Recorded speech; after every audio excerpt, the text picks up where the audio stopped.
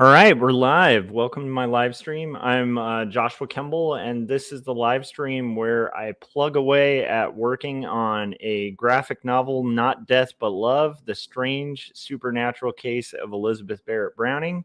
It's a 230-page graphic novel. That's a historical fiction graphic novel that takes place in Victorian England, and I'm working on the interiors while live streaming. And then prior to that, I was working on a little bit of Two Stories Book 2, which is another graphic novel that's the sequel to my first graphic novel that I'm going to have to finish pretty shortly after this. And if you guys are like, oh, wow, that's a lot of graphic novel stuff, there's two more things I got to mention, and then we're going to get into doing art. So first off, like I am a professional illustrator, graphic designer. I've been doing graphic design professionally for about 20 years. Gary said, good evening. Good evening, Gary Hodges, the brilliant Gary Hodges of Dinosaurs versus Marsbots fame. You guys should check him out. He's also in the chats right now. Friend of the show and friend of the Artcasters. Anyhow, so I have two graphic novels that are currently out. So when I'm not graphic designing, illustrating, or what I do for my day job, which is art directing, I'm working on carving away at these crazy ambitious graphic novel projects. And honestly, the one that I'm working on right now is probably one of the most ambitious I've done to date, just when it comes to the timeline. And I did a little post about that on my channel today, like where I had, after the stream yesterday, kind of sat down, done the math on like what I need to accomplish this month in order to hit my deadline. And I need to ramp up. So that's what we're going to do. But anyhow, before we do that, we're just going to mention the two graphic novels that are currently out that you can get and help support indie artists, help support the arts, help support these weird indie comics that we all love and make. So Jacob's Apartment, which I was talking about all day today, I ended up having to leave work a little early in order to get on the comic book club, which I think is a great podcast. It's been running for a very long time, where like three comedians basically talk about comics. And they're not totally comedians. They're also like people with really good taste in comics, but they're a very funny show. So I was on there to talk about Jacob's Apartment. So I encourage you guys to check that out. Make sure you're following Comic Book Club. I believe it's on YouTube and also on iTunes. And so you can check that out. But hopefully that helps kind of push some books. But Jacob's Apartment is if you took Eternal Sunshine for the Spotless Mind, you kind of like put it in a blender and mixed it with Ghost World. And then also, decided to deal with questions about the types of things like a death in the family or a breakup that can cause you to question even the strongest of faith. So that book is available to buy from Graphic Mundi. And then Two Stories, my graphic novel that's more kind of in the vein of the tradition of very severely confessional autobiographical comics, kind of like Zap or Raw if you're into like the very indie stuff. Two Stories, my first graphic novel, is out and available to pre-order. Jacob's Apartment available at comic book stores everywhere. Two Stories available on Amazon for a very reduced price, and I recommend you guys check that out because the price, again, I've always been weirded out by it, but it is a steal for what you can get this for. Most graphic novels are usually about $20, including Jacob's Apartment, and I think this one is like something like $8 right now. I don't know if it's still on sale for that much, but Amazon, if you have Amazon Prime, you get free shipping, so it's a no-brainer especially if you're curious about my work and you want a low-risk kind of entry into it. This would be a good starting point. And book 2 is something I'll be working on very shortly. So anyhow, let's get into the stream. That was my attempt at a quick pitch, and so hopefully that was quick and effective. And I heard somebody explain this because I've always felt awkward about like the word pitch and the idea of pitching and like log lines and all of that stuff. I'm just not super great at that kind of thing. And the thinking involved in it just seems so corporate for such personal work. But one thing that kind of helped me get over that hurdle was somebody was kind of explaining that you're not basically, it was at a convention actually. It was a guy who was doing a really amazing pitch for their book. And they were saying, I don't think of it as pitching. I think of it as like you need to share a reason you love your work and why other people should love your work. So you're not so much pitching as just sharing the love you have for the project that you worked on and trying to do it in an infectious way where other people can kind of tell the passion and interest you put into it, and also give them a reason like why should they read it. So anyhow, hopefully I gave you guys a reason. And now we're going to get into a bunch of work. So yesterday, after I had done that breakdown, I realized like basically come hell or high water, I need to just work straight to 2 a.m. So if I finish a rough or a thumbnail or whatever, I'm going to basically just hit all the way to 2 a.m. and see just how far we can go. So this stream should be going till about 2 a.m., which is kind of exciting. And then if you look over here, that's where I'll be working on roughs and thumbnails. If you notice, I did do some thumbnails for page 25 for Not Death But Love. And so that's what you'll see over there that you probably didn't see on stream, but I did gather research and thumbnail that when I had that realization where I had ended my stream. I was like, sweet, I get some extra sleep.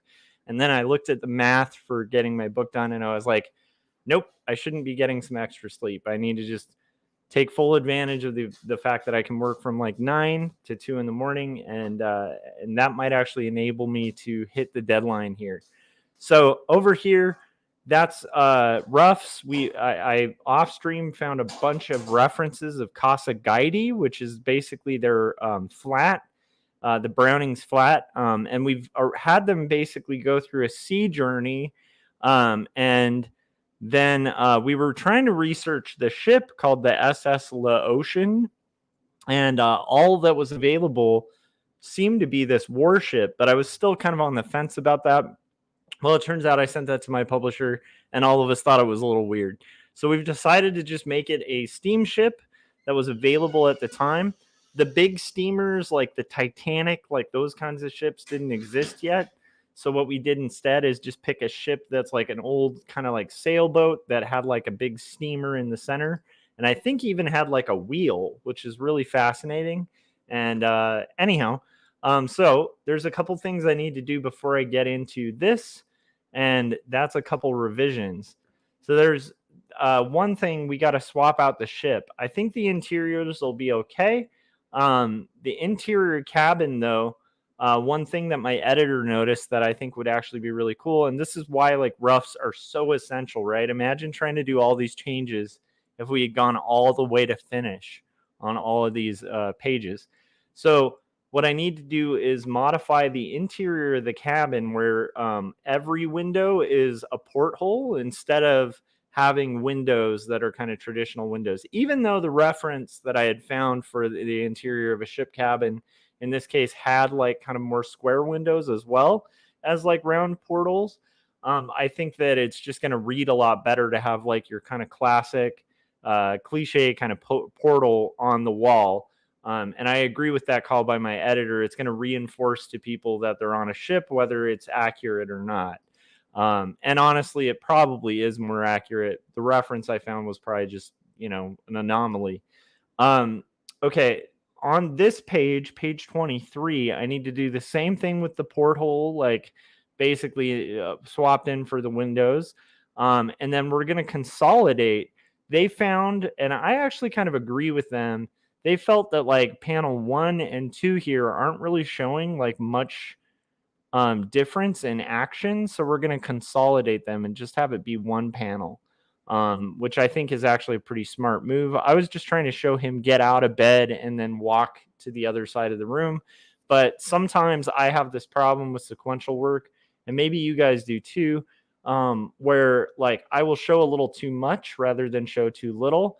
And again, like my main thing, I've talked about this on here as a cartoonist that I take a lot of pride in, is I try to be as clear, as crystal clear with my storytelling as possible. I don't want people leaving a book that I illustrated or a book that I wrote confused about what's happened.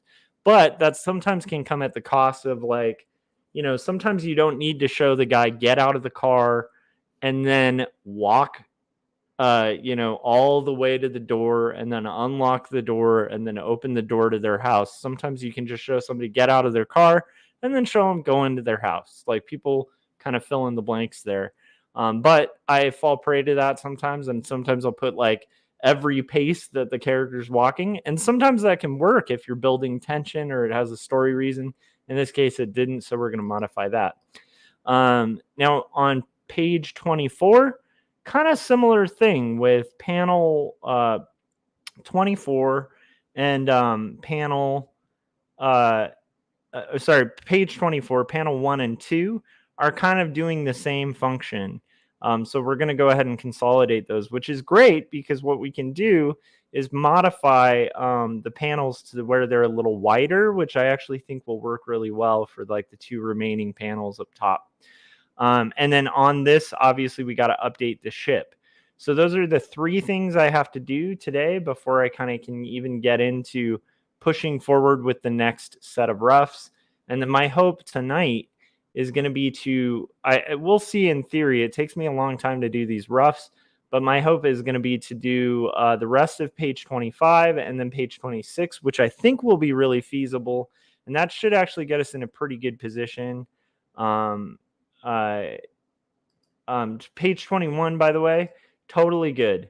I think page 21 was good to go. Let me double check from my notes. I have like all my editors' feedback. And I don't think any of the editors had an issue with. Yeah, page 21, everybody's good with. So that's great. So we have 1 approved. So if we can get to page 26, that's a really good place to be, because in order for me to hit my deadline, I need to finish 6 finished pages by the end of the weekend. And so I figure that if I can have this all set by like tomorrow, then tomorrow hopefully I can compile and gather photo reference for poses and stuff like that.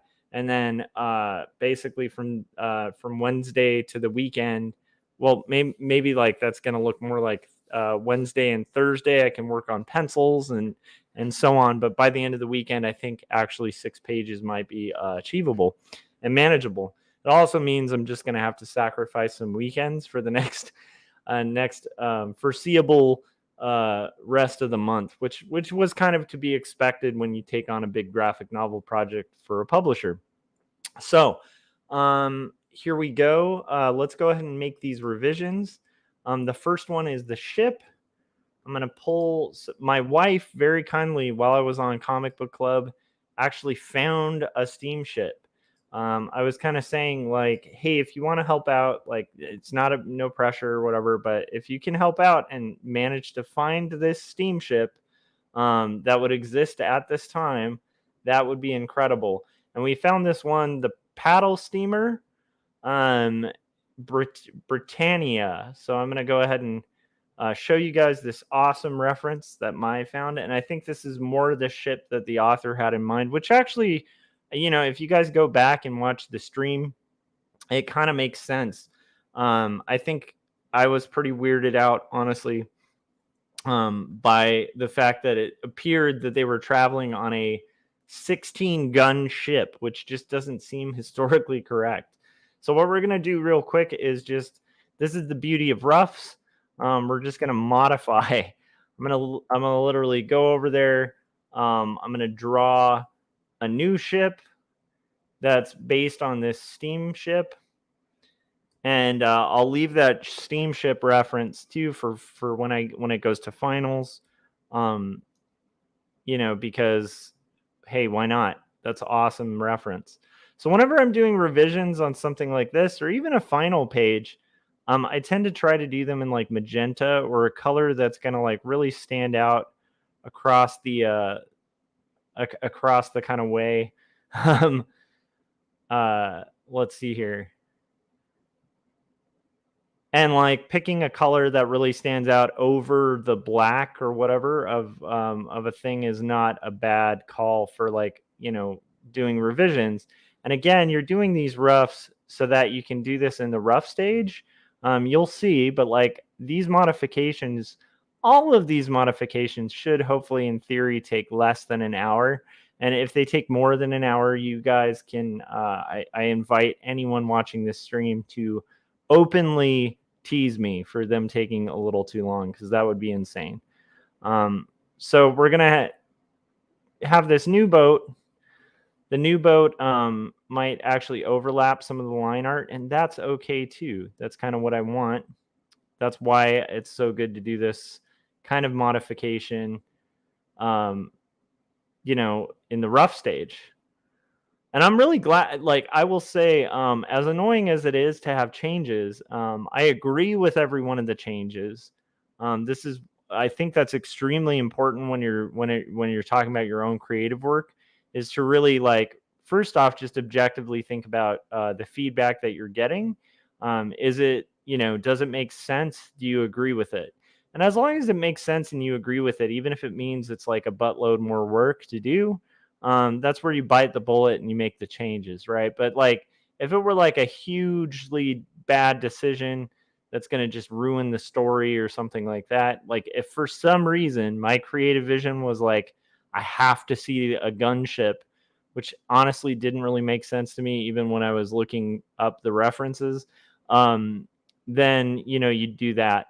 So what's interesting, you know, you can pick the hill to die on, is my point, on your own creative stuff. And with a client, you just kind of make the change like most of the time, or you argue the case, and then if they don't listen to the argument, you know, you make the change.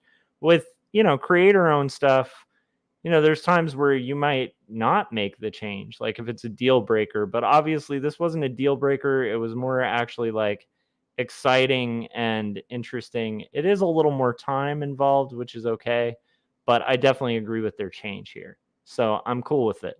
So here we go. We're gonna just kind of make it the steamship. We're just modifying it just a tiny bit, and I think that's actually going to be all for the better. The nice thing is, I think we can get away with the same interior, because no one is on this steamship. And to be honest, like the ocean is like referred to, and I think two, like, so the author kind of confirmed this, but there was like two Elizabeth Barrett Browning biographies that name was pulled from, and it was definitely listed as a steamer. So what's weird is this boat that we found is probably the type of boat, because I learned a whole bunch of stuff about steamers, in like off air. Steamships apparently had like a whole different thing. Like the big ocean liners and stuff didn't exist at this time. So like the existing steamships at this time that would make a travel like the travel that's being discussed in here, those are like just like a unique ship that had just been invented maybe like 10 years before. So it's a very new mode of travel. I guess this trip would take like 40 days, which is insane to think. So obviously in the book, it's not quite going to extend as much. Like you're not going to quite get the full picture of the amount of time that it took, but these were not easy trips. And that was just to get from like England to like Italy, which is insane. But I have to say, like the nerd in me is always fun. Like it finds it really fun to kind of learn about the history of these things too, as much as you know time allows. So we're gonna modify the ship, pretty easy. I think the biggest modification might be on the deck of this ship, although that may not require too much modification. So we just got to kind of look at it and just see like what is going to work here. I'm going to call this the ship, and we can just get rid of all of those shots of the previous ship. That's the nightgown. So all of those shots of the gunner that we found are just scrapped. We do not need those gunner ship references. All right. Woohoo! That's a relief. Okay, so we have our ship. We have that modified. And I believe there were no more changes. Let me double check my email regarding all the changes.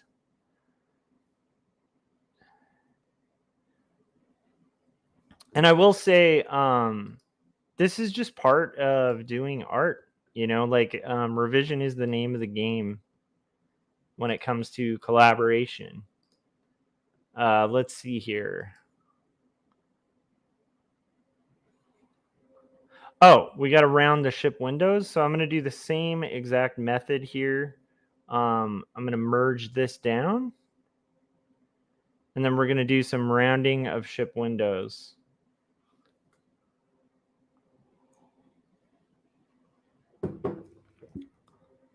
So we had this kind of ship window here.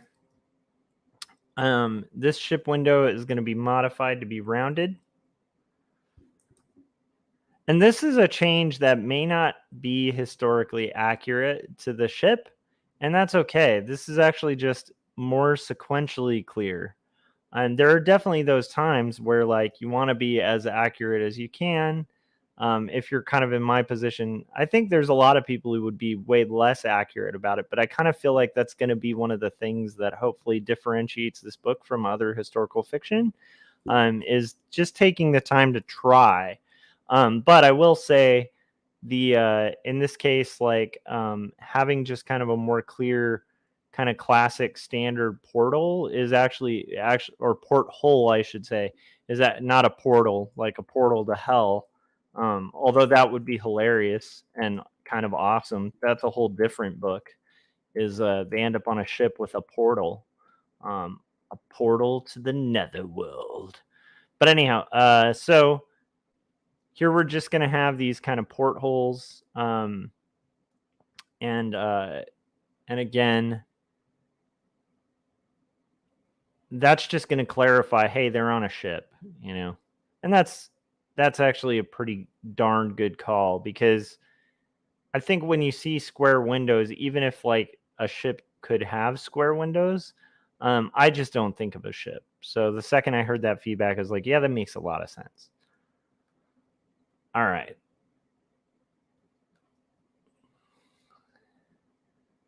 And I think that a lot of what like the porthole is for is like, below deck kind of stuff, or like the side of the deck where you're just going to try to avoid like splash. But that actually makes a little sense for this ship that we're modifying to, because again, like this ship, the likelihood of them having like a cabin that's just like right at the top of the cabin. I'm trying to modify this without getting that lamp. And then I need to go back here and we'll just kind of erase it out. That's one one portal added. And I keep calling it a portal, a porthole, guys. I'm not opening a portal to a different universe yet on this stream. That's going to happen later.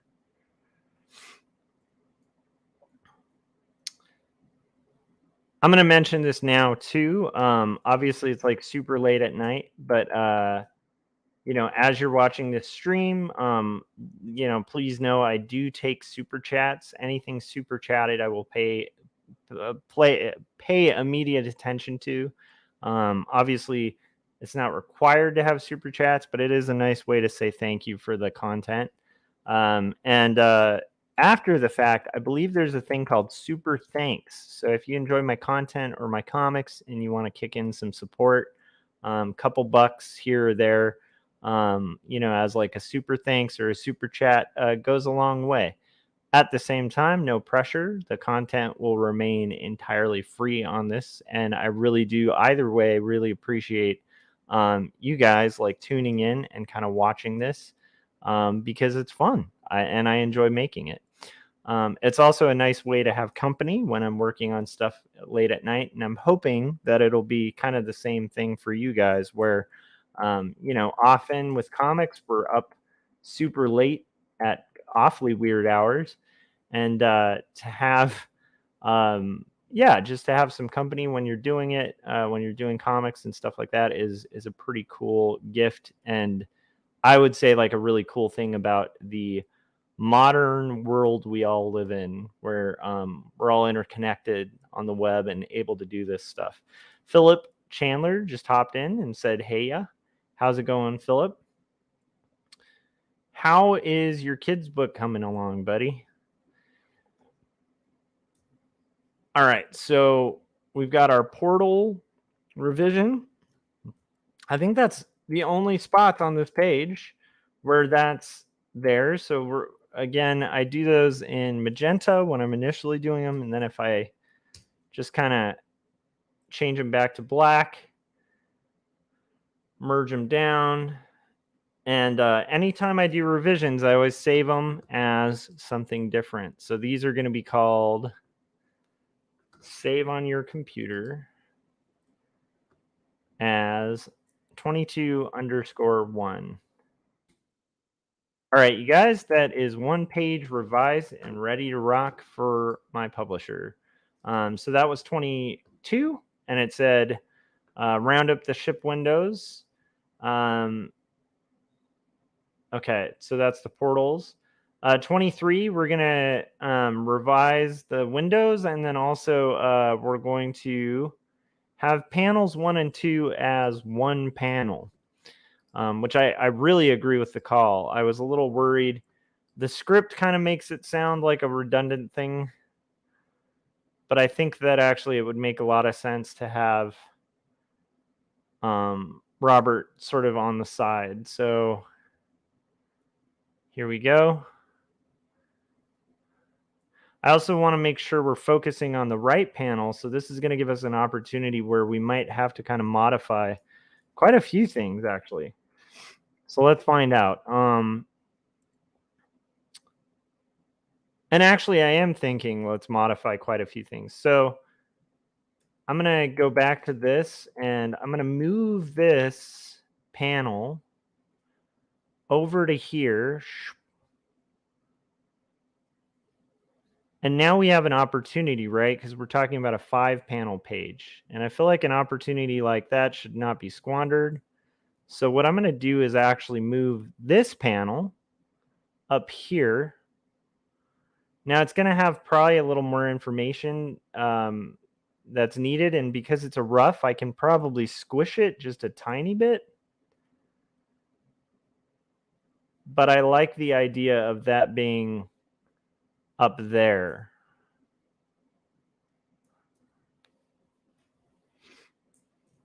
Or let me read the feedback before I go and make this change. Because they might have been talking about, hey, you know, panel 2 and 3. I need to reread that email real quick. Let's make sure we're making the correct change here. Okay.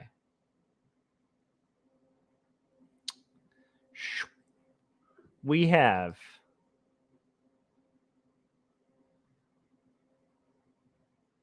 okay, so it is 1 and 2. Okay. Okay, so we will do, I'm going to redo that change. Sorry for the redundancy here. We're going to go ahead and redo that change. But at least I double checked, because again, if you're doing changes for a client or for a publisher, also, you know, making sure you're making the specific changes they're asking for. Not a bad call. All right. Philip said, I'm doing okay. I haven't filled you in on things lately. I had to put it on hold for just a short while. I'm working on a couple of paid commissions. Nice. Congrats. Paid commissions is not a bad thing, especially when you need the pay, right? You know, I'm a commercial artist too, and it does not hurt to get a little bit of money to do this craft that we all do. All right, so that's going to be up here now. I think that I just wanted to take advantage of the fact that we have this really cool opportunity to change up the layout, I think possibly for the better. The other thing is, hey, I'll take a revision that reduces the amount of panels. That's going to help us hit our deadline. I never want to be reducing panels for the sake of expediency, but hey, if it's going to speed up the process, I'm not complaining. So I think I'm going to actually move this panel here.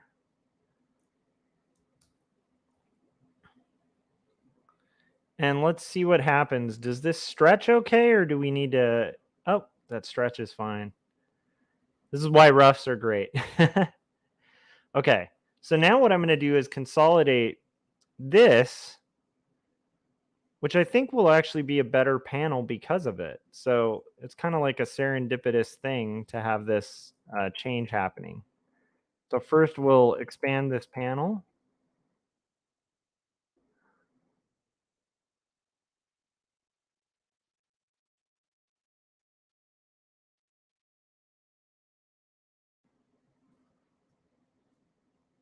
And next I'm going to go up here. And we'll see how much of this we can pull into a kind of a more focused page.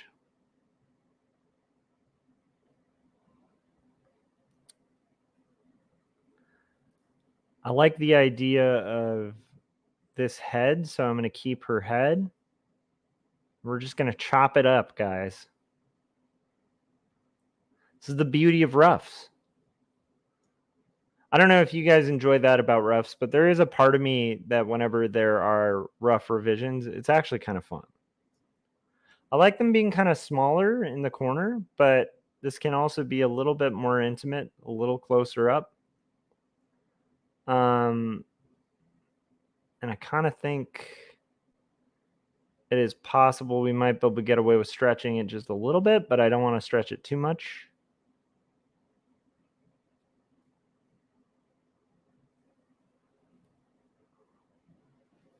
Yeah, that actually kind of works.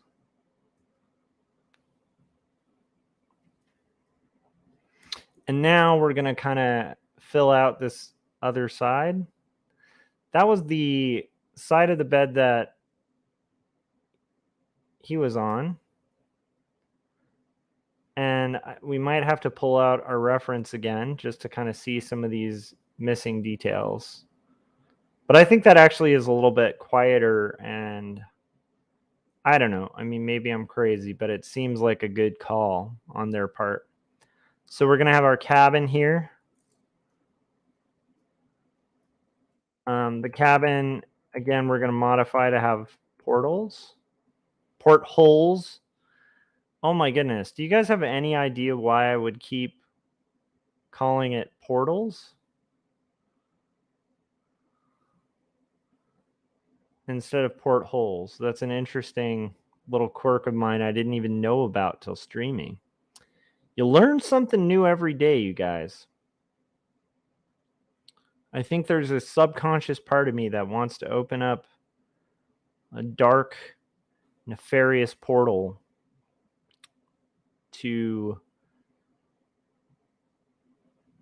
another universe. I think that's what we've learned today, you guys. All right. So we've filled out some of the detail there. And then this is going to be a bit of the detail here of like the ship front. We're going to modify this to be another porthole.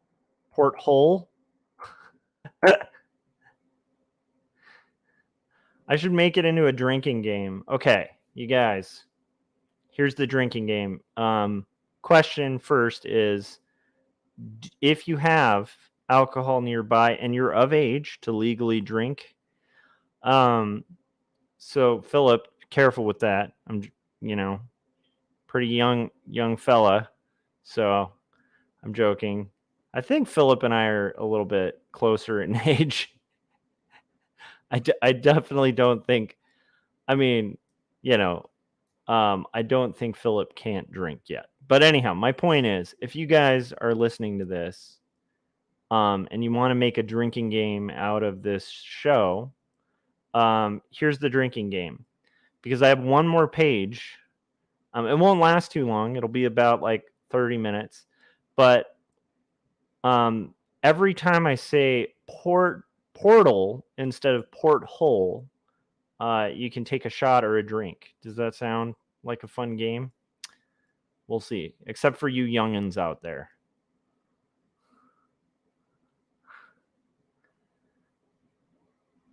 Like you, Philip. Like, I don't know if you should be. Yeah, that's. I think, Philip, if you're going to participate, you have to show your ID. That's all I'm saying. Okay. And then Philip said, LOL, I'm not sure which way to take that. Yeah, I was aiming for a flattering, like, you're a young looking dude, and it ended up as more of a it just backfired. All right, so here we go. We've got but I think the drinking game is still a good idea. So I'm gonna draw this other porthole. Oh, see, now I might wreck the drinking game. Now that I know there's stakes to it, I might just get this right.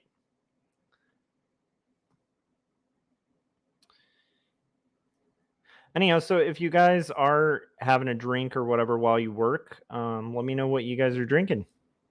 I know that in a bit, a very short bit, I might possibly, it depends, between coffee and whiskey. This is a lovely little mix, but I might pour myself a short glass of whiskey in a little bit. Maybe as a reward when I finish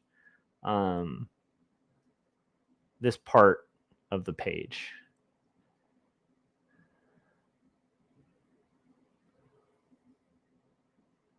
Philip also said, I think I'm likely a decade older than you. I don't know, Philip. You gotta show some ID is all I'm saying.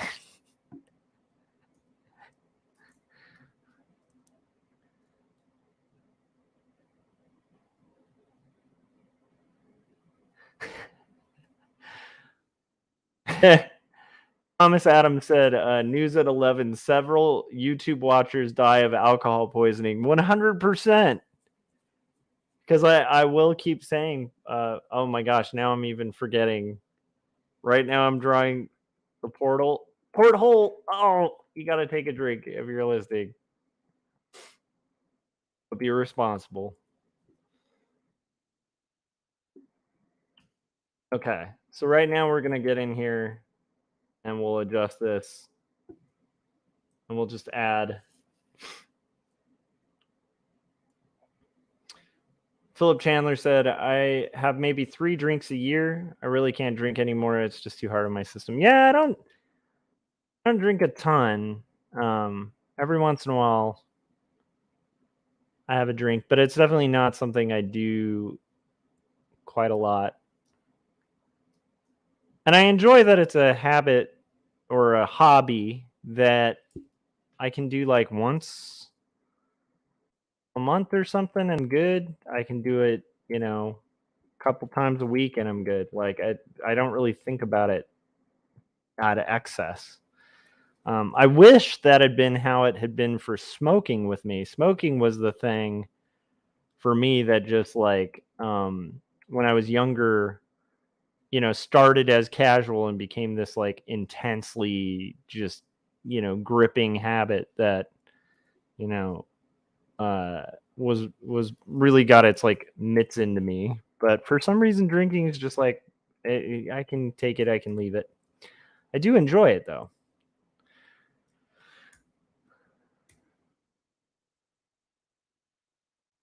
But to excess, I don't know, I don't know if I enjoy that so much. I'm modifying her face because it just, everything else stretched okay, but Elizabeth's face was looking a little kind of flattened and weird there.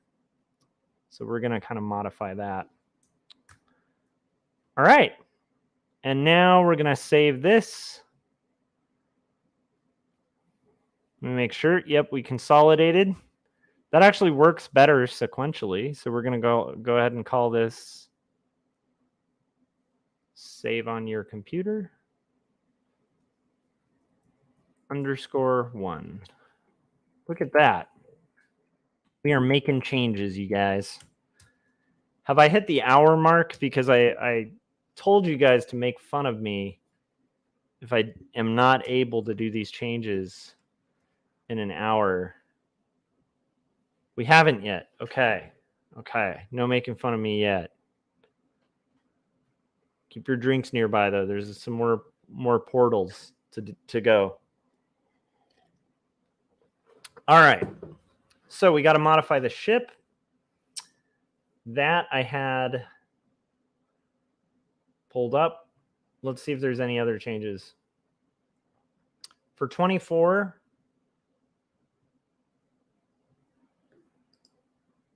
first two panels, same thing. We got to consolidate those. We got to change the windows inside to a portal, a port hole. Sorry, guys, if you are playing the drinking game. My goodness. I don't know. So I'm not sure which panel here to get rid of. I think it's this middle one. I think that actually works better as a sequence. But I agree with my publisher that was a bit redundant. So now we're going to do a little bit of modification to make sure this works, because that is what we do as responsible citizens of the globe. All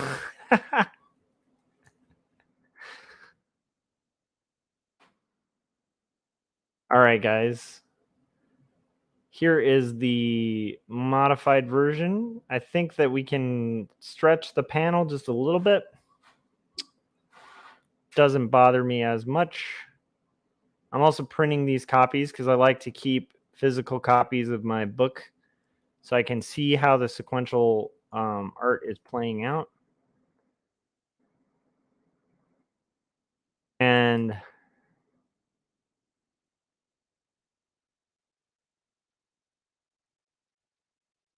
I do like that we're consolidating panels here, guys. This is actually going to be good because this bottom panel just seems kind of awkward. So that's kind of good. I'm going to grab this word balloon, cut it out. This is why, I mean, I'm sure most of you guys are already familiar, but it's like there is truth to the fact that like roughs save you a lot of work, especially if you're working with clients or publishers. Because imagine, again, how tough this would be if these were like very fully fleshed out pages. Whereas like these are changes, you know, quite a few changes, not like major changes. But like quite a few minor changes that like for final art would have been doable, but just oh my gosh, what a headache we saved as a team, you and I collectively.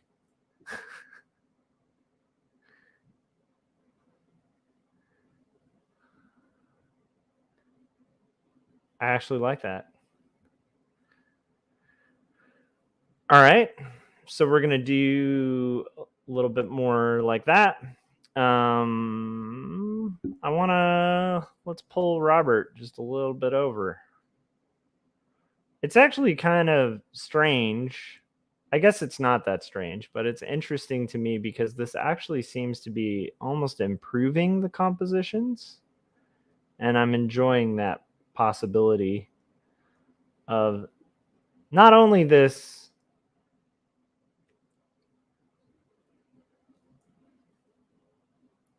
being better, but kind of improving the overall composition. I think I want to move him over even more. So I'm going to kind of have him here. Oh, make sure we're on that layer to move him.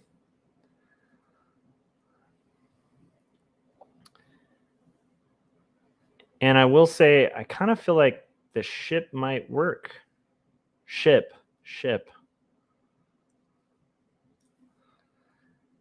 I had to clarify I was saying ship with a P because it sounded like I was saying, man, you guys, this ship might work. All right. Anyhow. It might. I will say, Comic Book Club was super fun. If you guys aren't watching their show or like subscribe to them on, iTunes or whatever, I'd highly encourage you guys to do it. They have a really fun, just a fun show. Like they talk a lot more about like mainstream pop cultural stuff, but they still do have a focus on indies, and they do highlight indies when they're able. But it's also just hilarious. Like it's a very funny show. It's a funny show, guys. All right, if you guys do have your drinks ready, prepare. There's about 3 opportunities coming up here. And then I think our drinking game shall come to an end.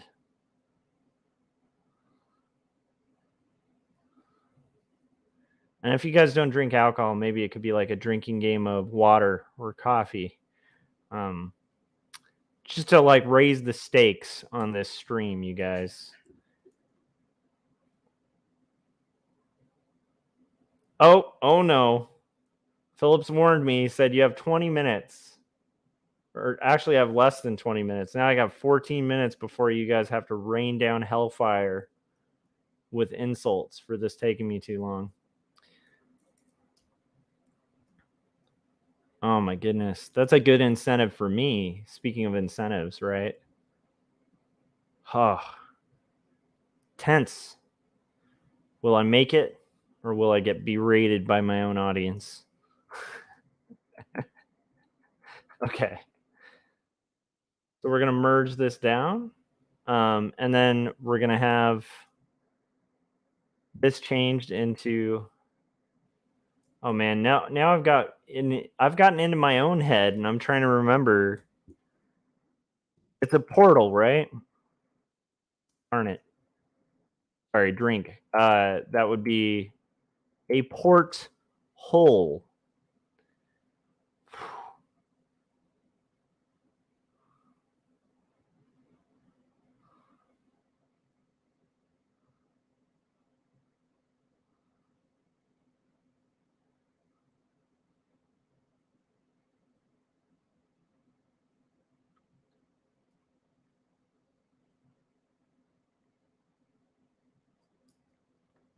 Okay. Go ahead and adjust this port hole. I'm learning, you guys. All right, we're almost done with the portal. Okay, you got to drink again. Sorry. We're almost done with the porthole.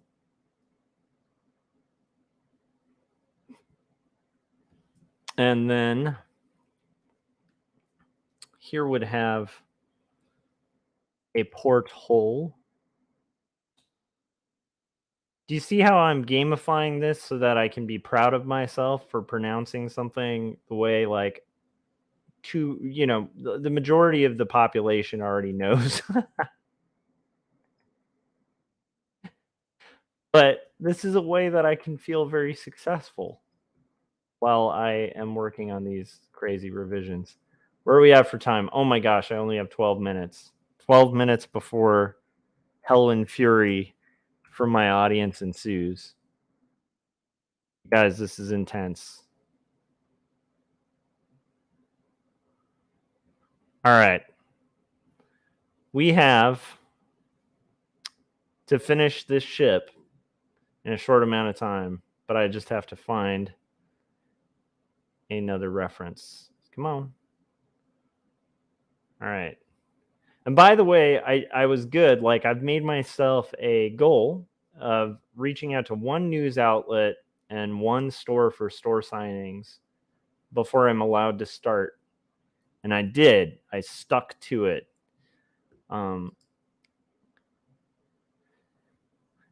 Which is hard to do when you're like, I mean, it takes a minute or two to do, but it's like, it's hard to remember to keep at it.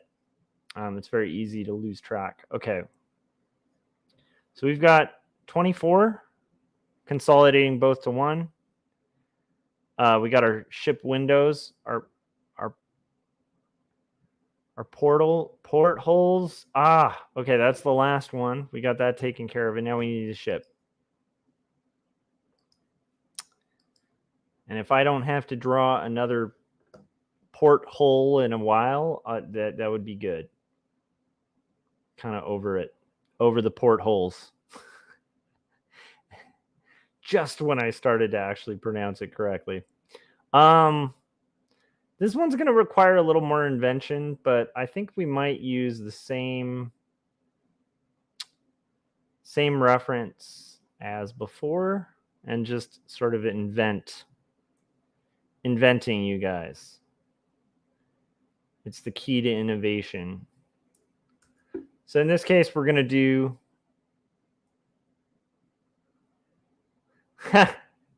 Gary said, I have to step away to take a shower. Hopefully nobody ends up with alcohol poisoning. We'll see. I don't know if you were following along with that game, but that looked like a very dangerous one. I hope you guys are all safe. I hope you were drinking something that wasn't too strong. Like maybe I'm hoping you're not doing shots. I hope you were just maybe your drink was a sip of whatever it is you're having. Because I feel like even if that game, I had mispronounced that so many times that even if that game had you drinking water, it might have been dangerous.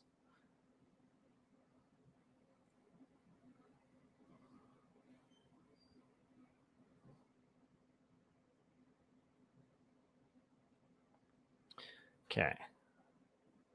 So we are drawing this ship again. Ship is going to have our sail back here. How much time do I have till be rating? Okay, I have 8 minutes till you guys are allowed to let loose the cannons. All right.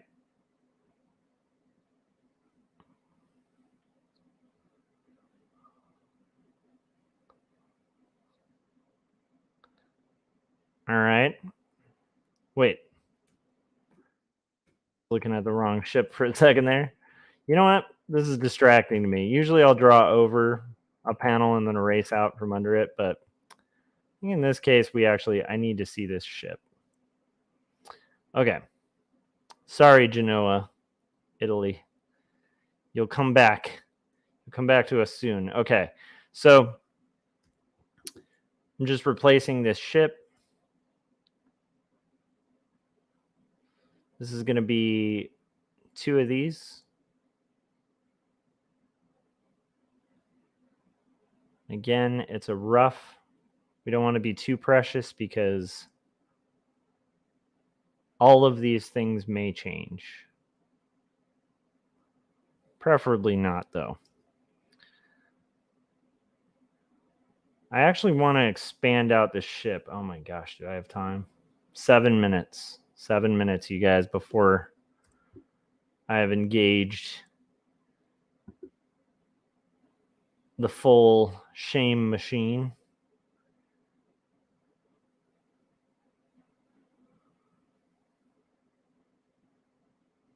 But it's good. It's good to have that incentive.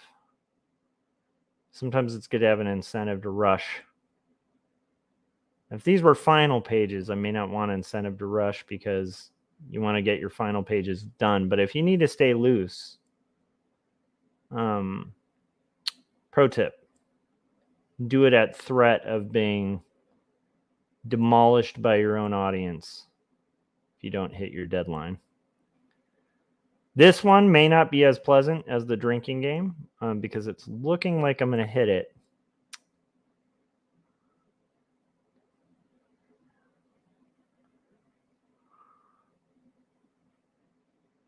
All right. I think we will hit it. So where are we at?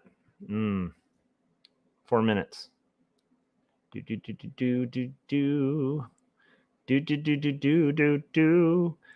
So there's some intensity here, you guys. I don't know if you knew this, but this stream can get very intense.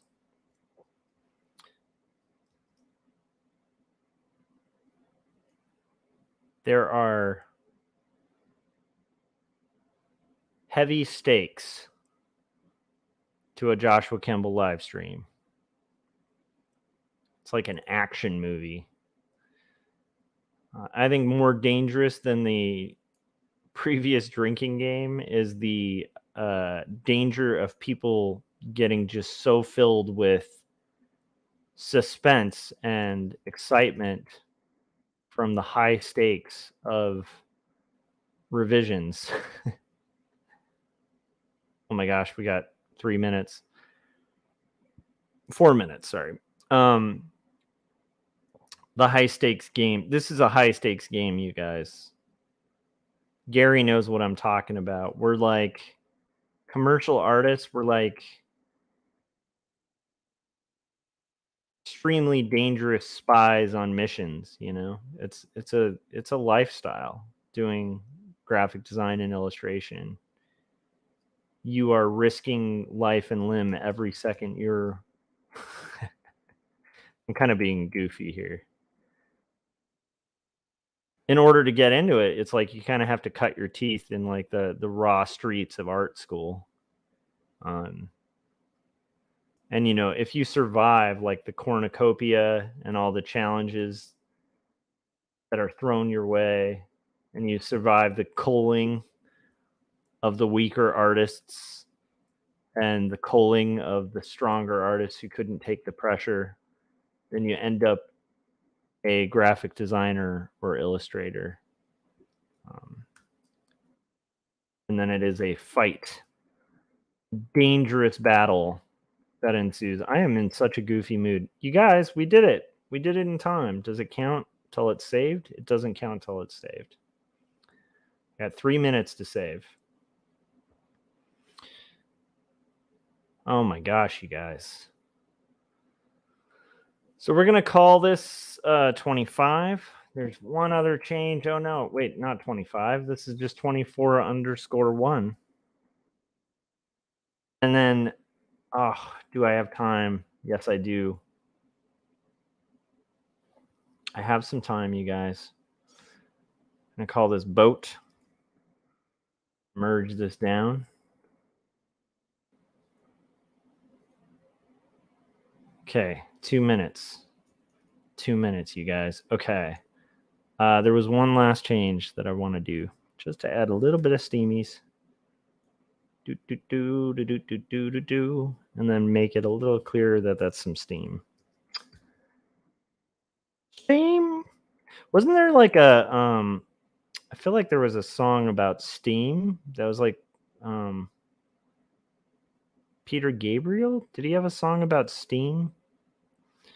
All right, there we go, guys. It's done and done. We managed to revise. And you know what? I am not bothered by that second one. I read that as the ship. I think that just reads just fine. We're going to print. And then we're going to file, save as. Oh, wait, we did save. So I just hit Command S. And all in the nick of time.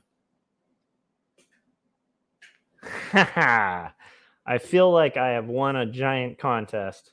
All right, so we made it. We got all of our revisions done.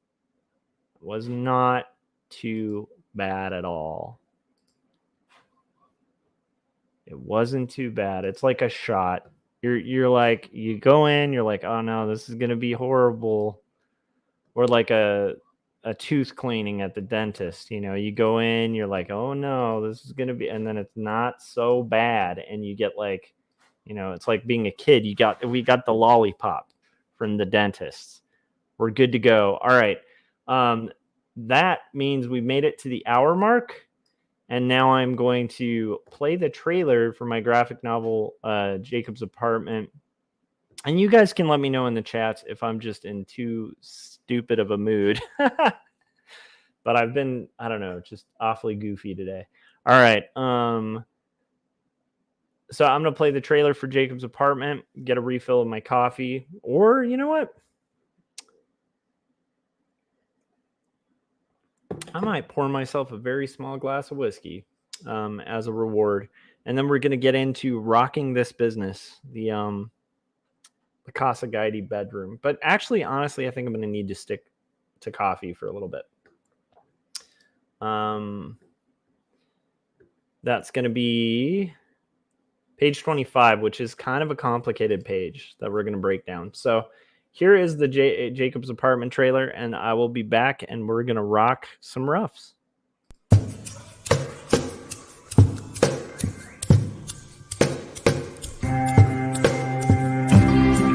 Speak clearly, it seems that only in dreams can we these things we've seen and walk around breathing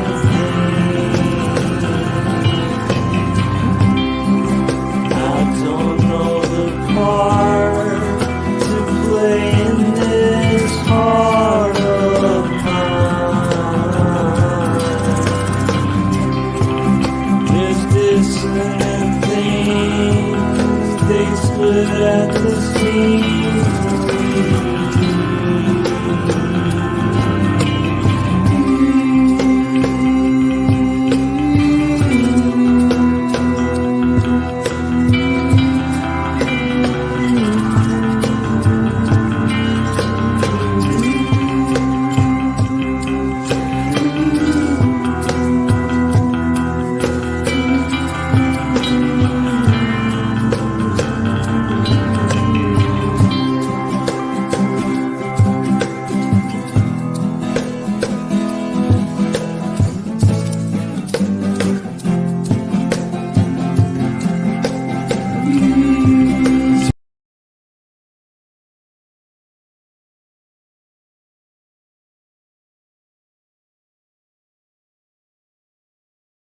Did that freeze?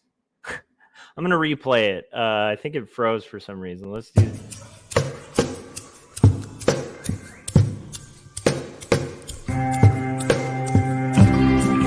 Speak clearly, it seems that only in dreams can we these things we've seen and walk around breathing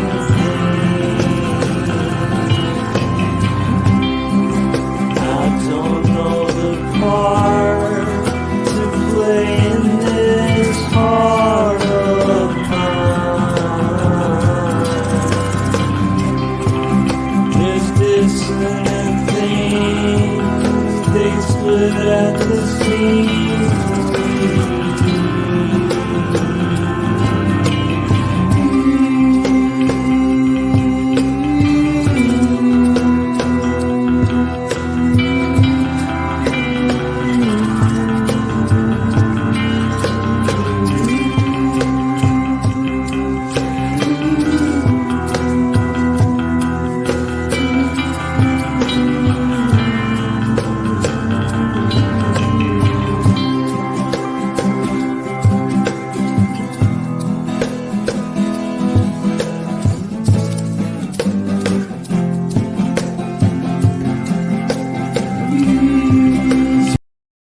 All right, I'm still pretty proud of that trailer.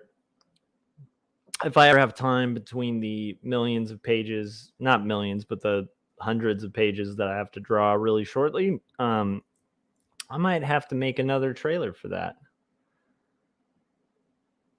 I've talked about this though, like I am aware that like the situation I'm in is a good problem to have. I don't know if that makes sense, but it's like when you work on comics for a long time and then suddenly you're blessed with like book deals and like all this awesome stuff, like opportunities basically opening up. And I've been at this for like a decade, you know, it's kind of like, why would I not look at this as like the cool opportunity that it is? It just is. It's a good opportunity. And so it's a good problem to have. And I'm very thankful for it. I don't want to come across as if I'm not thankful. Because it's a really cool thing, and like it's not easy. I don't know. For me, it hasn't been an easy road kind of getting there and getting like, some momentum. I feel like I had momentum early on in comics, and then the momentum kind of went bloop, and like in the last 2 years, it's like ramping up again. So, and that's also thanks to you guys, like, people watching this YouTube, and people supporting me and coming out to like signings and buying my books and sending super chats, and like, just, I don't know, like, it's been cool. It's been a cool year. With that all being said, let's get into this business. Whew. All right. We're on to page 25. So page 25 is crazy. I did a lot of this rough before for the sake of you guys, and also refreshing my own mind. I'm going to go over that section of the script.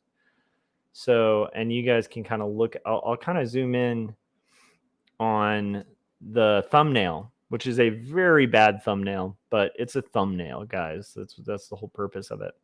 So we've got Elizabeth and Robert sleep in the bedroom of their new home on the second floor of a 15th century palazzo.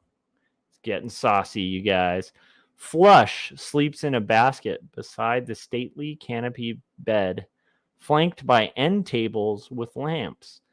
I, off stream yesterday, found a ton of references of Casa Guidi in Florence, Italy, which is where they used to live. And here's where the historical fiction gods aligned, where everything in this book so far has been like, where is that, like crazy digging to find references, having to reconstruct Elizabeth Barrett's room that she had at Wimpole Street, like from the ground up, hoping that like the terrible movies that have been made about the Brownings in the past that are super historically inaccurate have some semblance of accuracy, but they didn't.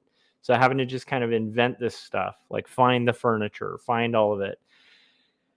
Then we get to Casa Guidi, and it exists. It's been historically preserved. They've actually redone the interior to try to match the way it looked when Elizabeth Barrett Browning was there. I think they've converted it to like a bed and breakfast where people can actually visit. So in theory, that's pretty cool. And I hope that at some point, maybe our book will do really well, and then we could actually go to Casa Guidi, because it would be cool to actually, again, like once you're working on this book, it's like I'm kind of falling in love with these characters and this place.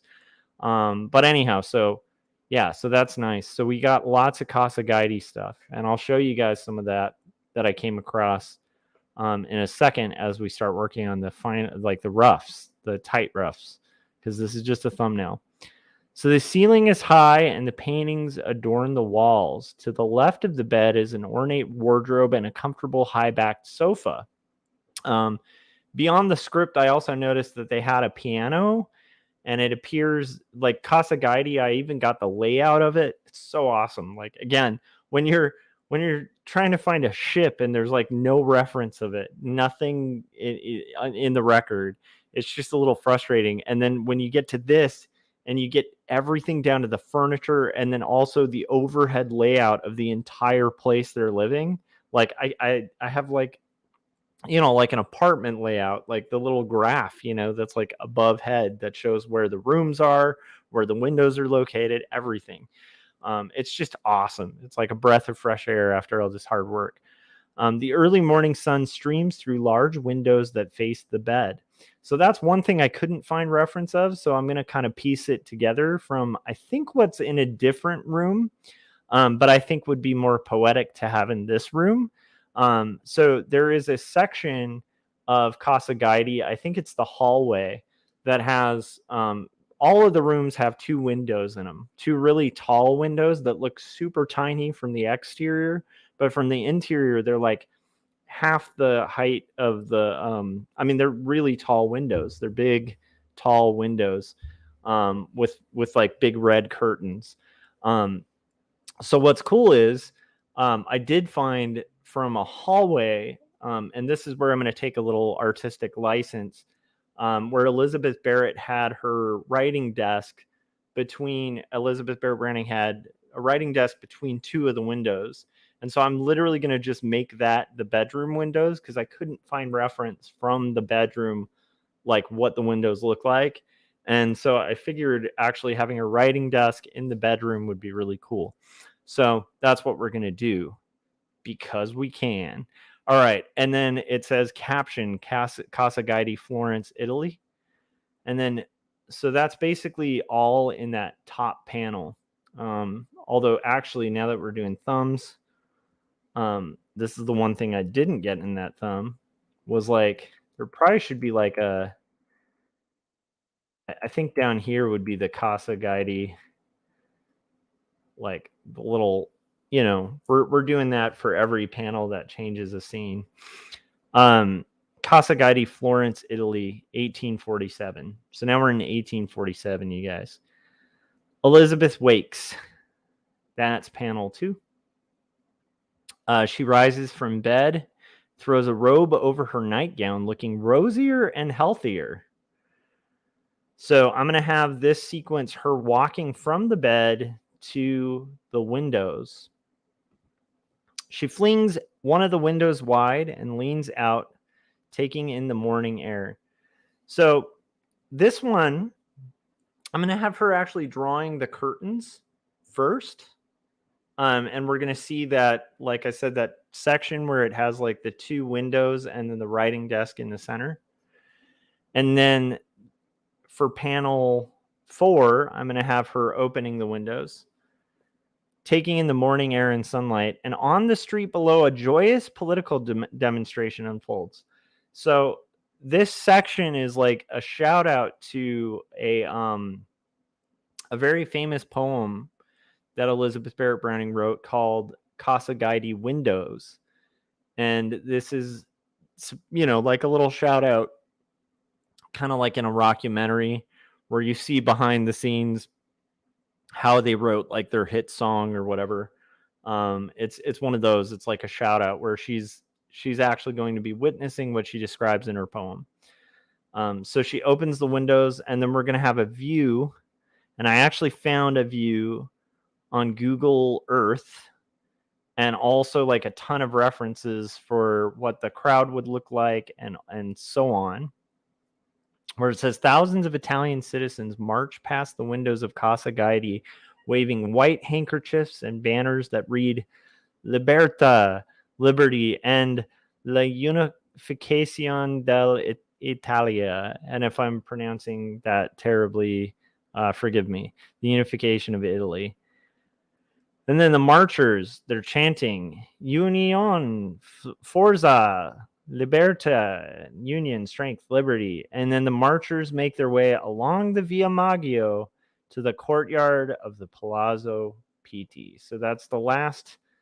The last part is possibly going to be a crowd scene of the Palazzo Pitti. I got approval to not include it if that takes too long, but I might try to see if we can sneak that in because I think it would be cool. So now I'm going to do my panel borders, and we're going to get into roughs.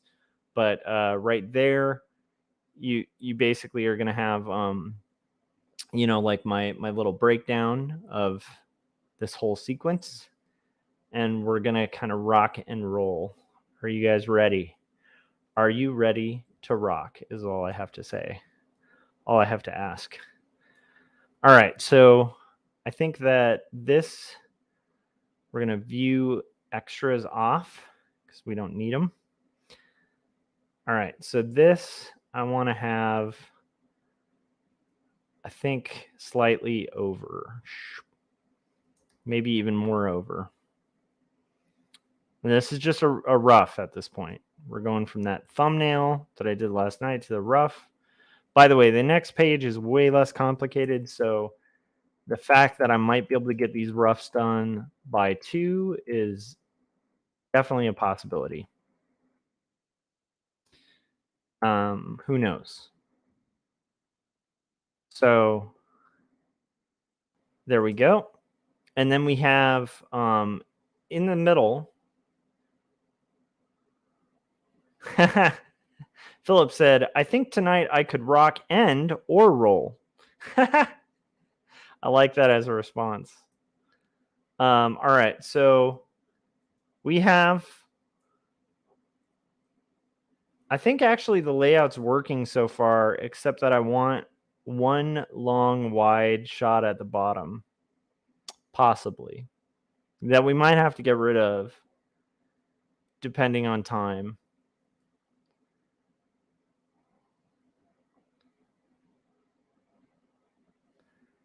So I think that's a good place to kind of stretch this thinner too.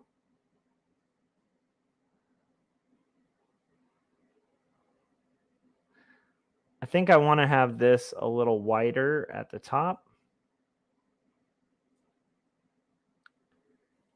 I think I want to have this actually just by happenstance kind of happens to be about the right width. Maybe a little thinner. But I think what I'm going to do here is we're going to copy this.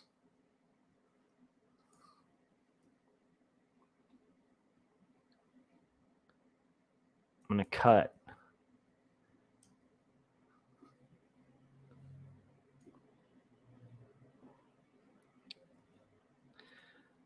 I think I want to have this a little bit over here.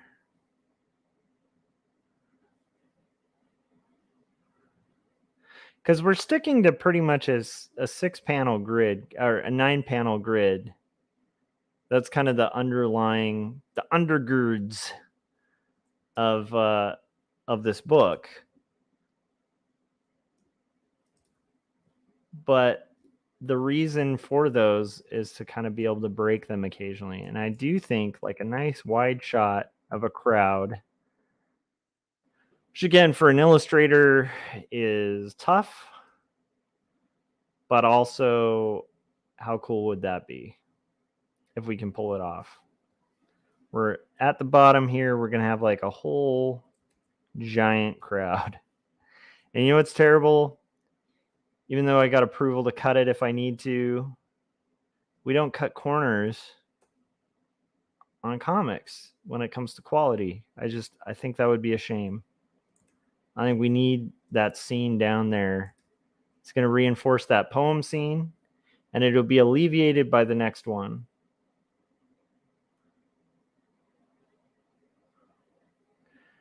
Jimmy said, just saw your recent vlog and consider it 99 books to sell at the last bookstore. LOL. Yes, thank you. And it wasn't asking about like selling 100 books in general. They were saying that like if I did the event, you know, I like the last bookstore and I don't want to belittle them. I think they're very cool. I even responded to that email. But it's just that they wanted me to be able to move 100 books, like pre-sell them at the last bookstore, not just in general. Like I could make that number with, you know, I could sell 100 books. You know, I've definitely outsold 100 books pretty easily, like by almost tenfold of 2 stories. I think tenfold at this point. But to do that just at one event for like one day, like I just at one bookstore, like to say that you have to move 100 books at one location, that's the part where I'm like, dude, I don't know. You know, like I just don't know. I like if we're talking at a Comic-Con over like a period of 4 days, maybe. I mean, that's a stretch. But it's like just the possibility of that. I'm like, you'd have to literally be like Neil Gaiman or like a huge writer, a New York Times bestselling kind of author to move that kind of numbers at like at a sale event. And so I had to honestly be like, I just am not there in my career. But I appreciate it, Jimmy, and I appreciate the support. And honestly, Every book sold does make a massive difference. But holy moly, can you guys believe that? Like, one bookstore, in order to have a signing there, they want to charge you money, or they want you to be able to guarantee that you're going to move 100 books. That's, I don't know, to me. Oh, nice. And Jimmy said, oh yeah, of course I meant specifically there. Oh, cool. Well, that's cool. That's awesome that you that's cool. Thank you. But yeah, I would love to do the last bookstore, but holy crap, like 100 books in one event. I don't know. Maybe, maybe someday. Anyhow, so the marchers make their way along the Via Maggio and Palazzo Pitti. And now we have this. We have our thumbnail. I think my voice just squeaked. We've got our thumbnail, guys. Okay, and then I'm gonna shrink my thumbnail here. I'm gonna shrink me thumbs. All right.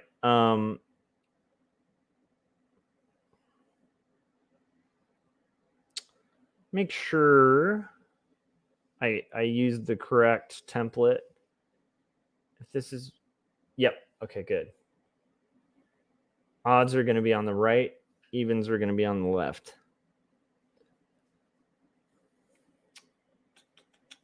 So that means I need bleed on my right or left, depending. Odd, bleed on the right, left, even, bleed on the left.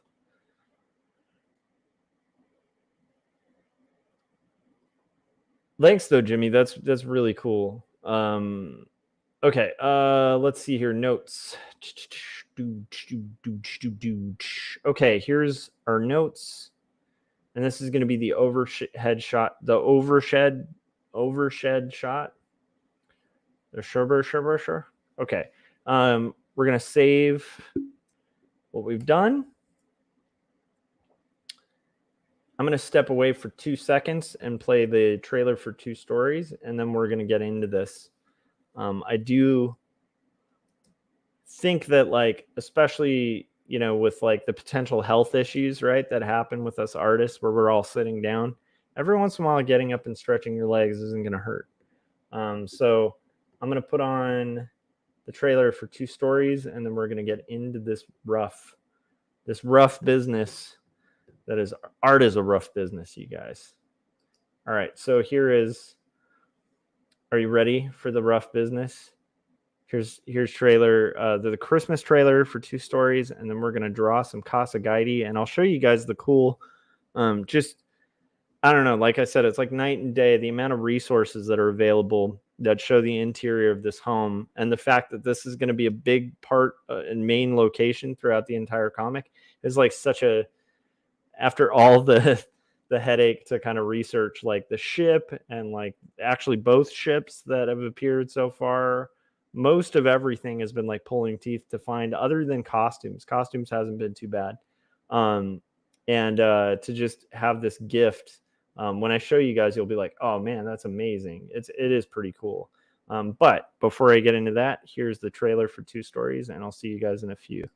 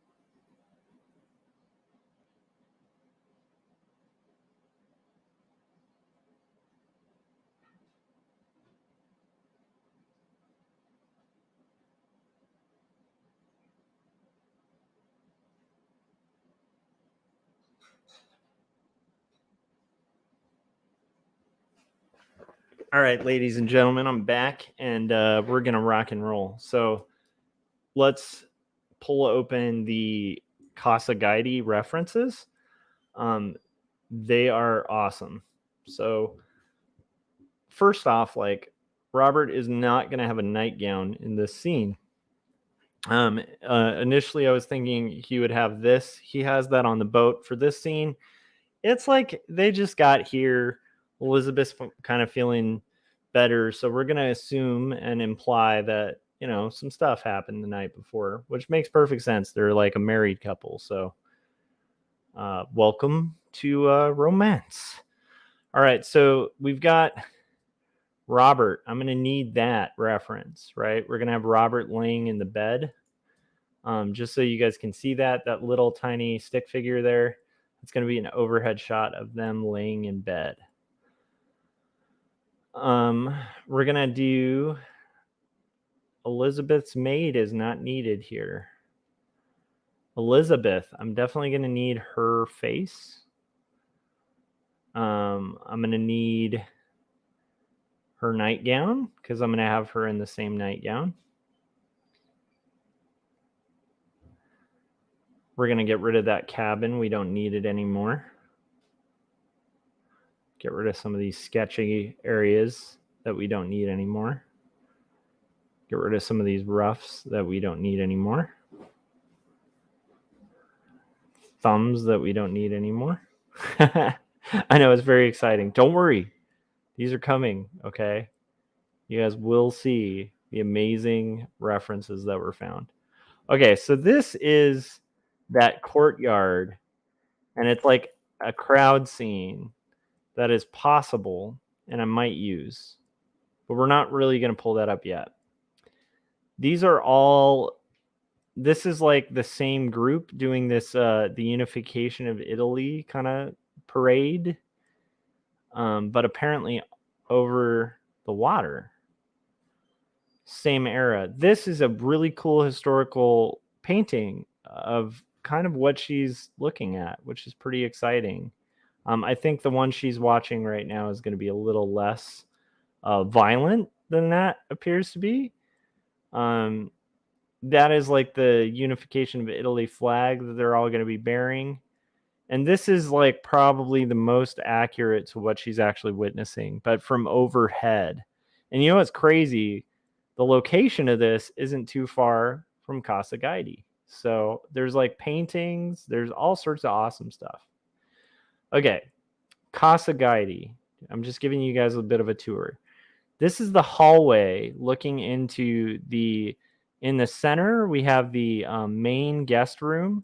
And then in the far end, that is the bedroom, right? And so we're looking at the couch, and that couch is going to be basically on the far end of the room. That's great for future stuff.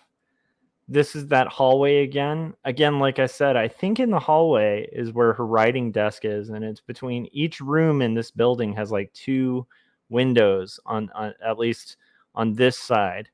They're on the second floor, so it's like it's a bunch of different flats. Unlike the Barretts, they don't own the entire building. They own just like, they just have the flat.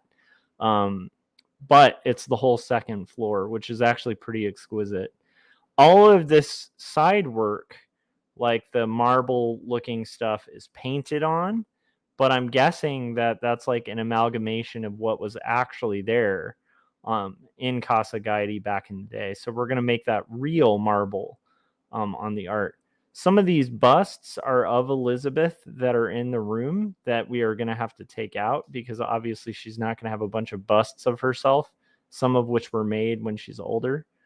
This is the other side of the hallway that we're going to pretend is kind of like the view that we're seeing from the room, from the bedroom.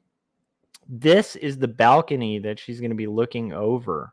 So that's great. Like, we have all this cool stuff. And then this is one of the references of the room, and I'm going to keep this up because for that first panel, this is going to be great.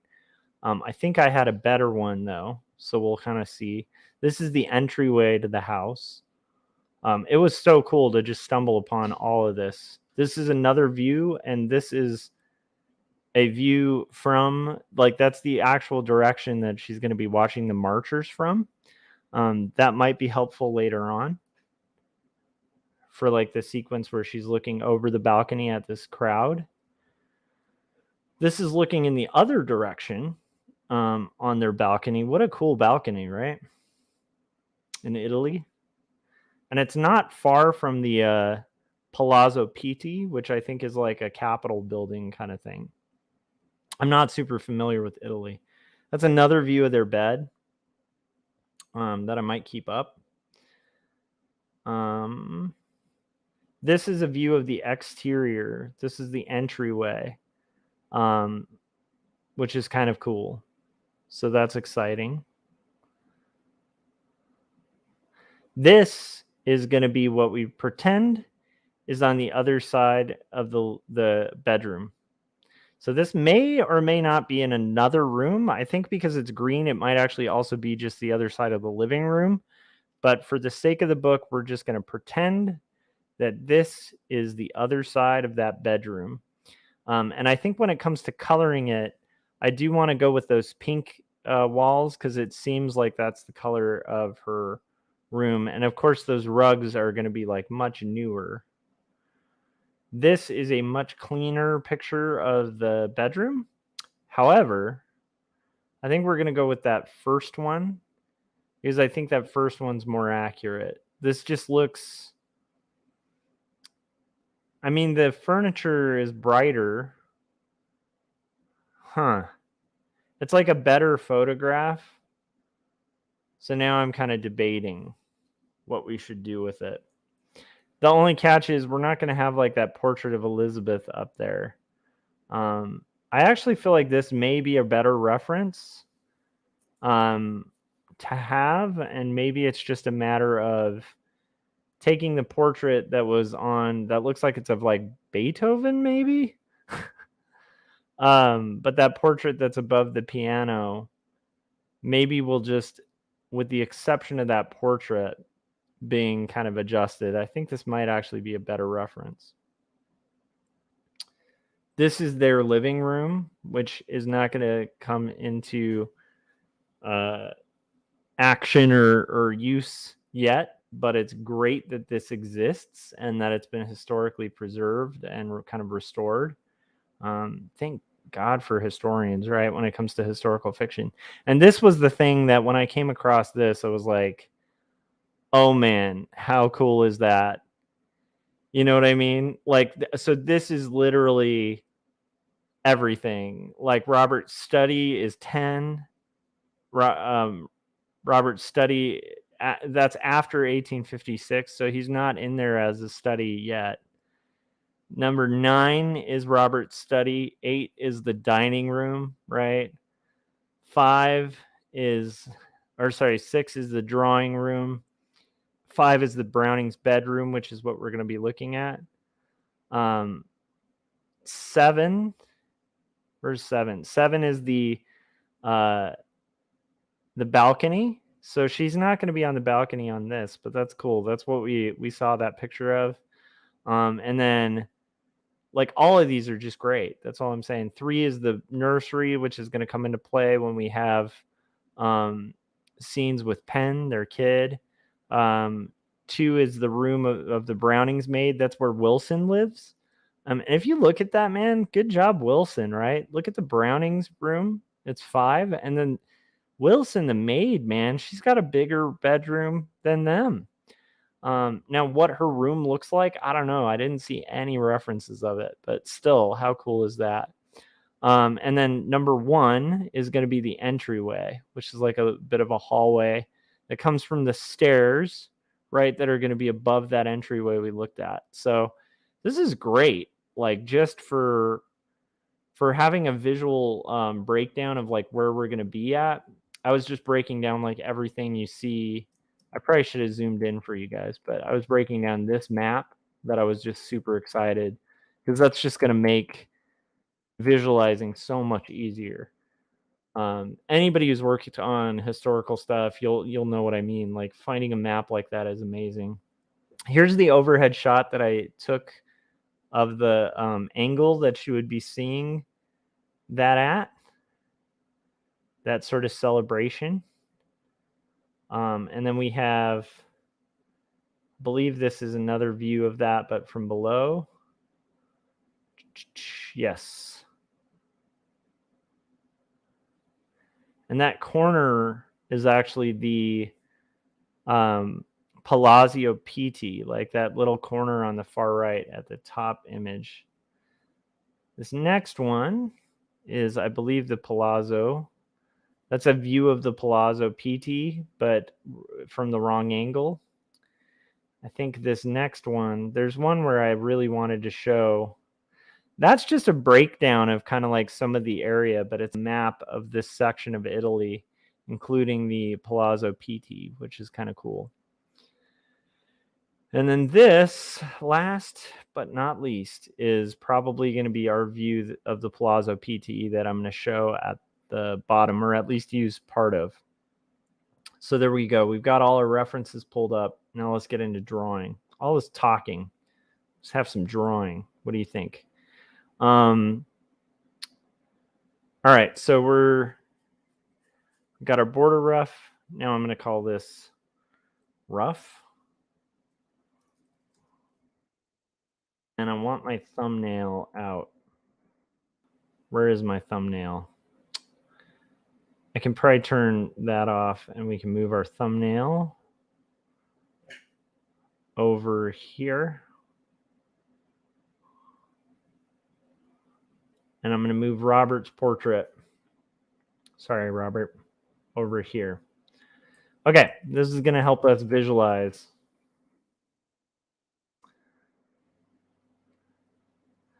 And I might even, you know what I might do? Because I like that thumbnail, I might even use that as a base to kind of sketch over, like animation style. So we're doing like a round of, this is for Philip out there. So I might kind of make this like the blocked out room that we'll then kind of use to draw over.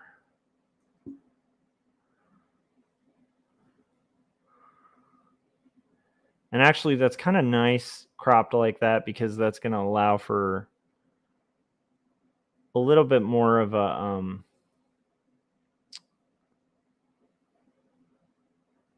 in fact, I might even want to crop it in a little more.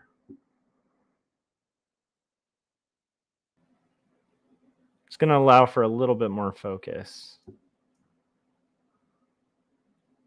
on their bed. Okay. I'm also doing this just for the sake of like working quicker. All right, so let's make this, what time is it, 11? That's good. So we're going to make this cyan. And then I'm going to probably go over it with a little bit of magenta. Okay. And then I think on my rough, I have her sitting, oh my gosh, I got to turn off Robert's head for a second. Yeah, so I have her on the right. Okay, she's on the right, he's on the left. That's going to allow her for easier exit from the bed, which is kind of cool. So this is going to be a very tiny drawing of them, but it doesn't hurt. So let's get Robert first so we can get rid of that head. I'm going to go ahead and move his head over here. Robert, your head. Okay. So we're going to have this as Robert's head. His hair might be slightly disheveled. And he's sleeping, so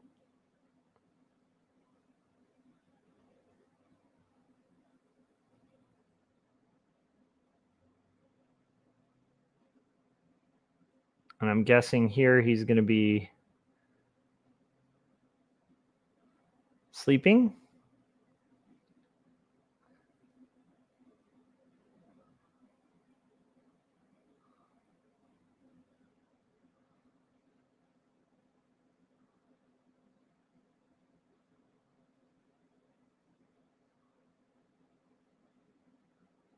And this is going to be in those. Let me double check this.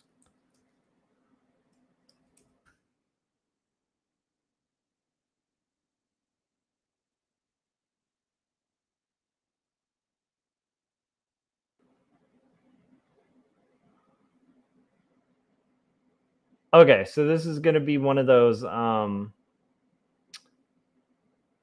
There's sort of like taller,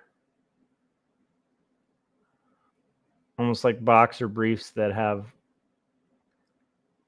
kind of a long. It's almost like PJ bottoms, but they just come a little taller.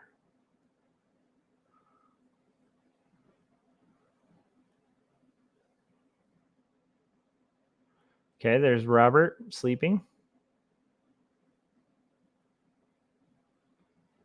And then we're going to have now Robert's face. Well, that might be necessary later on, but whatever. We're just dealing with this first rough now. So now we're going to have Elizabeth. Where are you, Elizabeth? Elizabeth's head. Funny to draw this small. Elizabeth's going to be sleeping. Maybe she'll be closer.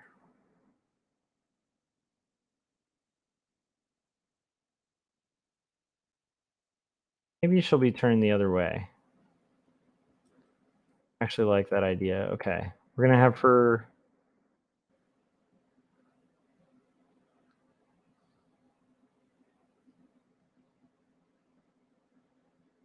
sleeping. She's going to be sleeping in her nightgown. Her nightgown is there.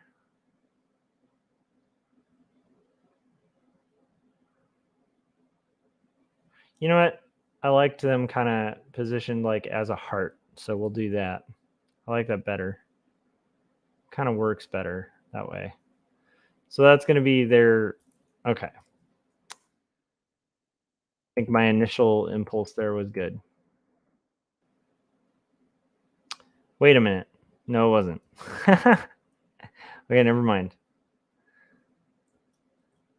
So they're almost going to be spooning actually at this point. Okay. Got it, guys.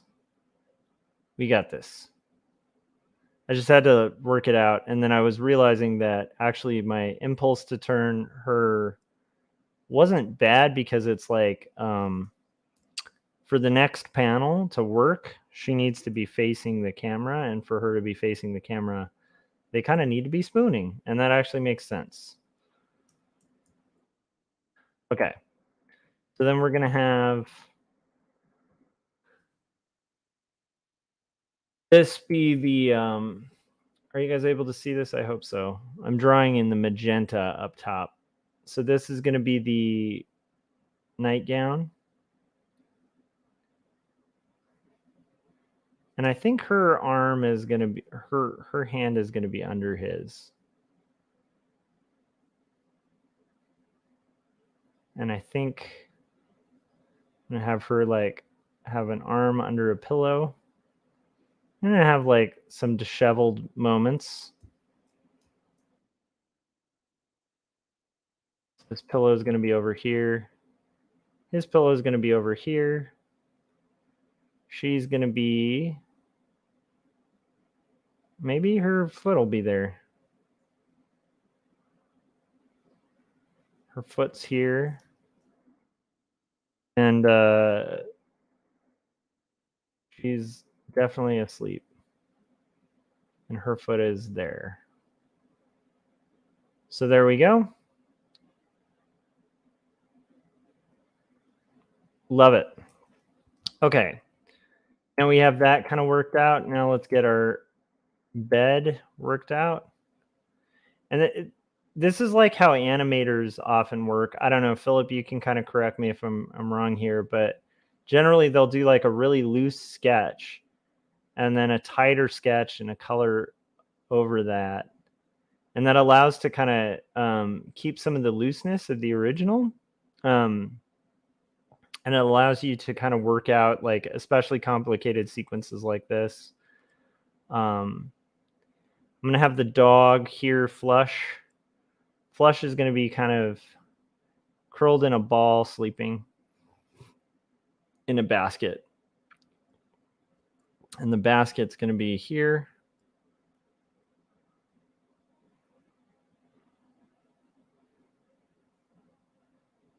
So Flush is here sleeping.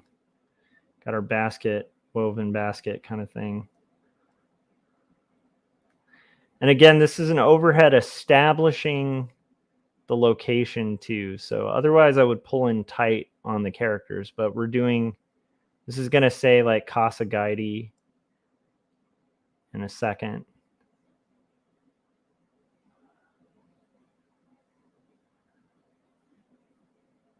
Now we're going to have this sort of interesting piece of furniture. It's like a very Victorian thing. They used to have these for mosquito nets. I believe that's what this is. And that's going to be draped over this a little bit because it meets kind of in the center. But I'd rather draw it through.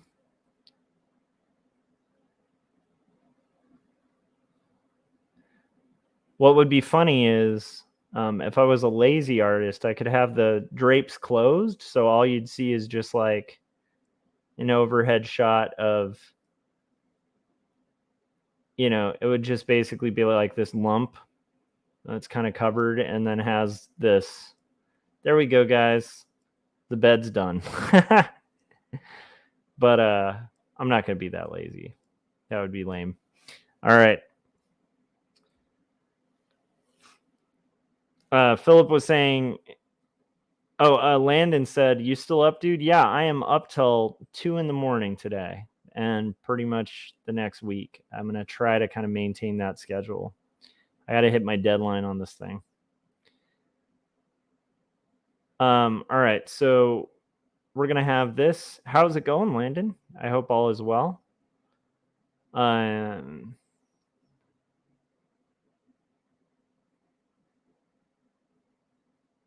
right, so we're going to have our portrait here.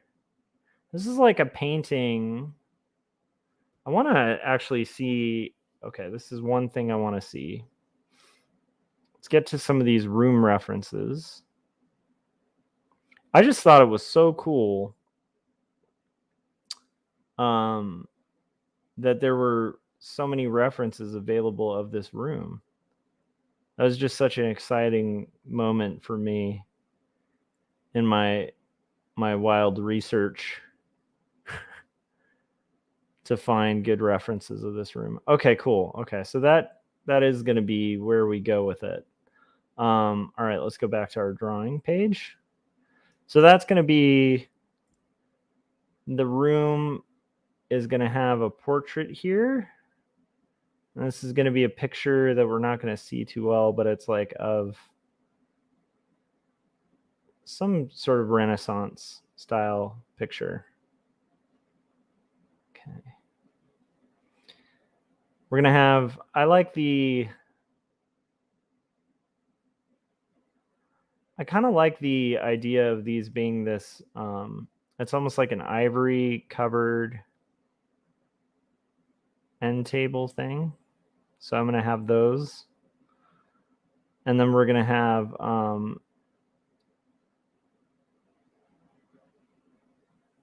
that with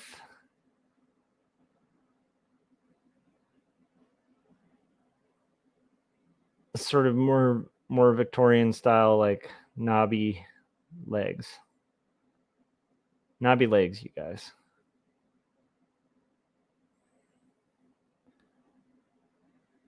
All right. And this is going to be that very ornate mirror that I'm going to have about here. Again, this is a rough. but it's good to have all this beautiful reference. And then we're going to have some of this siding here, like the side details of the room, which it's going to be very helpful to have. And then there's kind of like a boxy thing here. It's on the wall. Boxy thing here on the wall. Very nicely like arranged, actually. It's nicely arranged, this lovely thing. It was cool on Comic Book Club today when I, as a guest, it was sort of fun to see, but it appears that I think if you guys are in England, and I know there's a couple people who watch this who live in England, they usually tend to watch after the fact. But if you guys are in England, the Foundling Museum, which I guess is really close to the, I think it's like the British Museum or something, is having an exhibition of comic books that relate to like orphans, and it just sounded like the curator for it was the guest before me on there, and it was super awesome sounding. So I'm just saying, if you guys are in that area, you should go check out that exhibit because it looks pretty incredible, and it looks like it spans the whole history of comics. I think they're even going to have like original pages from like Barefoot Jen there, which is like an insanely cool manga, like a historically important manga, as well as like just original Superman and all sorts of stuff. And it's with the focus on the fact that comics have always sort of highlighted and had heroes that are and told the story of kind of like orphans. And I thought that was really cool.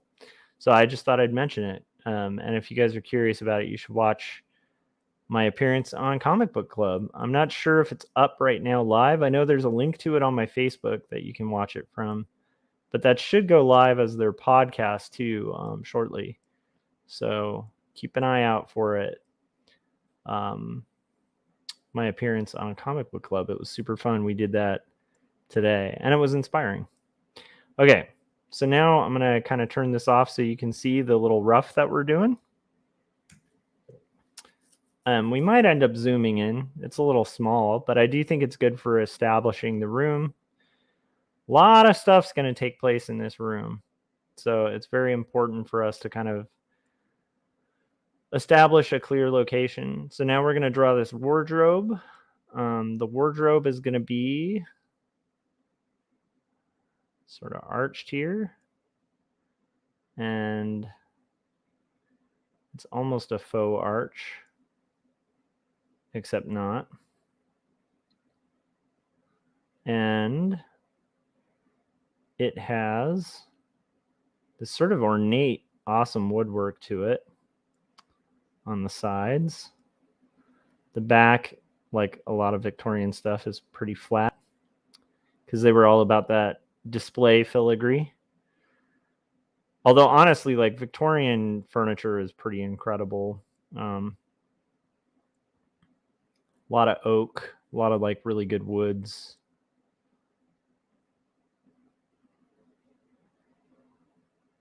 It would be really fun. I always thought, you know, if you guys even look at like Jacob's apartment, it's like there's an old Victorian building in Long Beach that inspired that apartment that I just always thought would be such an awesome thing to draw because it's just an interesting building.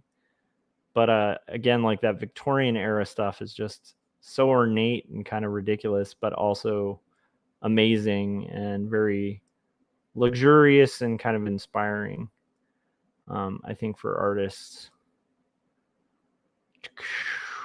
Okay, so we've got this. Gonna have our kind of faux Victorian frames on the side. Luckily, this panel, other than the crowd scene, is probably the longest time frame that it's going to take to do. I do think we might zoom in a bit, because now that I'm doing this, I'm seeing, I was going to fisheye it a little bit, but I am seeing some of the inevitable problems there. Okay. This was going to be like a portrait of Bach, because I don't think at this point they're going to have that portrait of Elizabeth that I think they have now in the museum. And then this is going to have that ornate side work that I think existed, and then they used like a painted version of it, I think temporarily. So this is going to have that sort of rounder lamp. It's a bit surprised by that, but it does look like the round lampshades were kind of a thing at that point. And this is a taller lamp that kind of is going to have like more of a circular base. And then this is going to be the back of said piano that was mentioned at the top of the stream that I was kind of excited to hear about being in the building. So there's our piano, and maybe we'll see just a little bit of music out on it. It's going to be an open piano. And then we have our little side things. And I think that'll do it. And then there's definitely some siding here. Actually, that might work. Okay, so now we also need to get our rug. There's like another area rug here that sort of spans the floor. It's like a carpet. This is a much bigger carpet. So this one's going to have some pattern work on it. And again, like some of this work is going to be really helpful when it comes to the final, because if I can kind of work out some of the more basic stuff here, it's going to help me a lot when it comes to finalizing it, because I could do one more pass and go a little tighter on this, and then we're pretty much done with it. But at least this will give us like a rough idea. So let's take off the blue now, and now you can kind of see what I just drew. And that's the animator's trick. And then I'm gonna do this, and if I was gonna take it to finish, we'd probably just do one more pass. I do think there's a little bit of like non-interest in this. I do like them being a little bit up top, but I think we can zoom in a little bit and maybe scoot it over just a tad bit, so it's got more interesting cropping. I actually kind of like that better compositionally. Although I did like the kind of rule of thirds thing that was happening, where like here they'd be like dead center. I think that is just much more interesting to kind of have them a little bit further to the right, so it's not perfectly centered, because perfectly centered is pretty boring compositionally. Okay.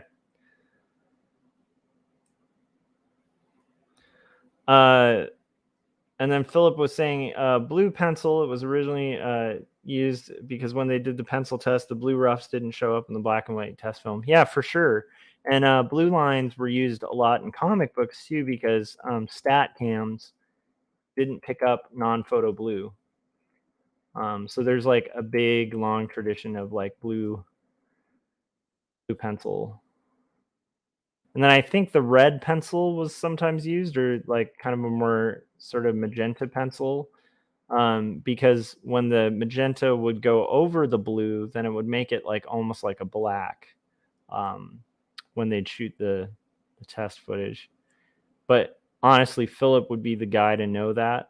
I'm just a messenger here. I never actually worked in animation. I've had friends who worked in animation, never worked in animation. So Philip would be your go-to for animation questions.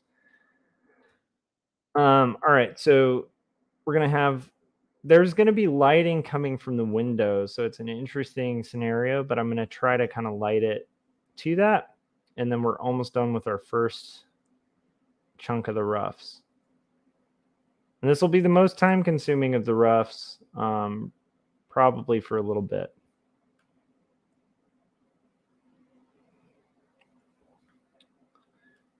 Okay. And I might be being a little too precious because these are roughs, but I did want to like really establish that scene just because this is a location that's very specific, very spelled out in their letters, and we have tons of reference for, so why not take advantage of it? It's 11:30. The stream's been going for 2 hours, which is a great time for me to take a little tiny break. But before we do our break, let's go ahead and do that one last thing, which is going to be where here it's going to say Casa Guidi, Florence, Italy, 1847. So I'm going to do that. Maybe that can be up here on the left over the piano. I don't think we need to see the piano. So this is going to say Casa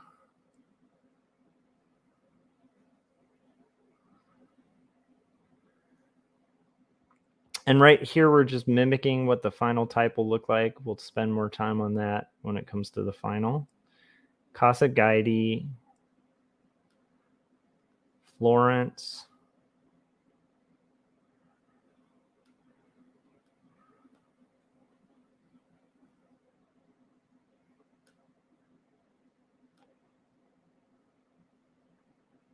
Italy.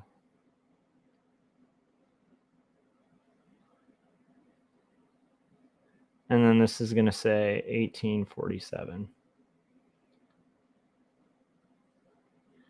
1847.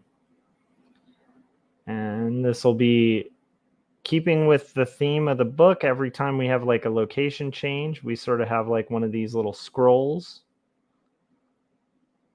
And not scrolls like what is the comic series that has like scroll? I think Invasion of the Scrolls is a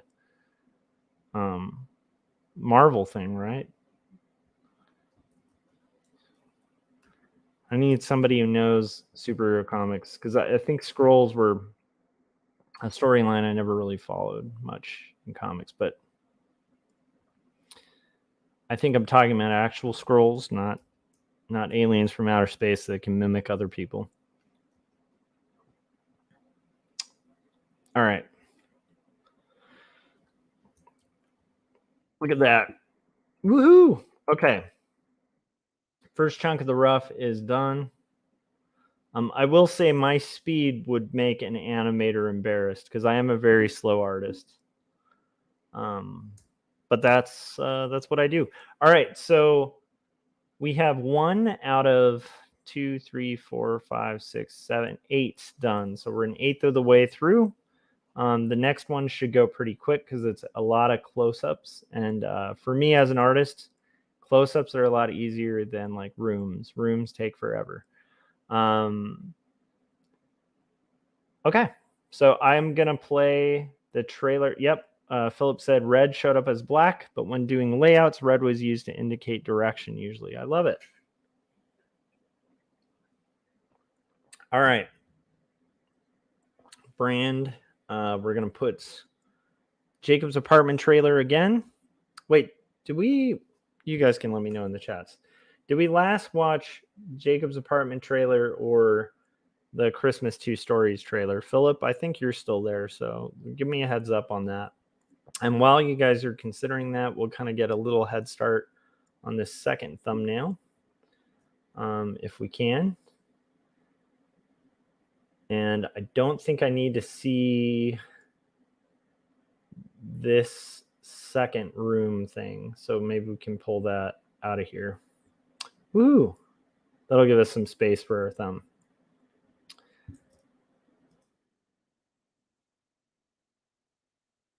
Yeah, let me know which trailer I played last or which trailer you'd like to see. Oh, okay. So he said, I'm working on something myself. Okay, cool. No worries. I'm gonna take your word for it, and we're gonna put on the 2 Stories Christmas trailer, and then we will work and get further on our projects. And I'm glad to hear that you're working on those commissions that you mentioned earlier. That's what I'm guessing. So glad to keep you company while you work. And I appreciate the company while I work. And now I'm going to put on the trailer for 2 stories, refill my coffee. It's not quite done, but it's gotten cold. And so just pouring a little more hot coffee in there is going to help. And then we'll rock and roll on the rest of the roughs, which probably won't take quite as long. All right, here we go.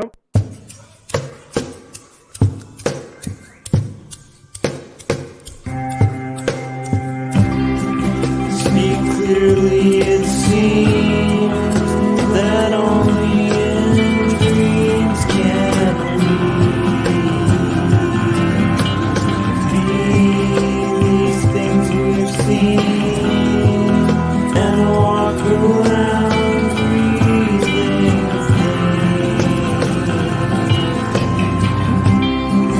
I don't know the part to play in this heart of mine. There's dissonant things, they split at the seams.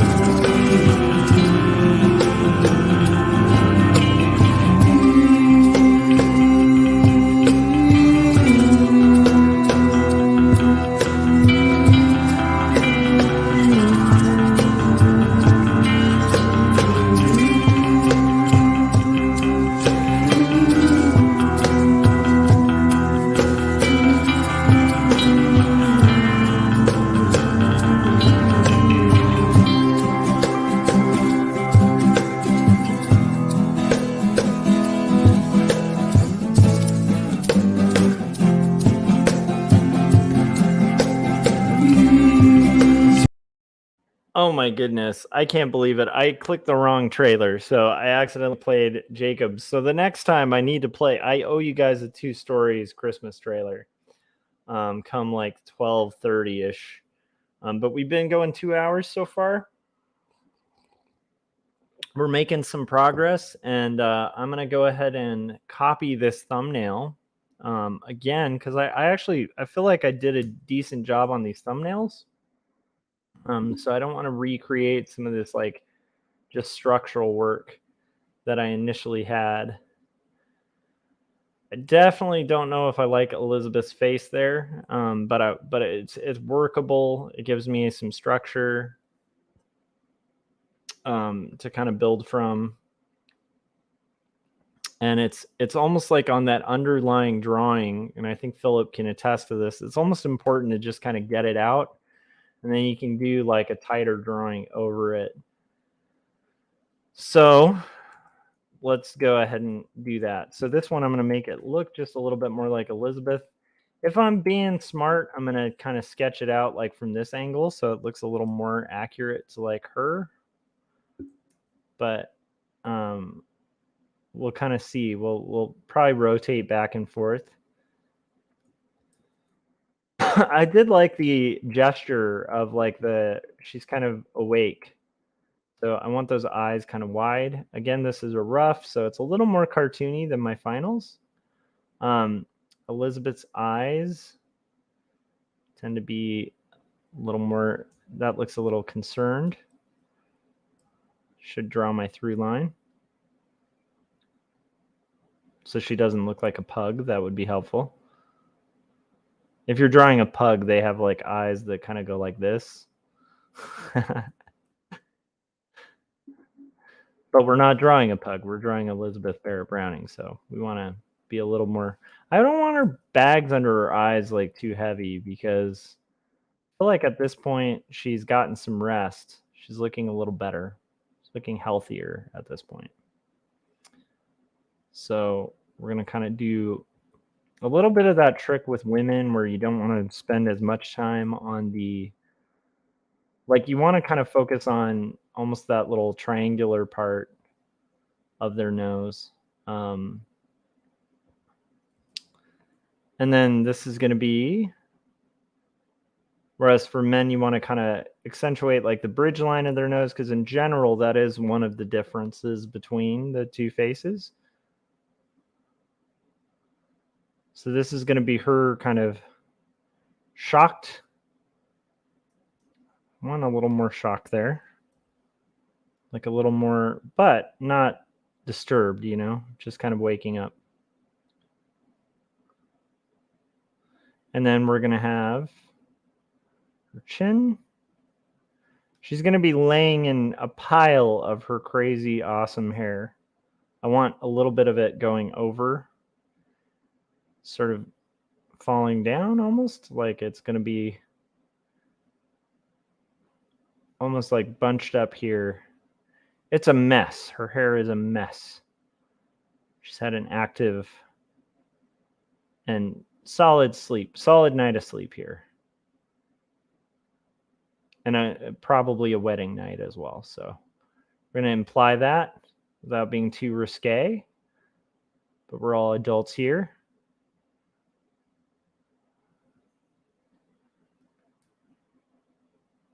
And we're going to kind of build out.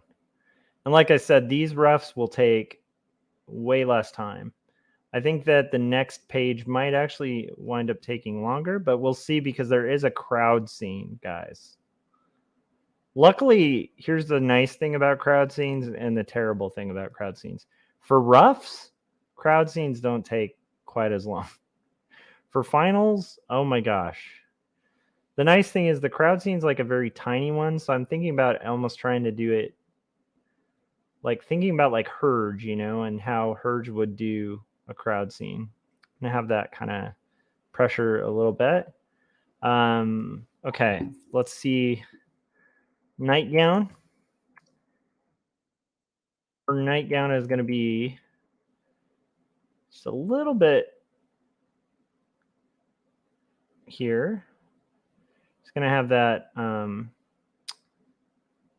I like the idea of showing her neck. That area is a really good indicator of where her neck is. And then we're going to kind of build out this sort of frilly thing, which will be kind of dangling a little bit. And then we're going to have her hand possibly over her hair. We'll see. So her hand is going to be sort of waking up. And let's go ahead and have a little bit of this. We're probably going to see just a little bit of her fingers. Maybe this one's up a little bit, like so.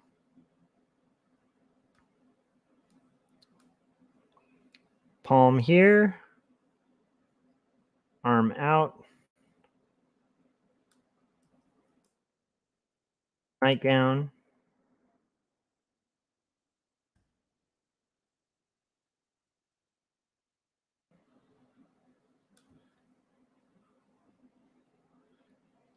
Some lace. Definitely some lace on this. I think the lace is going to go to here. It's almost double lace there. And then this is a little bit loose, which is kind of cool.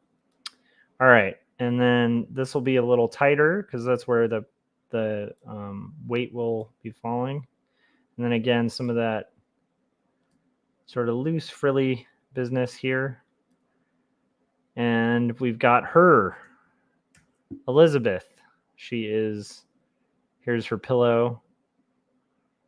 Pillow is going to be kind of crumpled up. Maybe we're seeing some pressure there. And maybe it's puffed up a little bit. There we go. Now we're going to do Robert. Where's our Robert drawing? Our Robert portrait. Ah, I erased Robert for a second there. Where is Robert? Where are you, Robert? There you are. Ta-da! Robert's going to be here. I'm going to go ahead and keep it at a tilt because I like that angle. Robert is fast asleep, and this drawing was a little more accurate to Robert's face. Robert is fast asleep here. He's got a bit of a bag there. We're going to see his nose slightly here. He's got a bit of a bridge on his nose, and then he's sleeping. I want him sleeping kind of peacefully, so, but still a little more bags. That looks sad. There we go. He's got like a bit of a smile there going. We're gonna do his beard, strange kind of beard. Maybe it's a little disheveled. And then he's gonna have his ear here, which will reach his eye line, right, and his mouth line. And then we're gonna have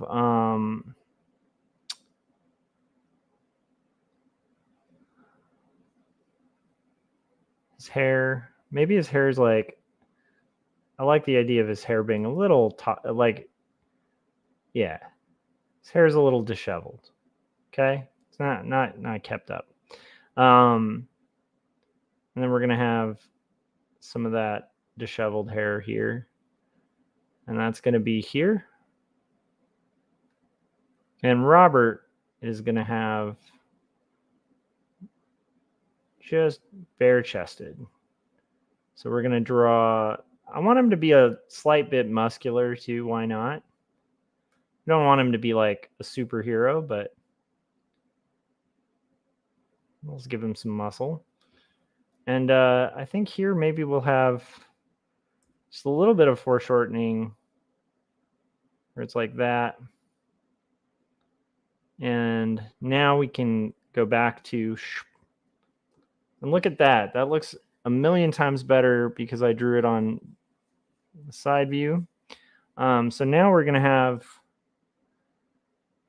we have our blanket thing that's like that we drew from overhead on the last panel.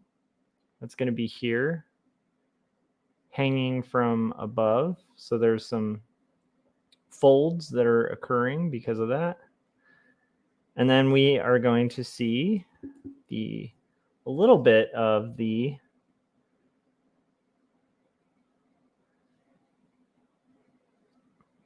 lovely bookshelf that we drew.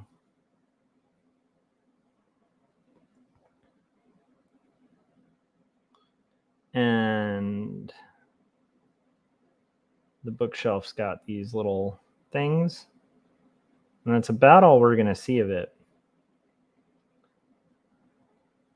And then we've got here pretty much the corner of the room.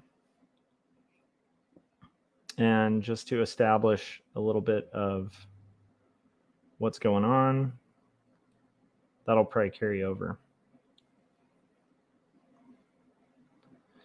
Okay, cool.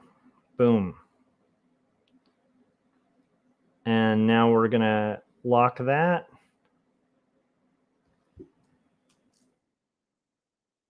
And then establish a little bit of light. So the light sequence is going to be the lights here. I think I want her nose to have a little bit of a thing there. Her hair is very dark, so we'll definitely be seeing a lot of that, of her hair. Light source is coming from up here, so kind of establish like some shadow here. It's the morning. There's light coming from the windows. Robert happily sleeping.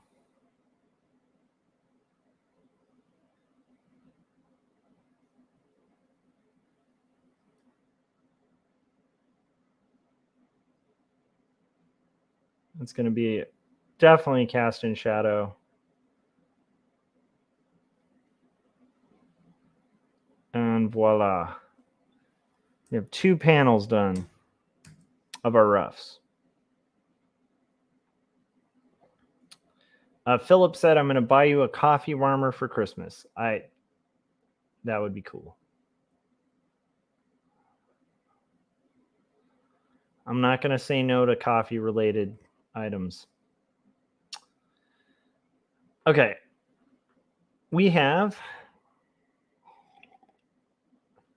gotten quite a bit further now. So now it's time to save. I don't think Robert comes back into this yet, so we can turn off Robert. I think that for the room, I think we're going to need... Okay. I think we're going to use the 2 references. Where is this one?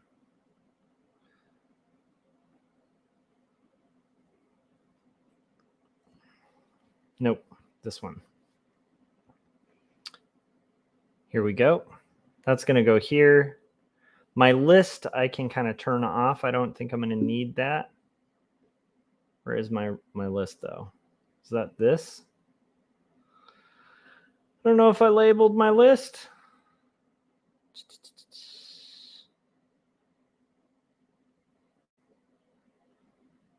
There we go, notes. Notes can go there. And again, this one, I don't know about that thumbnail really being... I was going to say, again, we'll use the thumbnail as a base, but kind of think we don't need to. So, okay. So now we're going to go back to our rough. This is going to be Elizabeth. She's putting on a robe. Double check. Victorian robe.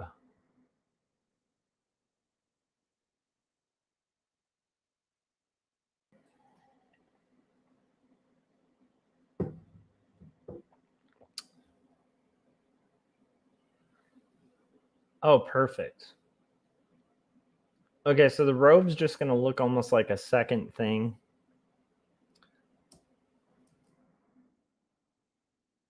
I'm going to go ahead and throw that on here, though, because I think that would be good.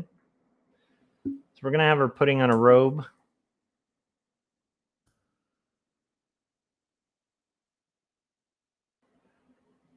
It's a little weird over the thing, but I think that kind of works.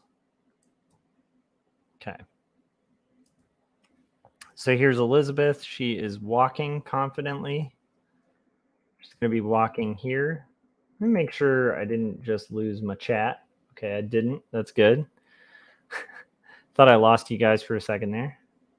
So we're going to have Elizabeth, and she's going to be sort of casually striding forward. I think her neck kind of craning a little bit. And she is... This one I might actually do just a little bit of a pose.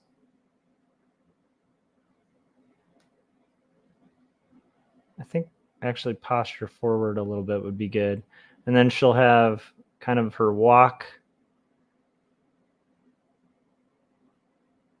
here.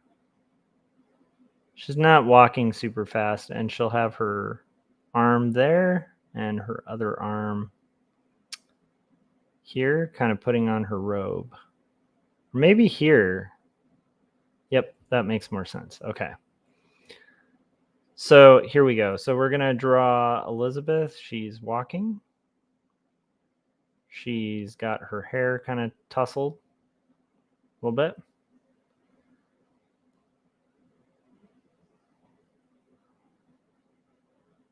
And she is going to be putting on her robe, which is going to be kind of like...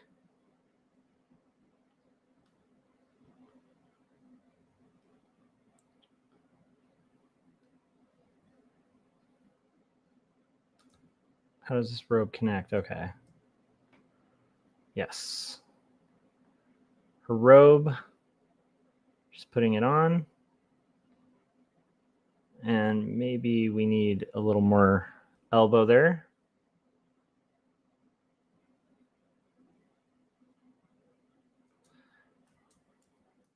And then we've got her other arm out here, similarly pulling on her robe. It's an interesting thing to like have somebody doing, but I think it's possible. So here it's going to be her putting on her robe. We're roughing this out, and her robe is going to be almost like very casually drooping.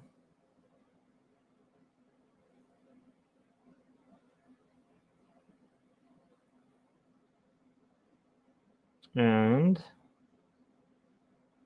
it might even be like dragging a little bit on the floor. So there we go. We've got her doing that, and this is going to be her nightgown underneath, which is much more kind of casual. And let's see, maybe it goes a bit here and have her foot.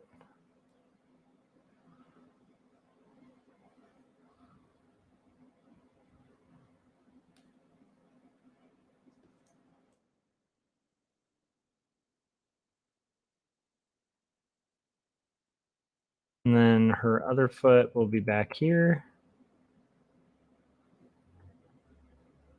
Okay, she's putting on a robe.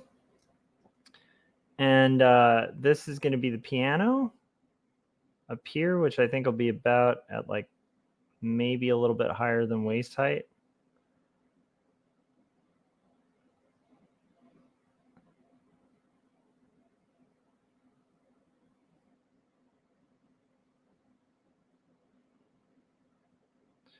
And there's our piano. And we're going to have our picture. Oh, sorry, our lamp should be almost like right here, where like behind her. It's kind of awkward, but that's kind of where she's at. Maybe we'll make the lamp less of that area. Maybe the lamp can be almost like a frame for her head. But I don't like, you know what? Even if it's inaccurate, we're going to have the lamp over more because I don't want that tangent. And that's one of those cases where the designer in me is like, I don't really give a shit if that is accurate or not. Like, it's just weird to have the lamp like right behind her. It could have been like a cool compositional halo thing, or we could try to do like a cartoon modern thing. But to me, I just think just having a tangent there would be weird. Maybe we can have that portrait of like Bach or whatever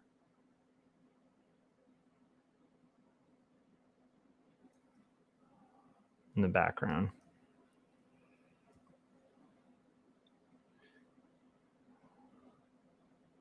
Okay, and then we've got, last but not least, we're going to have the bit of the bedpost here, I think. Will it be coming toward us a little bit?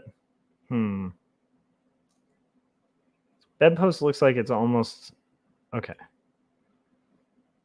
Bedpost is going to be here. So we're almost doing like that.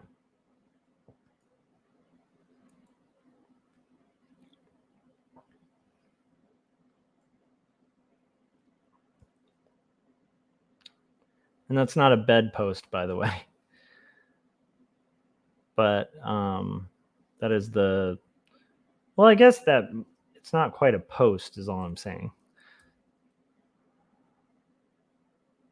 That's going to be the bed maybe. And then we'll have our wardrobe. You know what? We don't need the bed. I thought we'd have the bed, but actually I think the wardrobe will be coming out a little more. So here we'll do our wardrobe. The wardrobe's a lot significantly taller.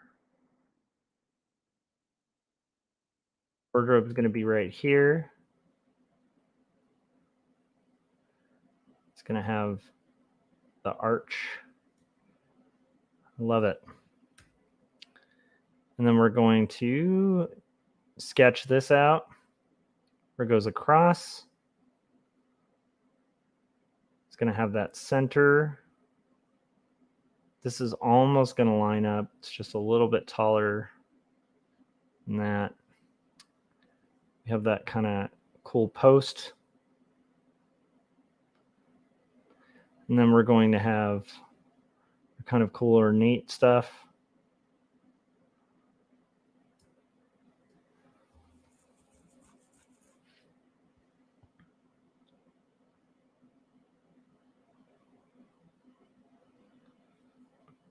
A couple more cool ornate things. Oh, come on. Cool. Do you guys like how I'm using the word cool so much? I think it's just really cool is all I'm saying. Okay. So I think we're good. There is a bit of we're going to see the carpet just a little bit here. And then here, I really want to reinforce that, like, there's going to be like a little bit of light. Back here, it wouldn't be bad to kind of reinforce either.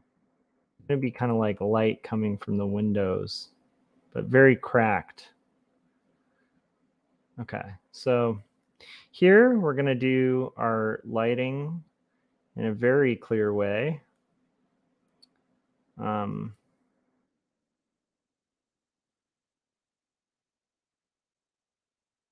I'm doing this on the same layer very dangerously.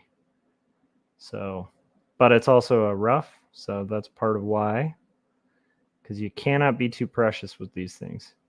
So here we go. We've got her kind of putting on her thing. We've got her here, got her seated. Just giving somebody a cast shadow really helps seat them in a scene. If you ever draw a character that has no cast shadow and then you're like, why do they look like they're floating? That's why. Give them a shadow underneath. And there we go. We got 3 down. Where are we at for time?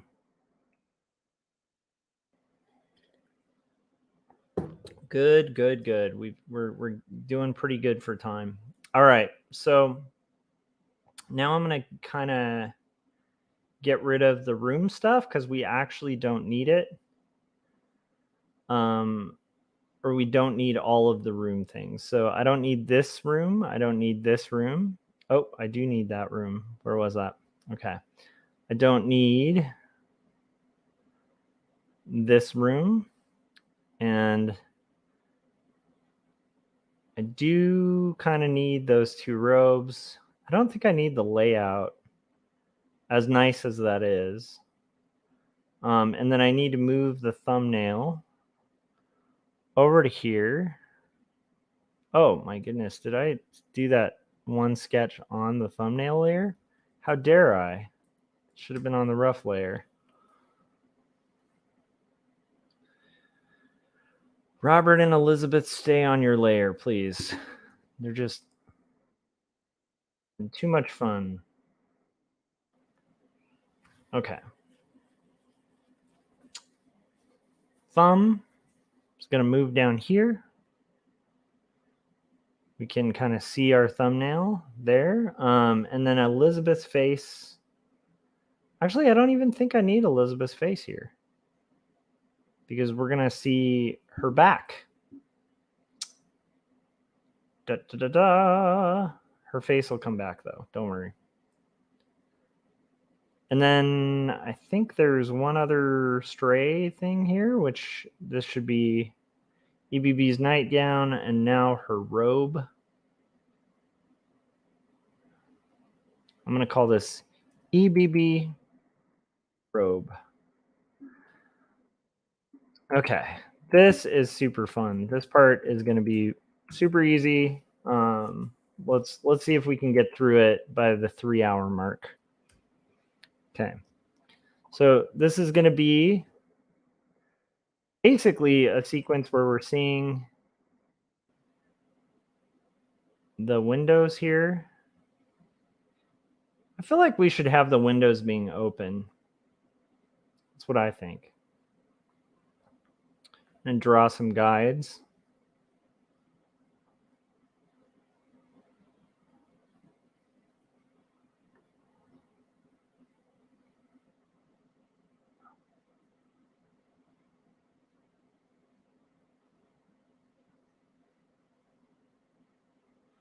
And then I think we need this roughly there, roughly there, roughly there. Maybe here can be those things. Do our windows.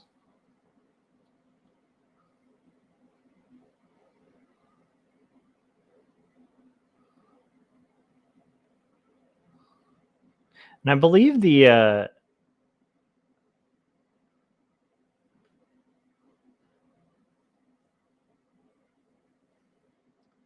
one thing that's interesting about Elizabeth is it does seem like there's like an interesting mirror here too that I want to have there. And then I think I'm going to have her desk. Her desk is going to be here. She's going to have a chair here. It's like sort of a crazy chair. It's the crazy chair, you guys.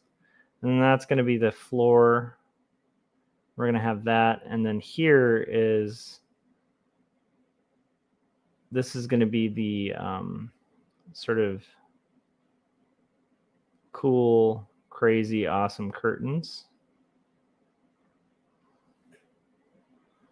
And this is the cool, crazy, awesome curtains.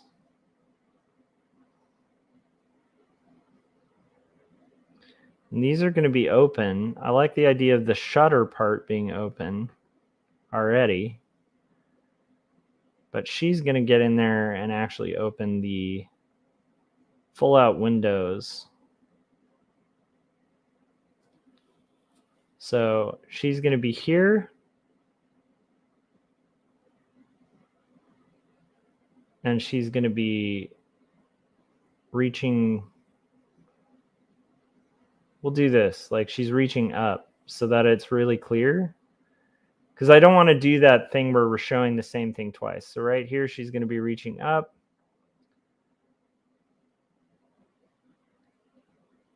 And okay, cool. Philip said I have to call it here for the night. Wish I could stay longer, but it's 3 a.m. Hey, that's okay, Philip. I'm sticking around here till 2 a.m. Pacific, but understandably, like if it were hitting about 3 a.m., I'd be out too. So that would definitely be one of those I need to call it more myself too. There was a time in art school where that wouldn't even be that big of a deal, but we're way past that point. Past that point now. Okay. So now I'm going to just get in there and give this a little more detail. So I'm going to get in there and kind of work out that this is Elizabeth. That's not super hard to do. She's going to have this robe on. So that's, again, kind of fun to do. She's got the robe. The robe is going to be here.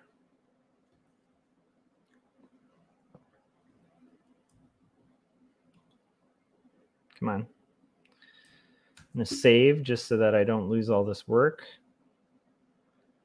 And have her legs actually a little lower. But the robe is going to be kind of here. And we might even see just a little bit of her body, because why not? So now we're going to have her feet there. And then we're going to have this be more clearly clarify what these things are. So this is the desk.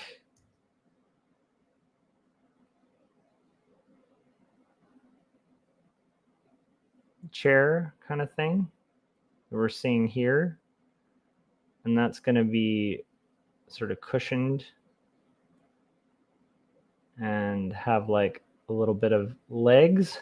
That's good to have chair legs. And this is going to be her desk. Which again, I can have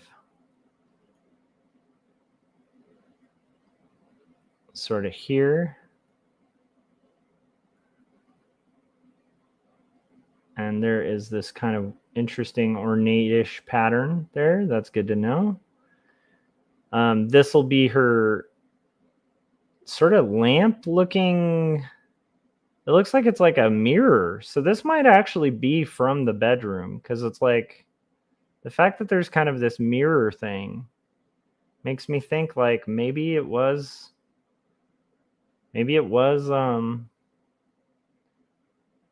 this is actually from the bedroom. It's interesting. I thought I was inventing that, but now this looks more like a kind of an area to like do your makeup and stuff, whatever that's called. So we have our portrait thingy here.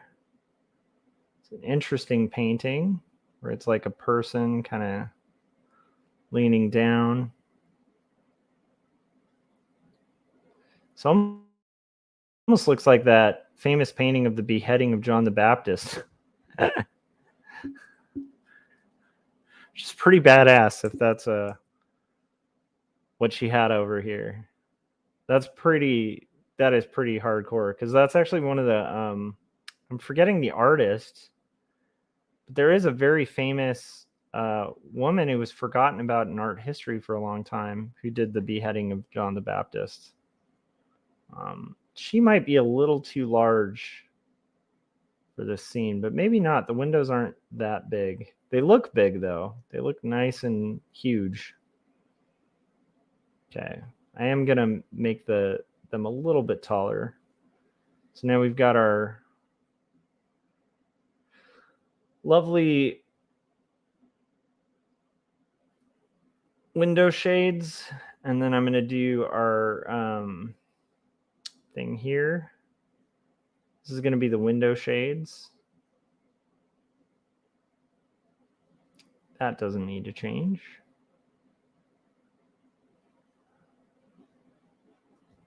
Windows. Window covers. Base. Based. All right, there we go. And we've got that. We're going to do our section here.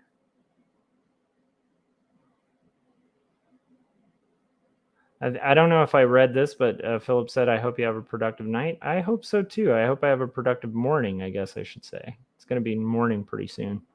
I think technically 12 midnight is morning. It's the next day.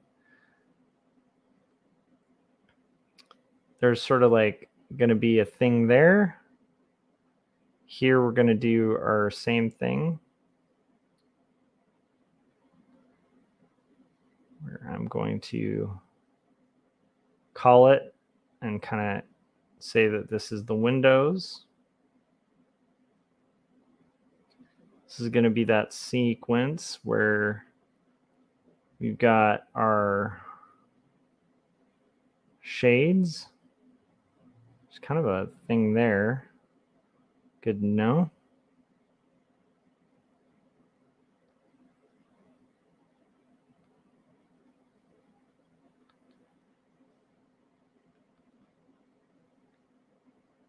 Sweet. And then this will have these sections.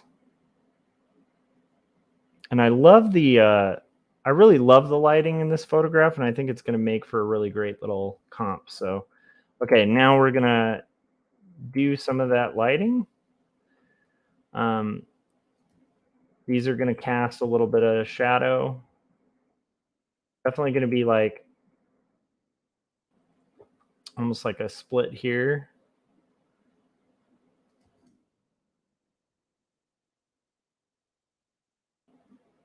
And then we're going to have more shadow here. Here she is going to be like a rimlet, like all heck. And that's going to be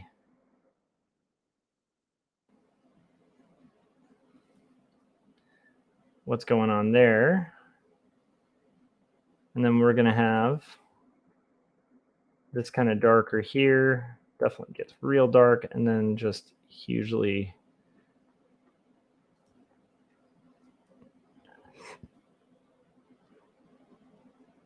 done. Woohoo! And then I don't like the light up here. So I'm gonna, whew.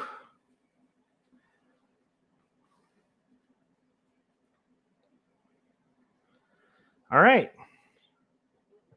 I got that window. I'm gonna go ahead and turn off that. And now we can kind of move our thumbnail down. Where's our thumbnail? Our thumbnail's on one of these layers. There it is, thumb. I'm going to go ahead and move the thumbnail down again. And this one, I want her kind of opening the actual windows because she's going to be looking out. So, all right.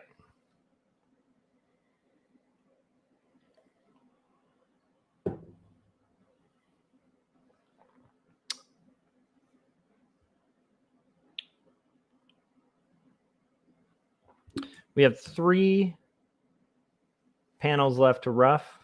We're at about the 3-hour mark. So I'm going to go ahead and put on the trailer. This time I will actually put on the trailer for 2 stories. I promise. Last time I said I was going to do 2 stories trailer, the Christmas trailer, and then we watched the Jacob's apartment trailer by accident. So I promise I'll do better here. And I'm going to throw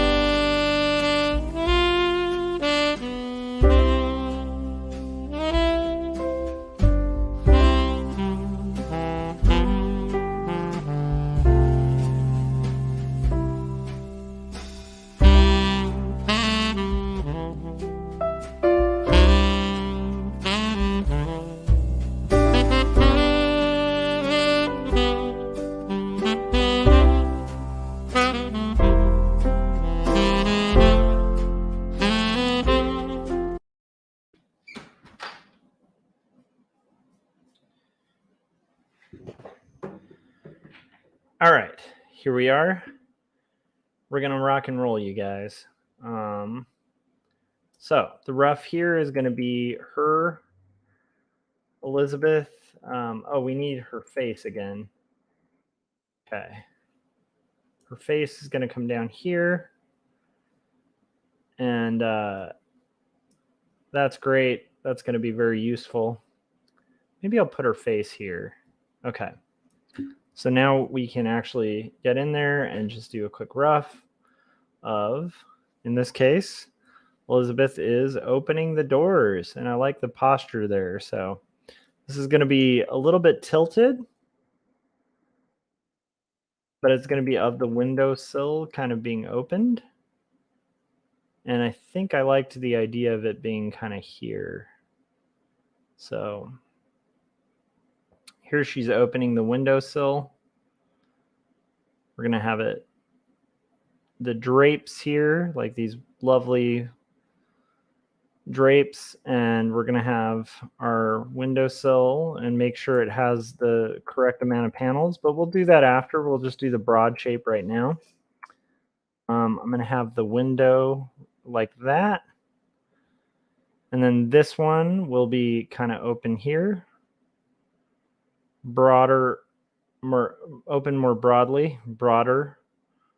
And that will be where that'll be. That will be where that'll be.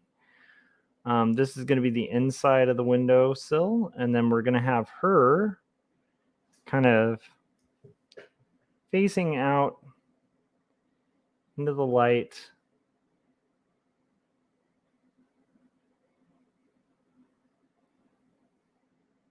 Hair blowing back a little bit. So there's some gesture there.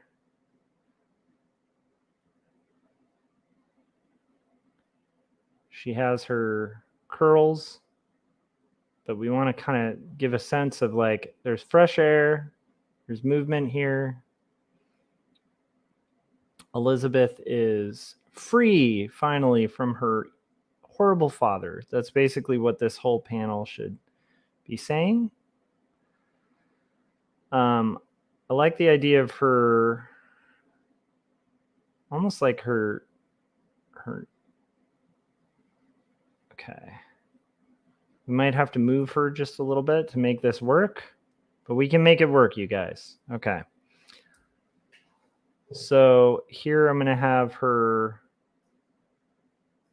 shoulders. Here I'm going to have her here.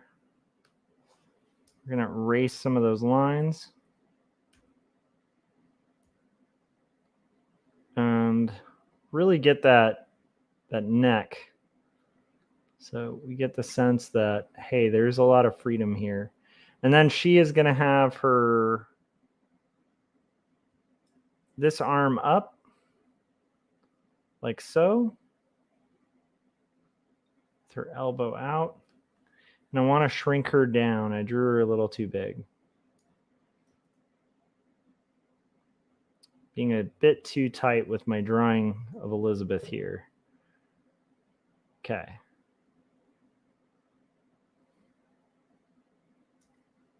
Forget the neck part. Let's just stick with the rough. Here she's going to have her, actually her arm is up. This is going to be, her hand is going to be here.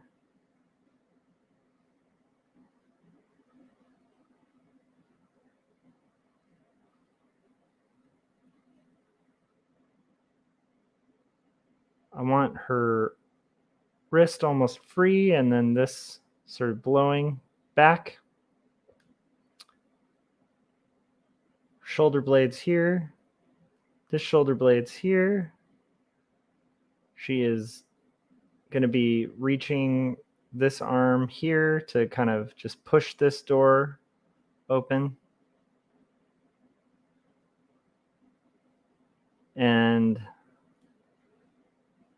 yeah, that works. Okay. And then we're going to have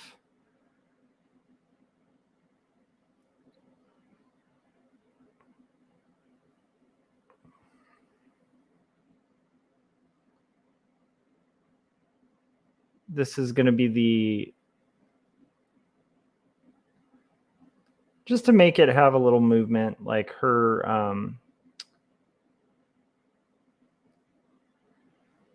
the coat she just put on is going to be here. We're going to see a little bit of her there so that the lighting is going to be there. Okay, great.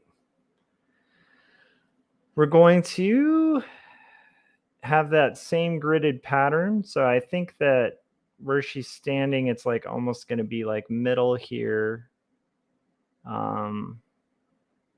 top here, second here. That shouldn't be, I didn't want to add text, Photoshop. Okay. So we're going to do that. I am curious for anybody watching, what are you guys up to? What are you guys working on? Looks like we have a few people watching. If you're watching quietly, that's okay too. Just kind of like to hear what people are working on when they're listening to the stream. So now we're going to have the window actually being opened. And in this case, this is going to be the same thing, but on the other side and a little wider. And here's going to be that actually there is no railing there.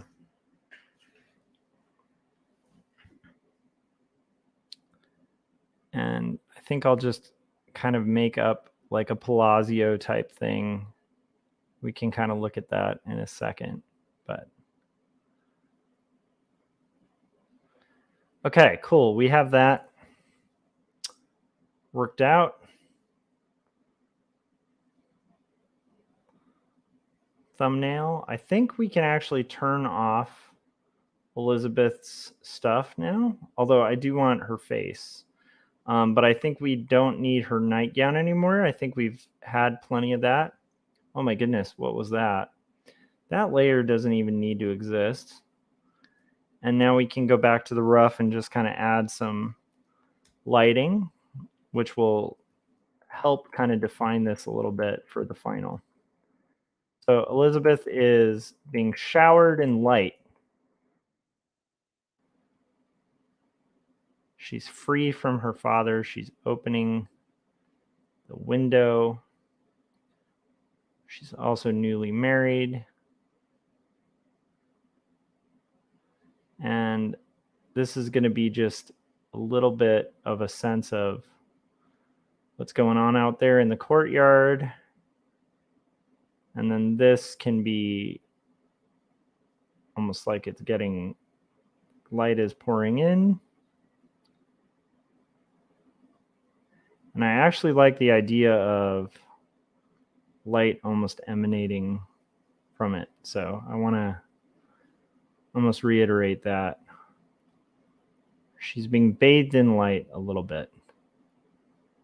All right, that's a little over the top, but I like it. I think it's good, and it is a romantic Victorian story, so why the heck not? Okay, thumbnail. Next one. This is an overview of the Palazzo, or not the Palazzo. We're at this point where it says, on the street below, a joyous political demonstration unfolds. Thousands of Italian citizens. Okay, I don't think we're going to be able to draw thousands of Italian citizens, but we can definitely do that view initially. Like we'll kind of have a little bit of an indication of a couple things. So one is going to be, I like this for reference. It's going to be very helpful. I like, where was it? This. I need this. This is definitely going to be more like her first view, but it's going to be overhead. I don't want it totally covering her though. So I think I'll put that up here. We just kind of need a rough idea. And then we need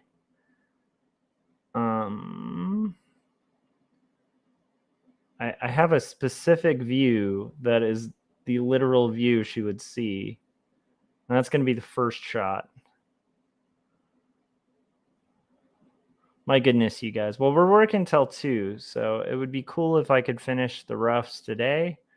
Maybe the roughs will have to be finished tomorrow. We'll find out because it is 12:30. Although I do think the next page of roughs is much simpler. That's going to be kind of like where she's looking from, so I want that kind of there. Where is it? That's the entryway. We don't need that. That's pretty good, but that's not what I want. That's not what I want. I don't even know what this is because it's being covered. We don't need that. I feel like there was a view. Maybe it's above. That's pretty darn good for some reference. That might come in handy for like the bottom one. That might be a better way to depict the crowd scene. But I'm going to kind of keep that in mind later on. Okay, we are down here. There is a Google Earth view that's the literal angle. I'm just trying to find it. It'll be a screenshot, I know that. Whoa. Oh no. I'm getting the marching ants or the pinwheel of death, and I need to save. Thank you, computer, for reminding me to save. Okay, this is equally, that's actually the angle that they'd be going to, so that might be helpful for later. That's the view. That's literally what she would see, except much closer. So she's going to kind of see this, and that's what we're going to do for our rough. So yeah. Okay, so we're going to do our rough here. Oh my goodness. It's going to be a bit of a crowd scene, but that's okay. And this is going to be her kind of overlooking. So I want her here. And I want her happy, like, because she's inspired to write a poem from this, you know? So we definitely want her to be almost smiling.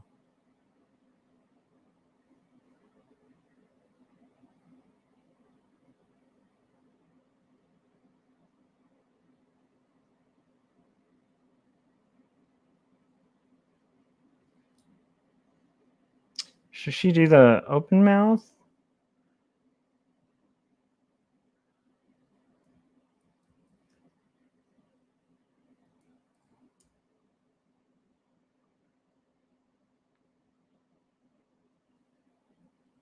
There we go. That's a little creepy, the way I did the eye there.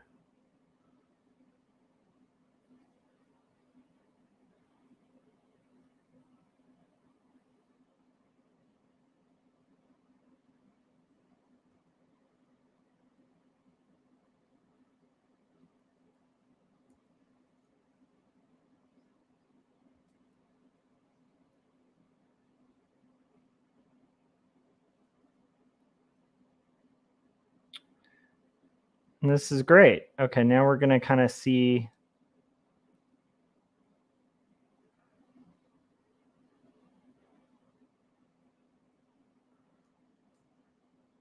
sort of from her viewpoint a little bit.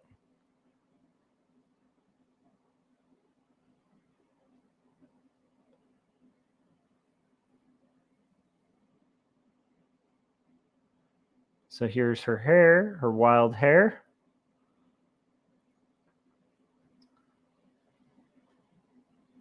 She has awesome wild hair, though.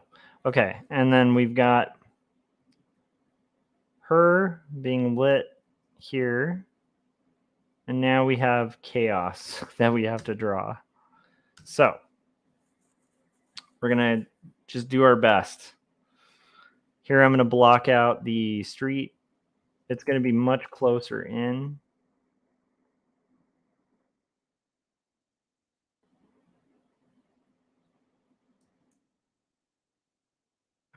Have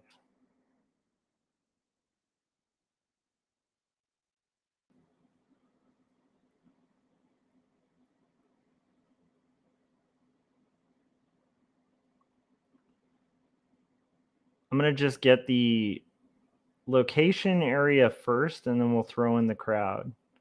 I don't know if that makes sense.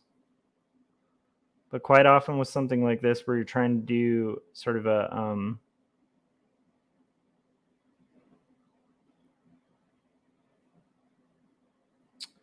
like an intense crowd sequence, it's going to be better to have that. Here I'm going to have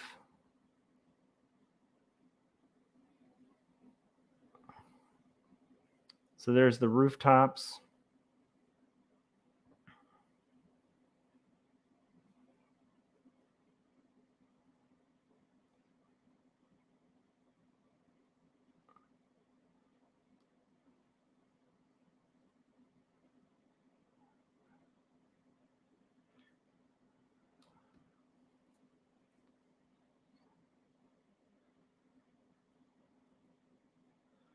And the nice thing about like Google Earth or whatever is like, you know, this is giving me a sense, but it's obviously going to have to be like built out. I think I'm going to have some people leaning out of these windows eventually. We'll kind of get into that. In fact, maybe I'll even do that, like have these windows open so it allows for people to be leaning out of it.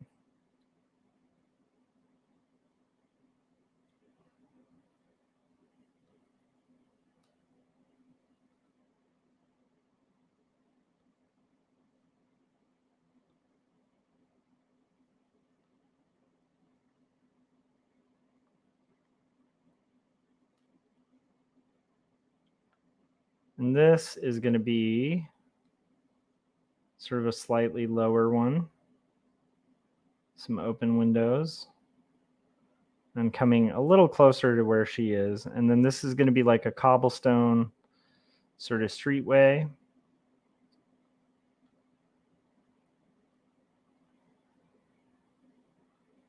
This will be more kind of, I don't know if this existed, but I think it must have, this arch or column.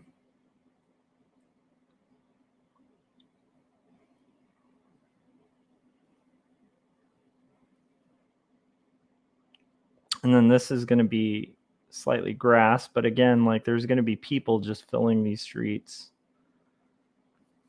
I love the idea of this is all going to be cobblestone.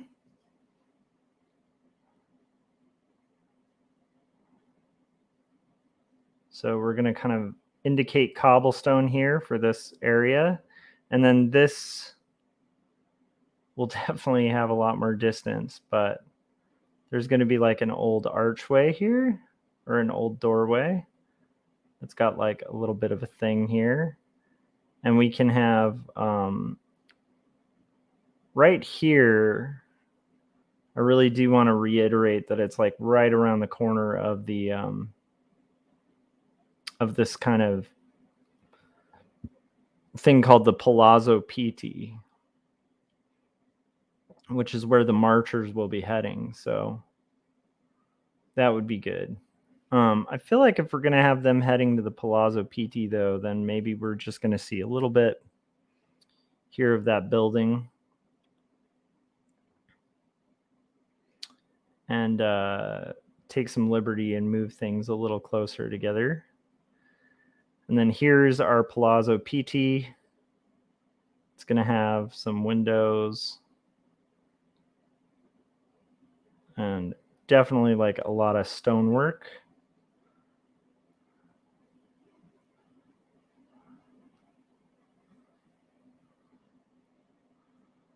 And again, just some cobblestone streets.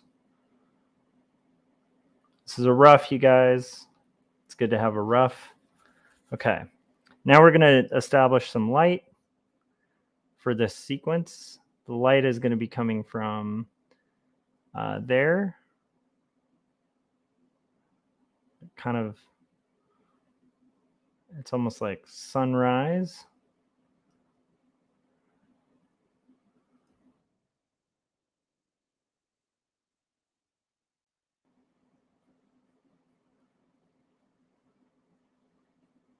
And I like the idea of a little bit of lighting here. Establishing this. Okay. So now that has given us the scene. Oh my gosh, that this whole thing is going to take place in. So now we need, I know that there's going to be marchers yelling Union, Forza, Libertà. So I'm going to have that here.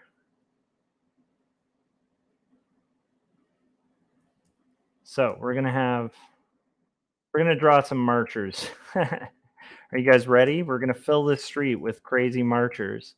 And they're going to have signs. So there's going to be one here.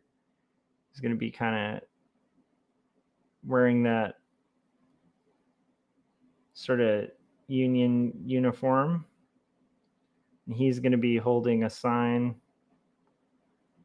that says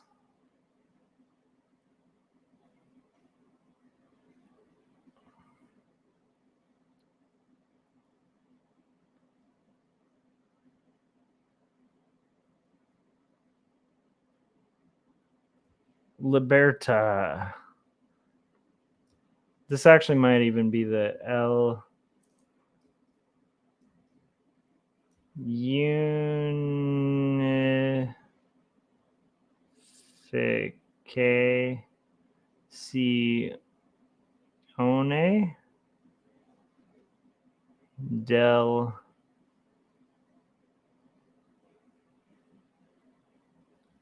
Italia.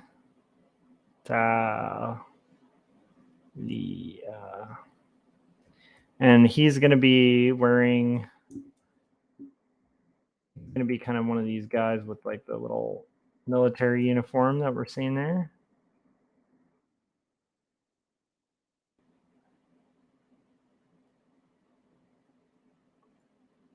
He's marching.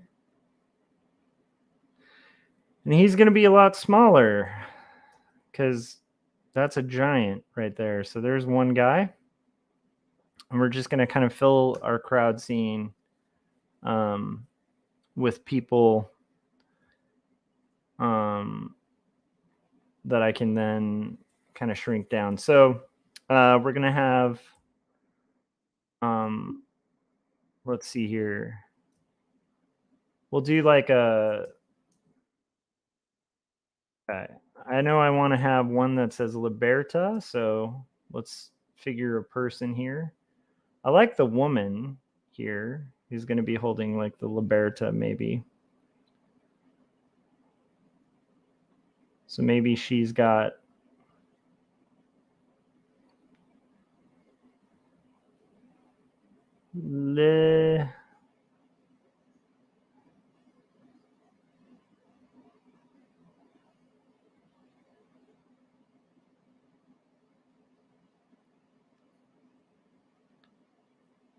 she's going to be kind of having this crazy, like, awesome sort of old school thing going. We're going to have, let's see, let's have some people. We're going to kind of fill this out. So I like the people reaching outside of the windows. So I'm going to kind of do that. So we have some people who are like out of their windows.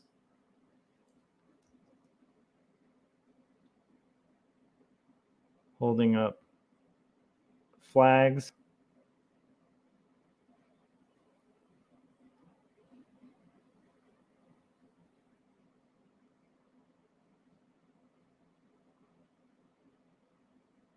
And this is going to be a person who's like there. And then we're going to have another person out this window who's going to be holding up a flag, both arms. It's like the Italian flag. And then we're going to have a couple people here who are just like maybe marching. This person can be just proudly marching forward. And then maybe here there's a person holding a flag again. That's going to be like, I actually like the idea maybe this person has like his kid on his shoulders. He's like holding up the Italian flag or the Liberty thing.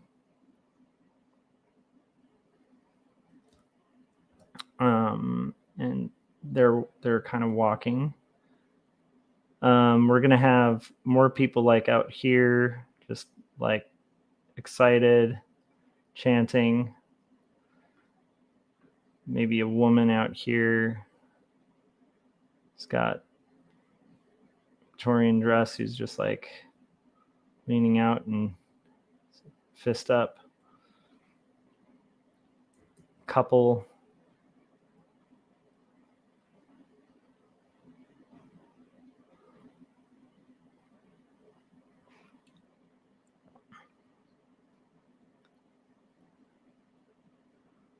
Okay. And we're going to have a crowd here. So it's like they're all marching. Again, like right now we're just doing a rough, so it doesn't need to be like perfect. But it wouldn't hurt to have another Italian flag. And this is going to be a woman. Got her kind of thing going there. I'm going to turn off this. Oh, I think we will pay attention to the crowd above it. So there's going to be people like here, just kind of marching with their shirts kind of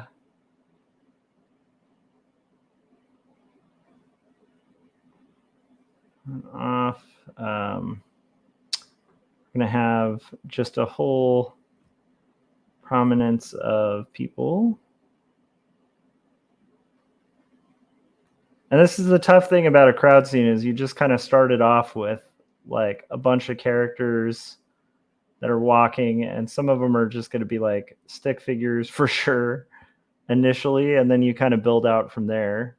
But at least this will kind of build up some of the idea that we've got like some people here.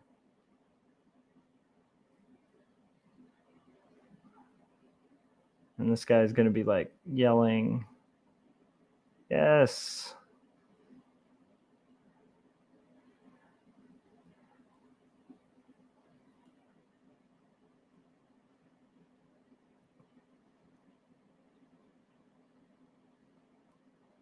This person's going to be like moving forward a little bit. We're just making a little crowd scene of people. Now, hopefully this will make sense once I go to black on it. I think I like the idea of like some hats, kind of guys with hats. Some crowd, more crowd work. It's just a lot of like drawing just noodly little people. But we'll build it out and we'll make it happen.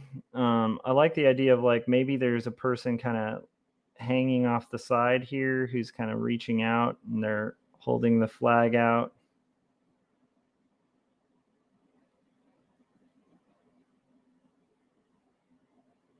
So then we've got that. I do love this woman with a shawl that's up here. So we're going to draw her. Frank said, finally, Philip is gone. How's it going, Frank? I'm having to do this kind of crazy crowd sequence or rough it out and comp it out. But I like the idea of all of this madness. It's fun. So I think I'm going to have like a person here who's kind of leaning back. Maybe they're smoking a pipe or something, just to kind of build the crowd scene out. I think I'll have some wild people here. Maybe there's like somebody, there's going to be like a crazy guy who's hanging off of the hanging off of the thing. We'll have like another person here kind of building the march. And again, I think there's a lot of these like Italian flags everywhere. So about liberate Italy, I guess. She wrote a poem called Casa Guidi Windows, and it very much is like about her kind of witnessing this kind of parade. What's kind of cool is like if you guys have ever heard Elliott Smith, he has a song called The Rose Parade, and I almost like think it's like similar to that. There's going to be a guy here who's got their arm out. Again, this is just going to be a really filled up crowd scene that is eventually going to just fill with heads. as we get further up.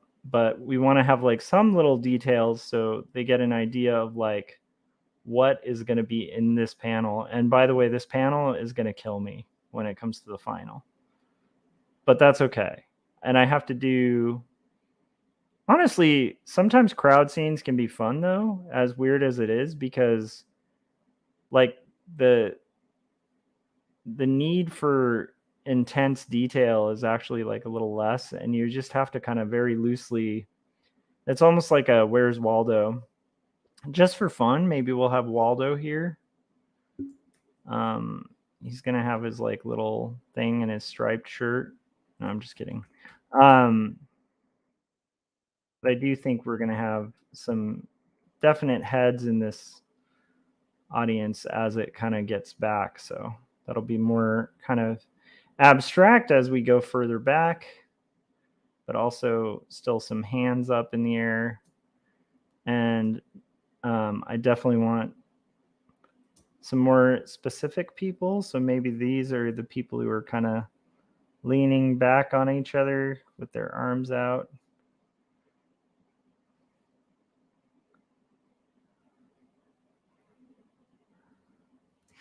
Okay, and I like the idea. I'm going to even have like a dude sitting on the roof here who's just maybe like sitting with their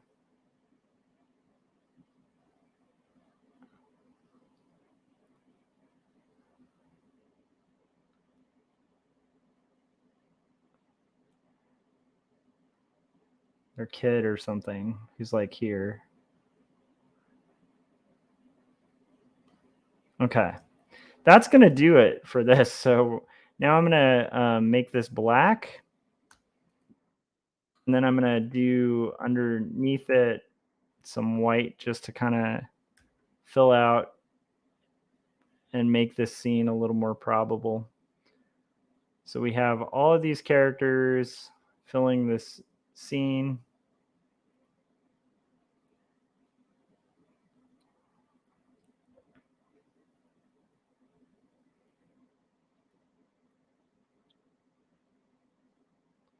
And we have our key signs that we wanted to have that the writer called out.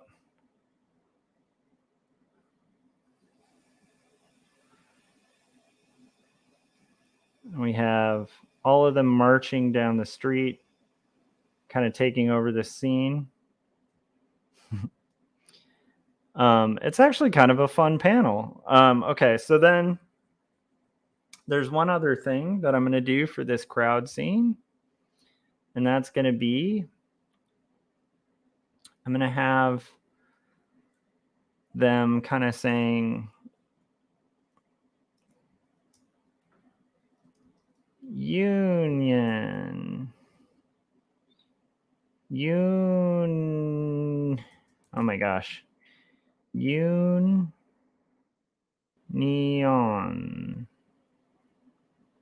And then this is going to be Forza. And then we're going to have something here that says like Liberta.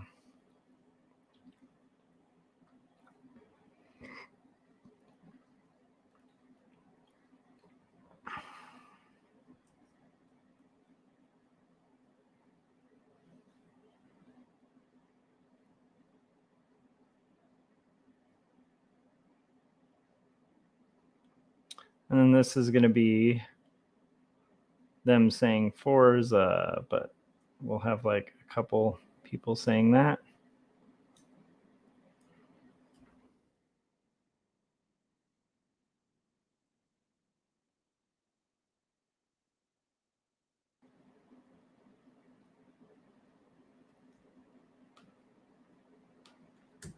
Cool. So I'm going to see if that works for rough. And I'm going to put some white behind that. This is why roughs are so important. Because imagine if you didn't do all that structural work underneath and then you're trying to kind of build out from it like something realistic, it's just not going to happen.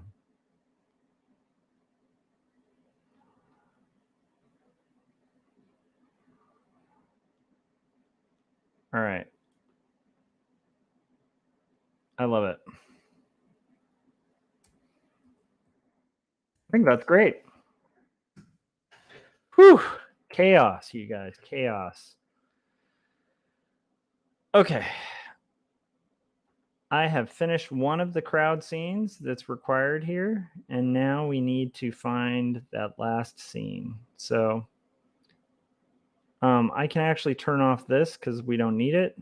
I'm going to...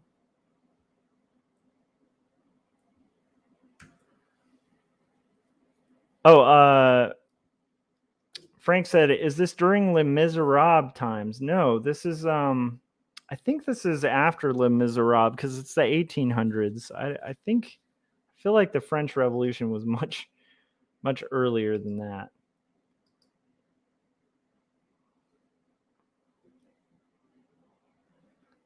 So this is the unification of Italy, but she wrote a poem about this as she was watching it sort of take hold. I like I had another image that... Okay, we kind of don't need to see what we have up top there. We don't need her. We don't need Elizabeth's head anymore. And now I need to make a hard call of whether we're going to do... Basically, I think that it would be cool to do a scene that is like just showing the epic size of this crowd. And that is totally feasible with like a minor amount of work actually, because it's pretty distant. So it would be just showing a swarm of people. I think we can keep that. I'd like to move that up a little bit. I think we're going to get rid of that. I mean, this is definitely predating World War I, though, so this is probably a lot of the kind of tension that's building to World War I. But I actually don't know a ton about Italian history, so I'd have to ask somebody. I like that angle because that kind of shows it a little better. So the other option would be to kind of go from that angle and have another shot. It's like kind of a wide shot.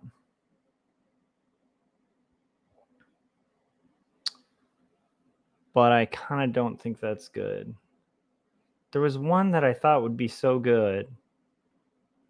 I think we were looking at it initially. That's cool, Frank. I'm glad you learned how to do keyframes, though. Animation's pretty fun.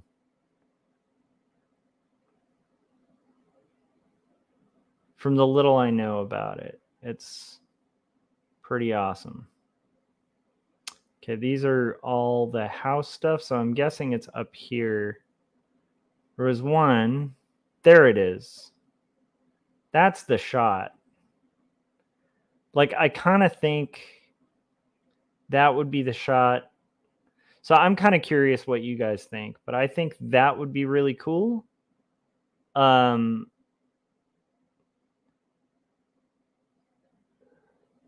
a possibility. And then we have that very tiny one. Where is that? That very small one. It's hiding somewhere. There you are. Or we have an overhead shot of the Palazzo Pitta or whatever, and we show kind of an audience from above. So Frank, since you're here, I'm going to ask your opinion. In that bottom wide panoramic frame, do you think it would be more effective to have an overhead shot of the Palazzo Pitta, just filled to the brim with like thousands of people, to have kind of a more direct shot like the one on the very top that's showing like through the alleyway? Basically one or the other. Because there's a couple ways we could go about this. I'm going to go ahead and turn the thumbnail off for now. But we could go like a route where we have kind of a wide shot.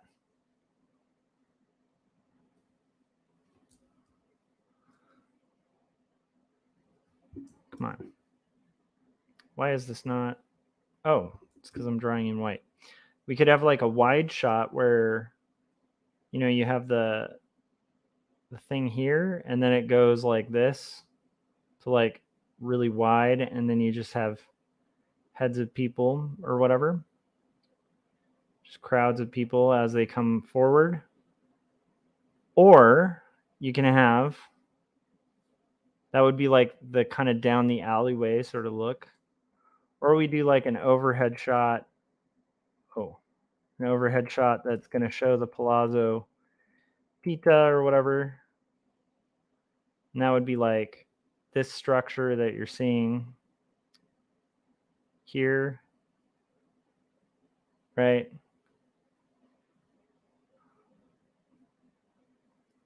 And then we just have tons of like swarms of people sort of seeing just the scope of it.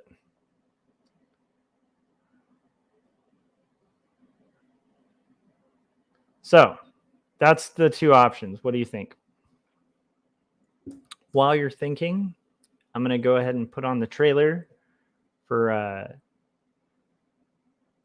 Jacob's apartment, and then we'll decide what we're going to do with that last one. But I will say, it looks like we're just going to finish this rough, and then we'll have to do the roughs for the next page tomorrow night, possibly. But we can probably start the thumbs, maybe, if I can finish this bottom panel in time. So, okay, here we go. I'm going to go ahead and play Jacob's apartment, and then, yeah, let me know which you liked, the first or the second iteration of that.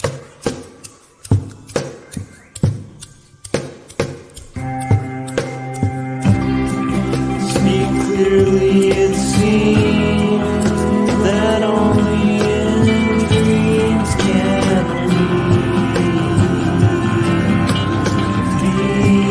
these things we've seen and walk around breathing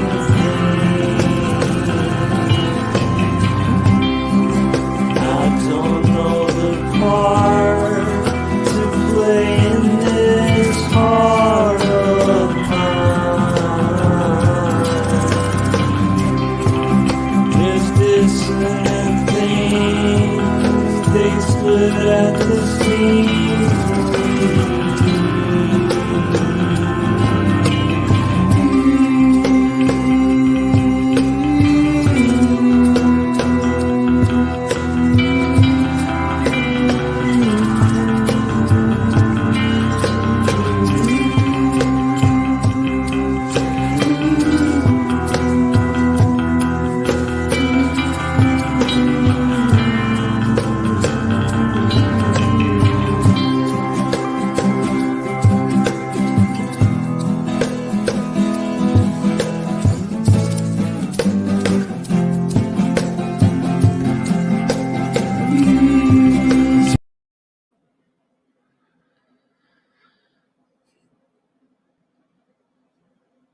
So I've decided I'm going to go with the last of it as an option, just because I think it's going to be cool to just show the Palazzo. It can be a quick way to do a crowd scene too, because it's like an overhead, and I think that'll be really cool. So that is what I'm going to do for the rough. Obviously, this is a rough, so we're just going to kind of rough it out real quick. And you just kind of build from there. But I think that's going to be really cool to kind of show like the building. I don't need it to be as quite in detail as the previous. And then we'll kind of get in there and show just like the scale of this like event that she's witnessing. So the last shot is going to be showing this unification rally that Elizabeth Barrett Browning wrote, Casa Guidi Windows, based on.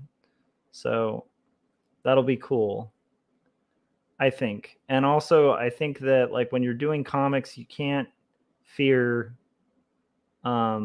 locations. And honestly, the only real impetus that was kind of freaking me out about doing this like long shot was partially like for like 2 seconds, like a fear of just having to do an intense overhead shot of something. But actually, that might actually save me some work, weirdly enough.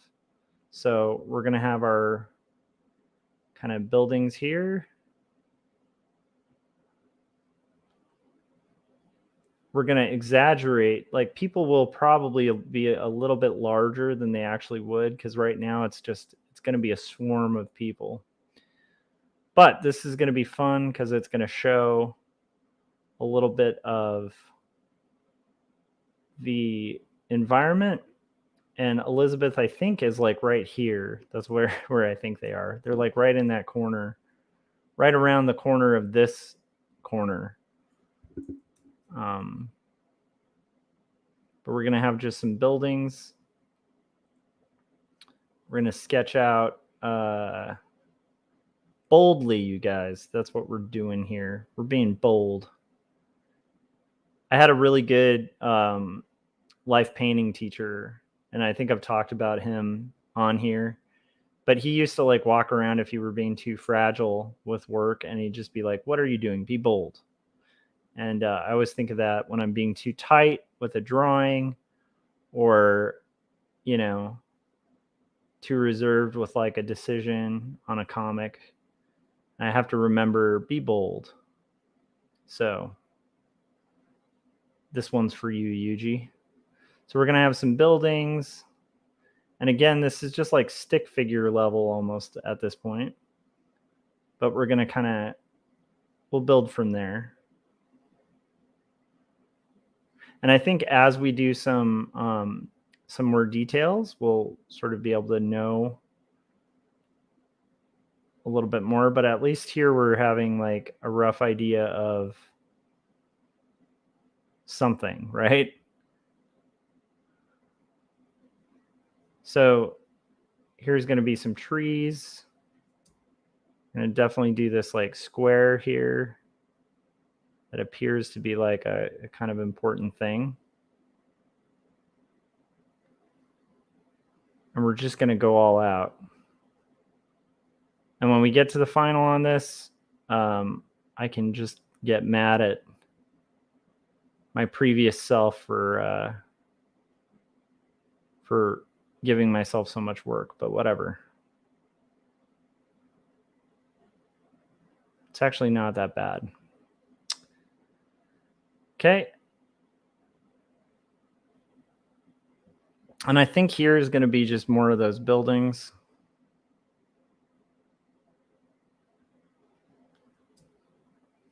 And here we're going to do pretty bold, like I have some trees.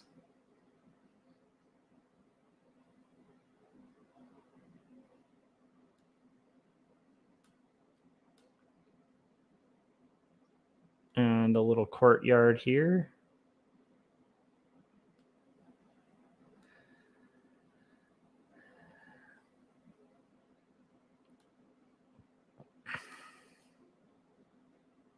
And I think this is going to highlight like the scale of Italy too, you know, because I think up until then it's kind of intimate and close, and this will let you know just a little bit of like how many people are there.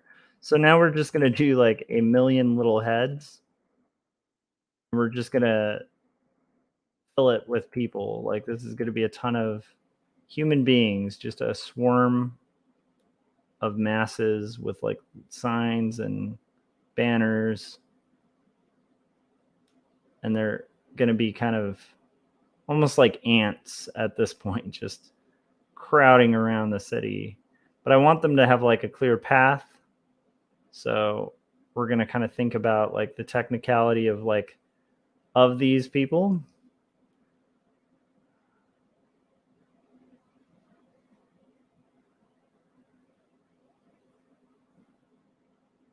And I think this will work. They have their signs, their flags.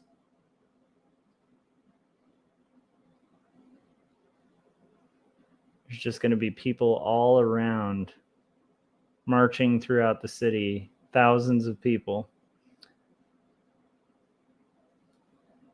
And that, my friends, is illustration. So we're going to actually have like a little bit here with the whatever this is. Probably something super famous. I've never been fortunate enough to be wealthy enough to kind of go to Italy. But maybe after this book is done, we'll be like, you know, have like a Joshua Kemble live stream trip to Italy or something. How's that sound, guys?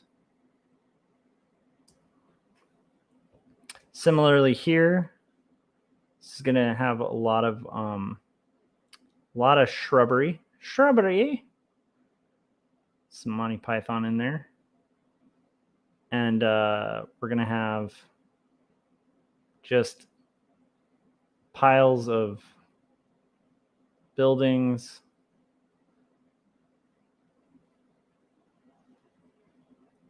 And people are pissed. They're marching. And that, my friends, is a rough. All right, so that is it for this. We're going to have all of this going, and then I'm going to set up a light source for it so it's a little clearer. Yeah, fun times.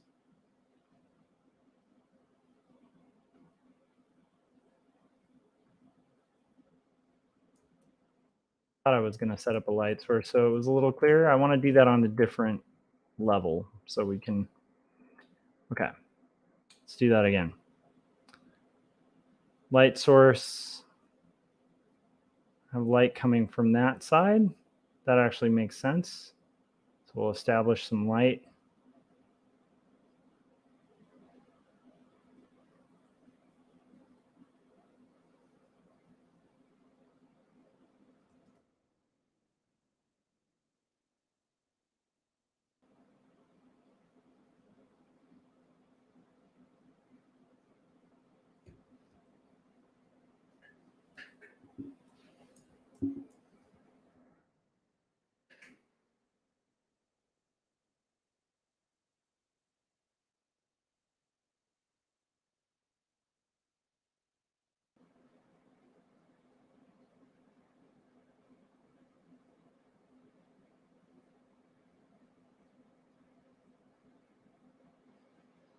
And then I think that what'll be fun to kind of reiterate here is to do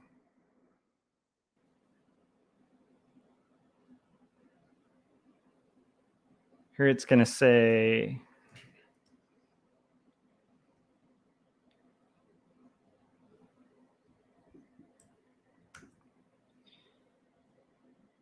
Union.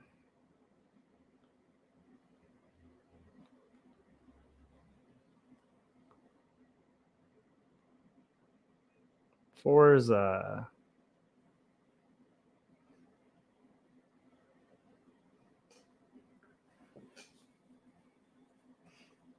Liberta.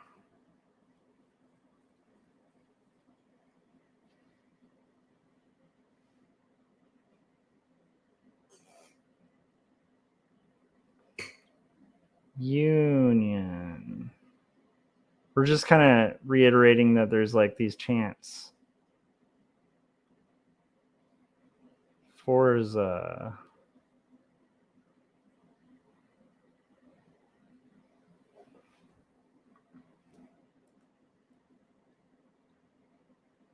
Liberta.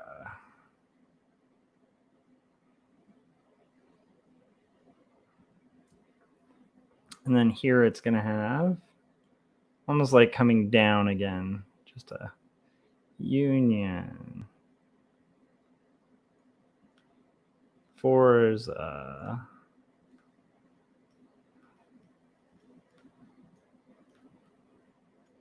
Liberta.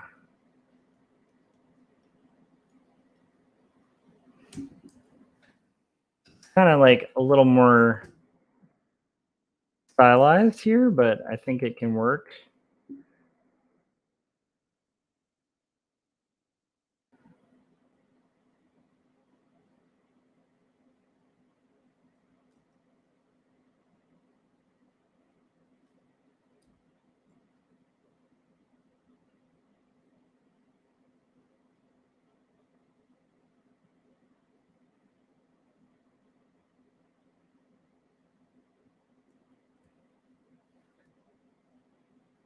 Might be a bit much to have, you know what?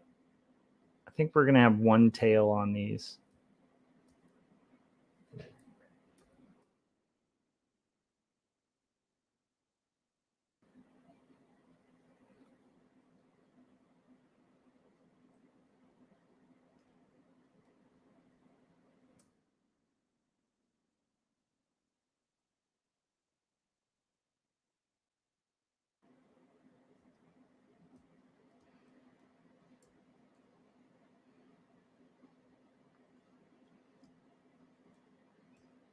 This might be a little much. I might ditch the idea of the Union Forza Liberta, but I think I like it actually. It's very, very comics kind of thing to do.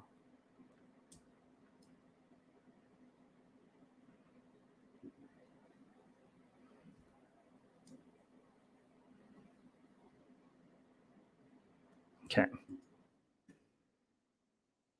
So I'm going to do that. Let's make those black. Let's see if we need, let's see if this works. It's a weird attempt here, guys, but I think it actually does work.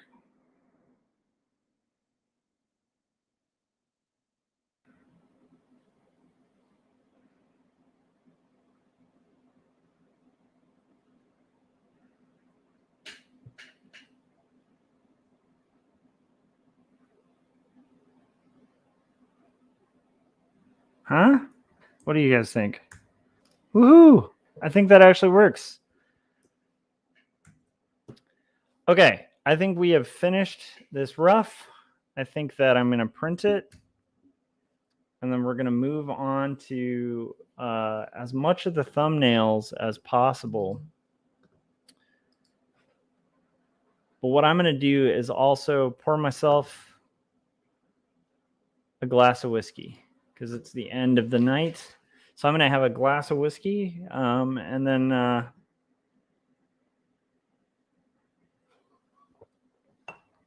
we'll power through the last 45 minutes or so of the show. So I'll be right back. I'm going to put on the trailer for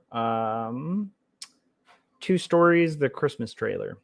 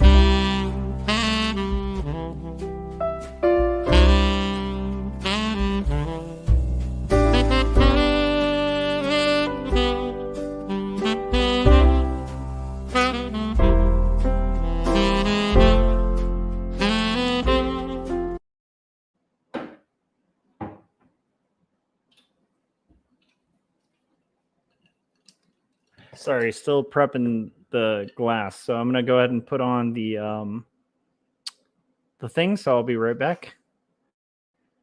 And then we're going to finish up. So let's put on trailer. Did we put on the Two Stories ones last?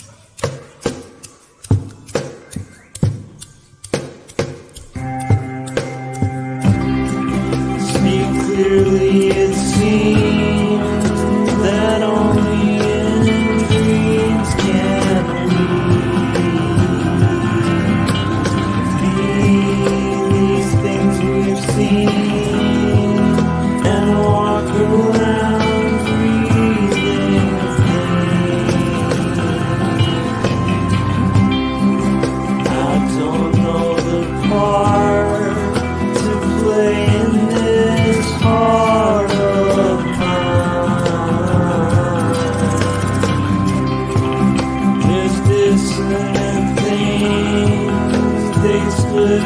the seams.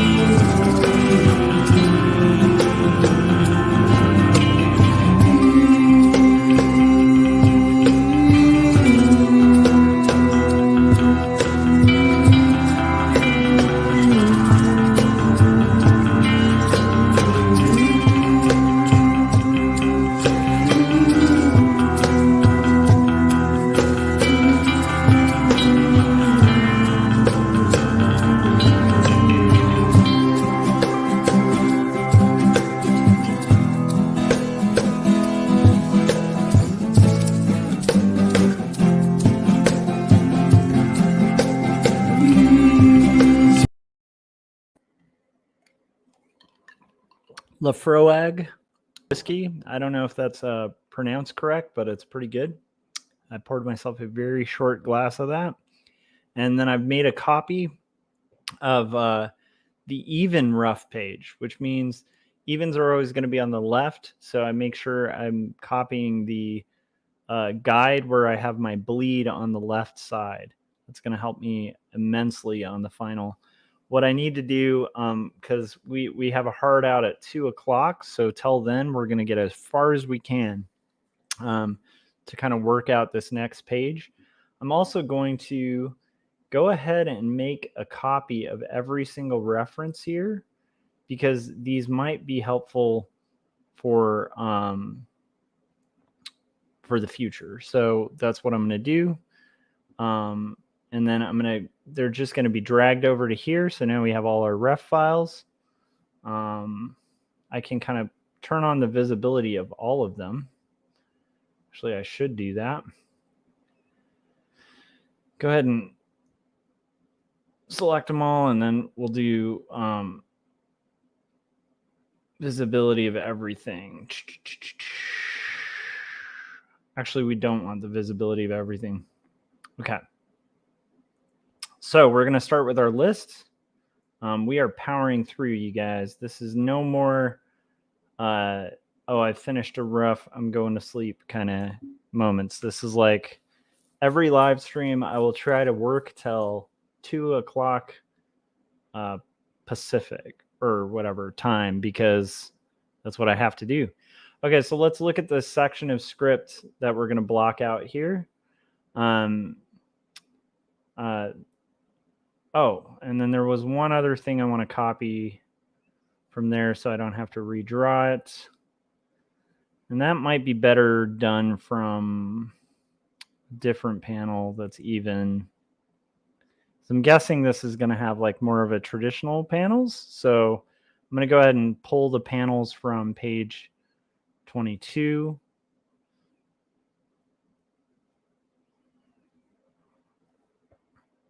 Which we revised at the beginning of the stream. So we've gotten a lot done. We did like 3 rough revisions that were fairly decent, fairly substantial. And then we've gotten through the rough for page 25. And now we're at, which had crowd scenes. We managed to not cop out. We did the crowd scenes, even though they're roughs. And now we're on to page 26. So I'm going to make my list first. That's what I always start with these things. And then I've noticed that on Twitch, somebody was talking about it being my lucky day and that I can buy followers. Thank you, Twitch. Spambot. I am not big enough on Twitch to need mods yet on Twitch, but I do have a bit that I've been doing on Twitch where I will read any spam bot that I get on Twitch. Anyhow, so thank you, iSupamooney3. That was a very kind spam bot. You're a kind spam bot. All right, so it is funny how the spam bots do come out of the woodwork for like small channels. Because on Twitch, I have like maybe 2 followers. I don't know. It's pretty small. I still haven't cracked the threshold to get any of the special stuff on Twitch yet. All right. I haven't really been focusing much on Twitch. Okay. So right now what I'm going to do is we're going to make our list of what we need to do. And I'm going to sip on my whiskey so that when it comes to clock out time, I can clock out. So, okay, here we go.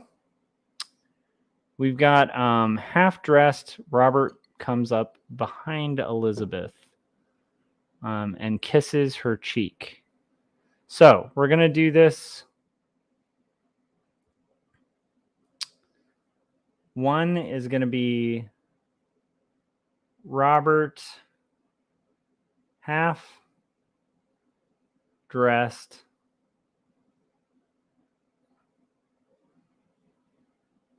behind EBB.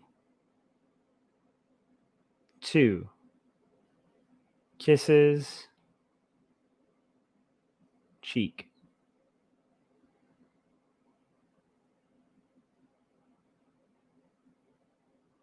3 text.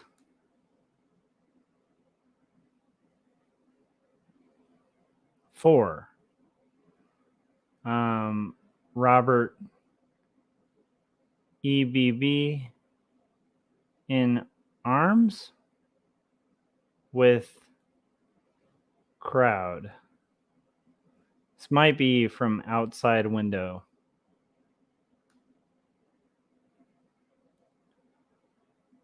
Question mark. 5 you are becoming a true Italian. Look how brown you are. That's Robert saying that. And then Elizabeth says, I love it here. My Florence. And Robert says, it does seem your Florence has brought you back to life.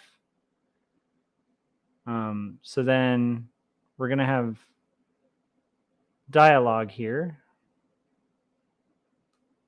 Big panel. So that's going to be 4. It's going to be like a main dialogue big panel. And then 5 is going to be Robert pulls her back to bedroom. 6, they kiss deeply. Okay, this will be really cool if we can rough this out before 2 a.m. I think we can at least thumbnail it. We can get the thumbnails done. That way we have a head start before tomorrow. Okay. Robert's going to come up behind Elizabeth. So I think here I'm going to have her almost like leaning out the window. She's going to be kind of leaning forward, right? Her posture. But looking down. So maybe more like that. Arms up. She's going to be leaning forward. And Robert is going to come up behind Elizabeth. Maybe his hands here.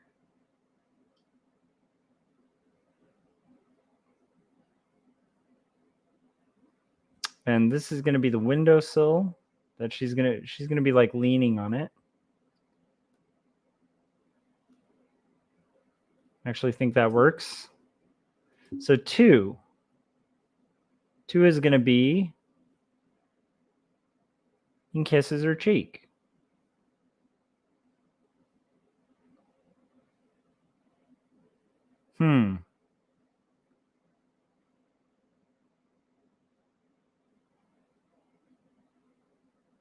That's a tough one from that angle.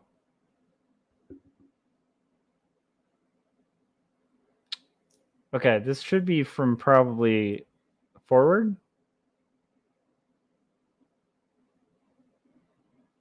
So this might be like, maybe she's and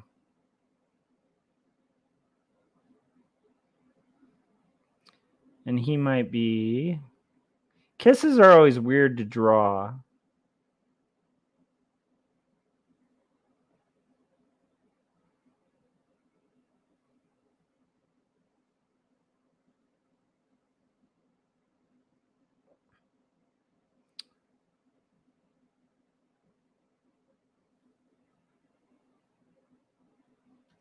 He needs to be kind of more behind her. So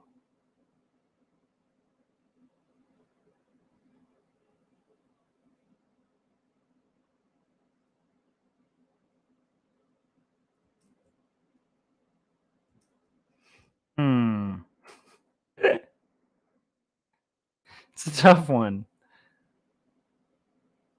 If you guys are kind of chuckling over it, just realize like it's kind of a hard thing. I've always struggled with like a kissing sequence drawings, especially somebody like kissing on the mouth. That's okay, but like kissing on the lips, there we go. That's better.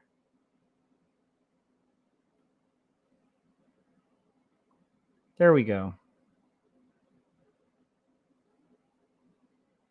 And then this will be Robert. There we go. We kind of worked it out. It just takes a few seconds to kind of figure out like what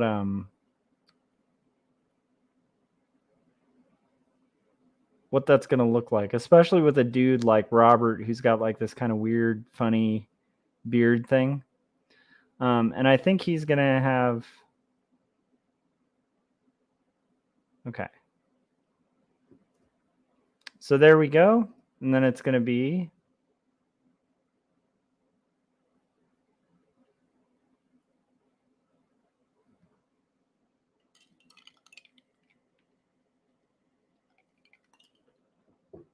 Robert's going to be saying this.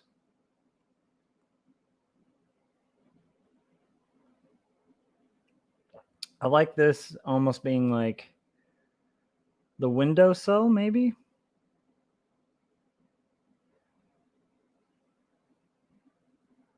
And he's kind of leaning in close.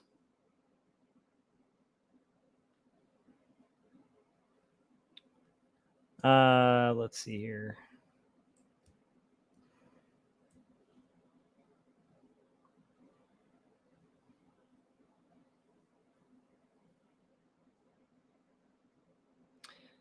So this is going to be him saying like, "You're quite the early riser, my love." There's obviously some innuendo in this sequence, but that's okay. I mean, again, like that's part of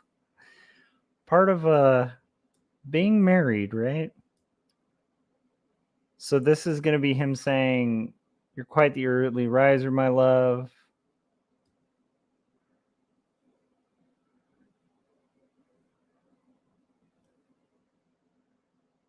Her saying, "How could I sleep with all of this?" I think should be here. So this is going to be a much smaller thing. These are thumbnails, by the way, not roughs.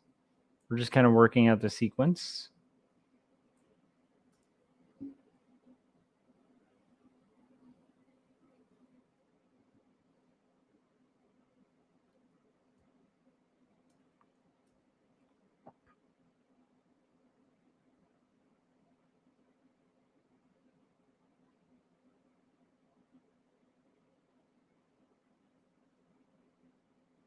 Okay, there we go. Robert draws her into his arms as they watch the procession.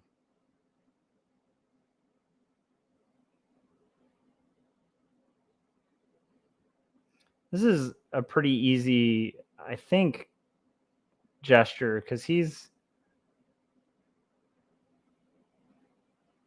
going to be there. She's going to be here.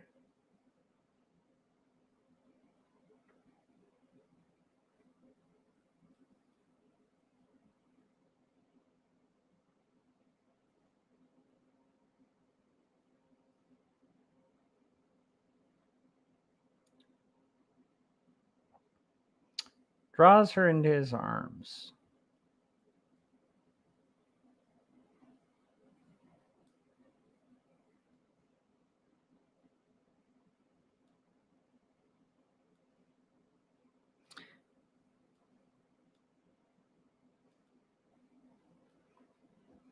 As they watch the procession. So maybe here we can have just like some crowd stuff.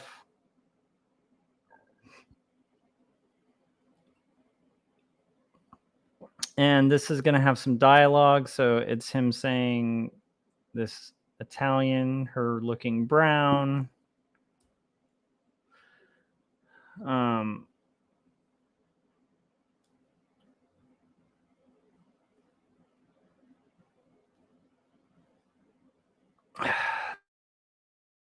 I don't like that look, the text. So I think, again, this is the beauty of a thumbnail where we can kind of say, here it's going to be him saying,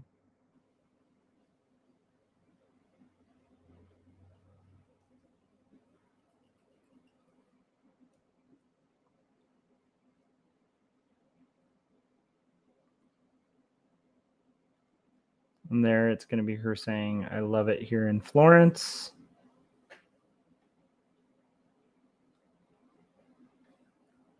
Okay.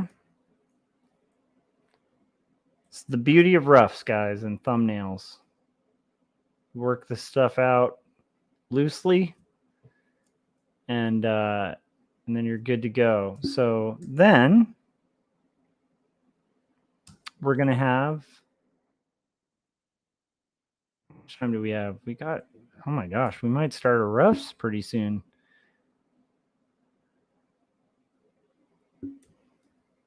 Okay, so now Robert's going to say,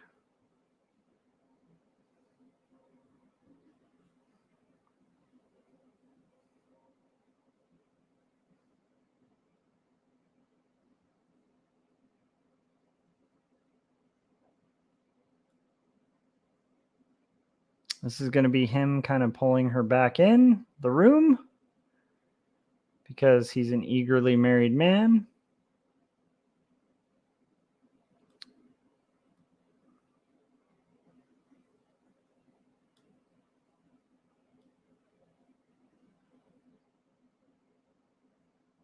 And there we go. We're pulling her back into the room. We've got the window's going to be there. I'm guessing we're going to have like our piano here. Maybe we have like this there. And this is going to be him saying, it does seem Florence has brought you back to life. She's going to be smiling. He'll be there. And then this is going to be them kissing deeply. Which, by the way, an actual kiss is less difficult to kind of work out than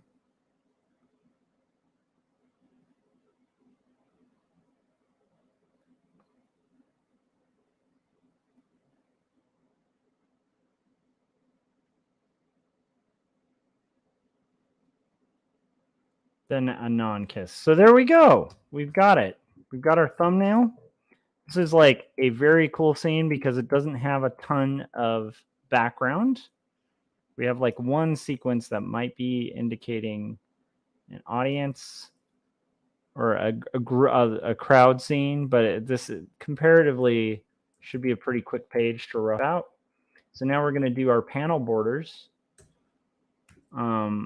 I'm going to go ahead and take my list that we did just now, and I'm going to shrink it down because that's mainly for us to just do the thinking we need to do to kind of do the rough. And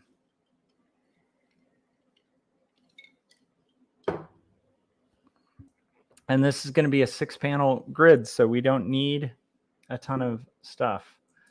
So right now we're going to do Elizabeth. Let's see how far we can get. We've got 20 minutes, guys. 20 minutes left in the day. Never say never for what's achievable. Is this Robert's face? Okay. I see what happened here. Hold on. I'm going to move all of this stuff just a little bit over. Okay. So let's have, so we have Robert. Robert's going to be here.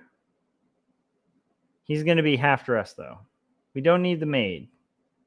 We do need Elizabeth. So we're going to find Elizabeth. Where are you, Elizabeth? Where is my Elizabeth file? Oh, no.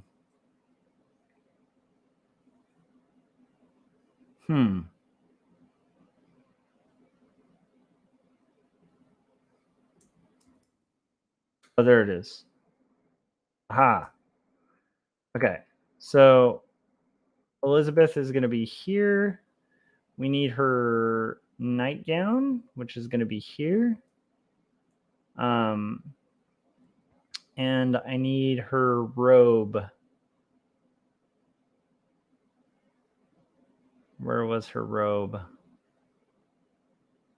I don't think we need a lot of these. Where's her robe? It'd be interesting to see. Did I bring her robe with me? Did we pack her robe? Her robe's going to be one of these lower ones. Ah, there it is. Boom. Okay, there's Elizabeth's robe, and then we just need the windowsill kind of area. I don't need those notes. Don't think I need that.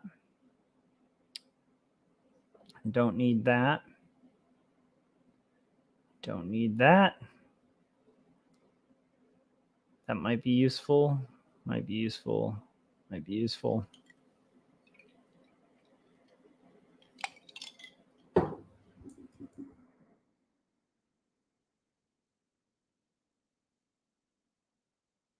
I don't think this has anything in it. I am looking for the window, the Casa Guidi windows, which is kind of appropriate considering that Casa Guidi windows is the name of the poem that's being alluded to here.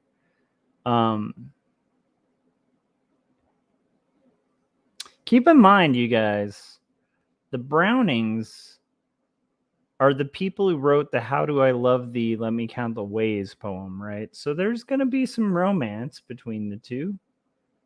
But keep in mind also there's some fun, rad seance stuff that's going to happen pretty soon too. So if you're not into the romance stuff, bear with us because there's some darkness coming. Okay.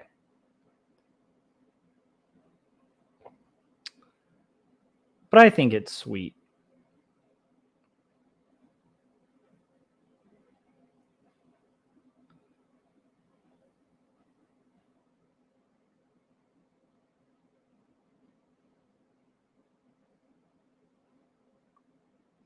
Did we somehow miss the windows here? Are the windows like on a layer that I'm just not seeing? Like, what's going on here?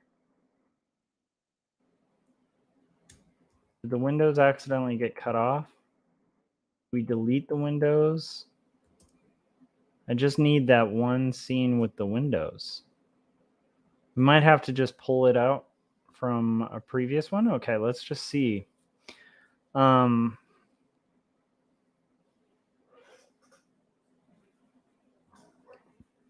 Let's open up the one that had the windows, because I know there's windows on this one.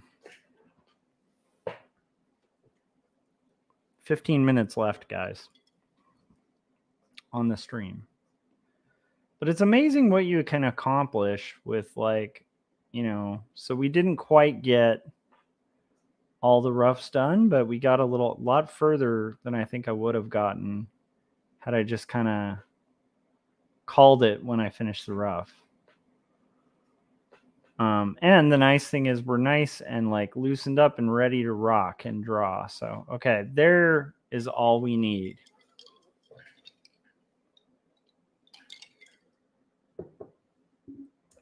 All right, let's see if we can at least get a little bit of these roughs done. So I'm going to call this roughs. Save it. And we're going to do Elizabeth is going to be leaning out the window.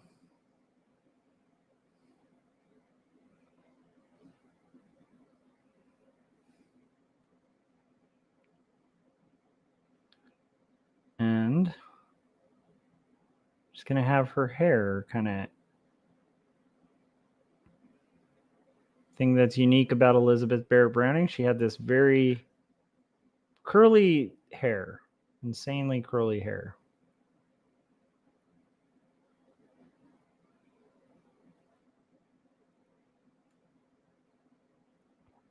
And Elizabeth's shoulders are up. And I'm going to have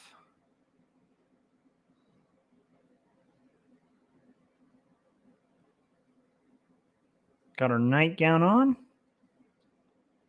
And she is looking out the window. So her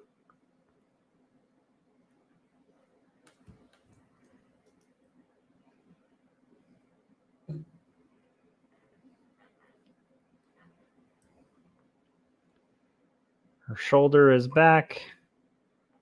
She's got her hand out the windowsill. And she is going to be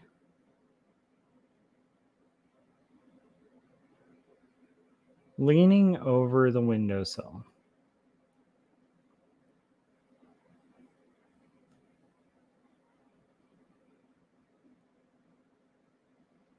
And Robert is going to be putting his arm here.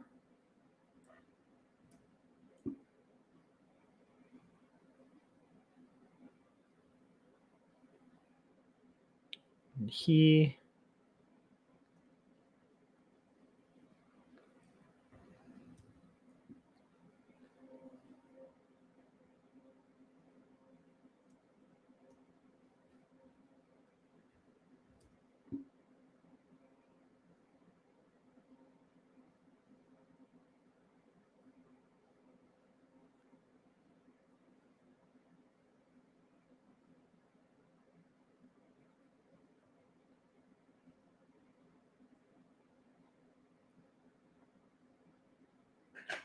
is here, and his head is going to be more like here.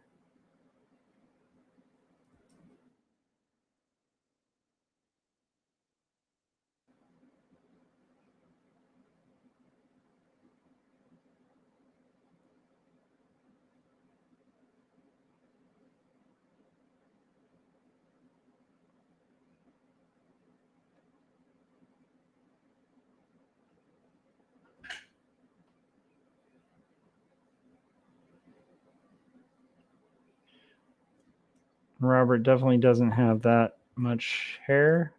He's also looking a bit like a strange creature here.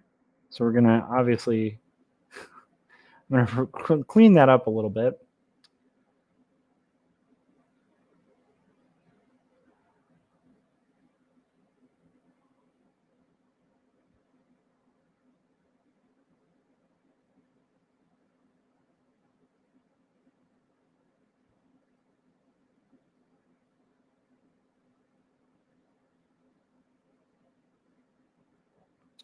And we're going to have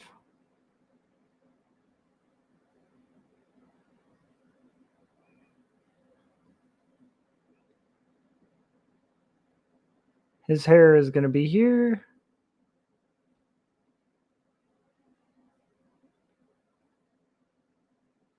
He's leaning forward. He has those old school. I think he's supposed to be half dressed. So, okay. He's got like his.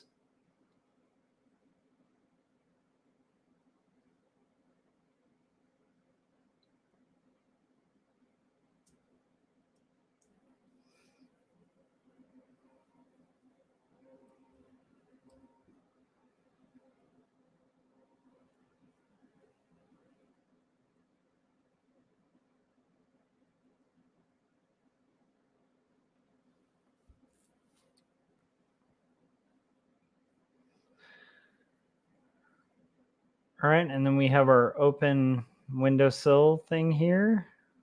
It's going to be like that.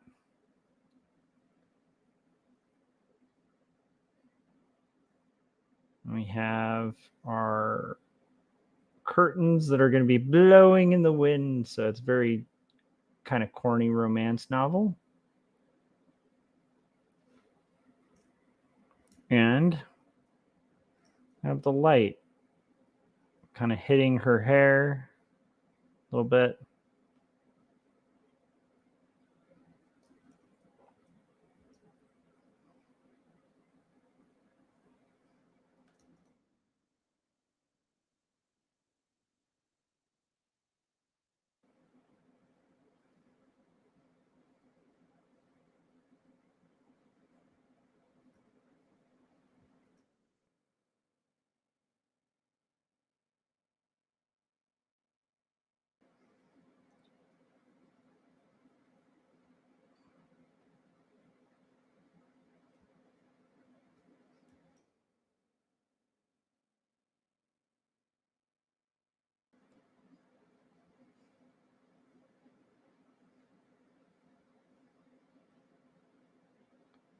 There was that person on the roof, remember?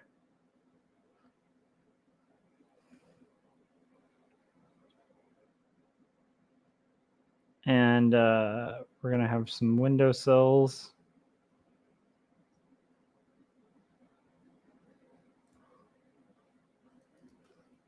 And what was the last word they're saying? Liberta.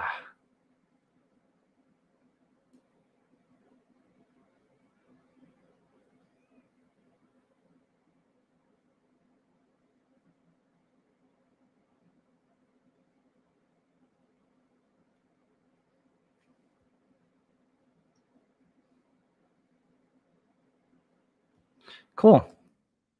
We've got to start, guys. We've got to start. We've got 10 more minutes. I feel like I want to do...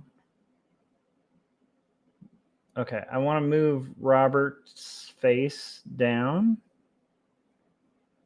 Oh.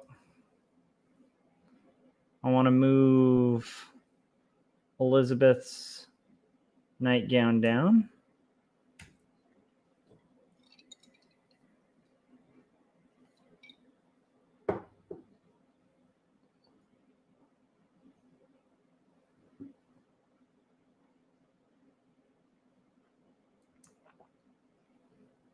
I want to move the text down to here. And we're going to do... I actually like my little thumbnail here, so I think I'm going to copy that. Whoa. Okay. Where's our little thumbnail? Okay. Copy the thumbnail and do the little trick that I've been doing. Kind of animation style. And we will move this up here. So I felt like that was a hard kind of kiss to sort of work out how that was going to work. And I feel like I kind of did, although I want it to be a little more tilted. So we'll do that. And then I'm going to do lock it. Oh, come on. You guys, we might almost get through at least a section of the roughs here. It's not too bad. Oh, I should lock those transparent pixels. And we'll do just another layer over that. That's magenta. And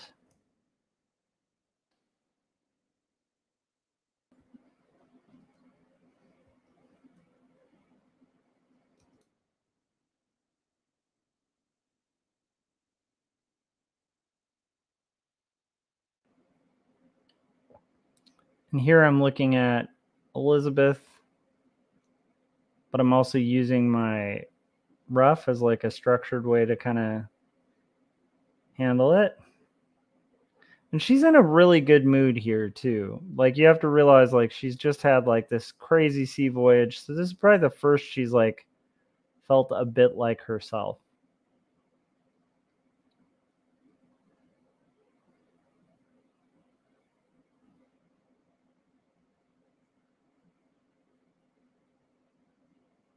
Elizabeth does have bags under her eyes, but I really want to almost like make those subtle.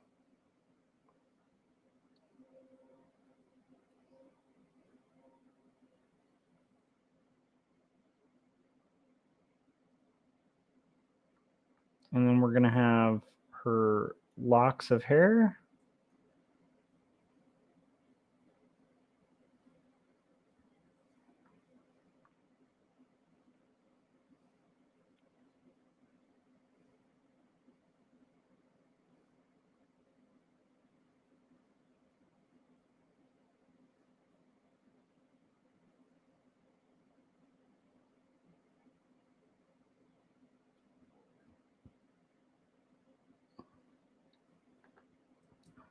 Robert, going to be here.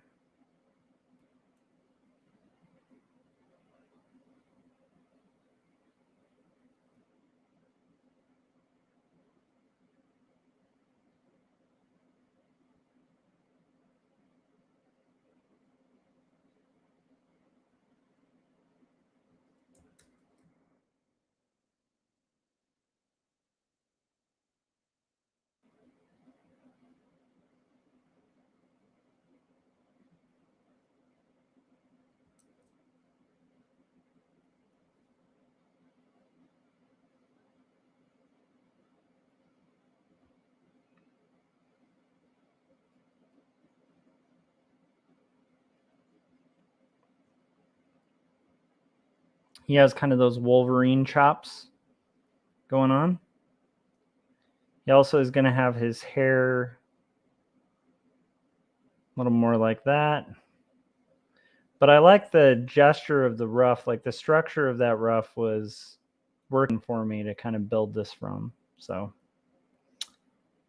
now we've got Robert here, but Robert is also going to have his shoulder here.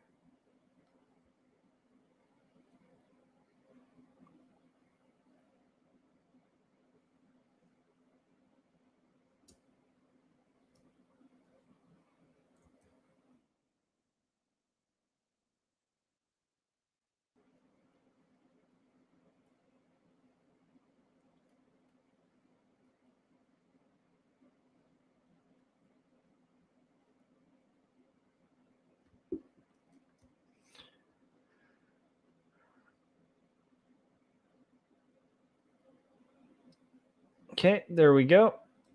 We have a little bit of light that's going to be like from the side, actually, more from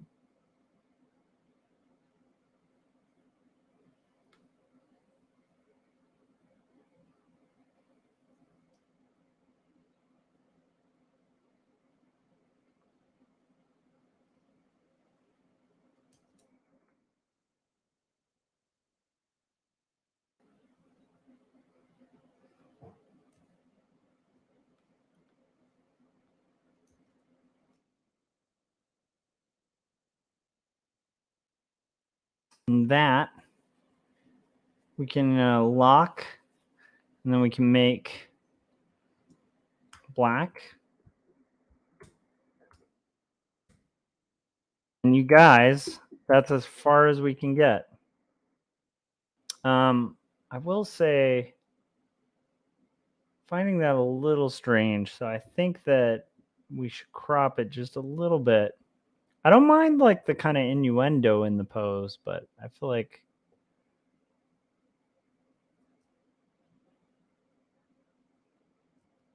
that's a little better. And then also maybe it's better if it's actually a little less creepy, the angle that he's standing at. Because that was a little creepy at first.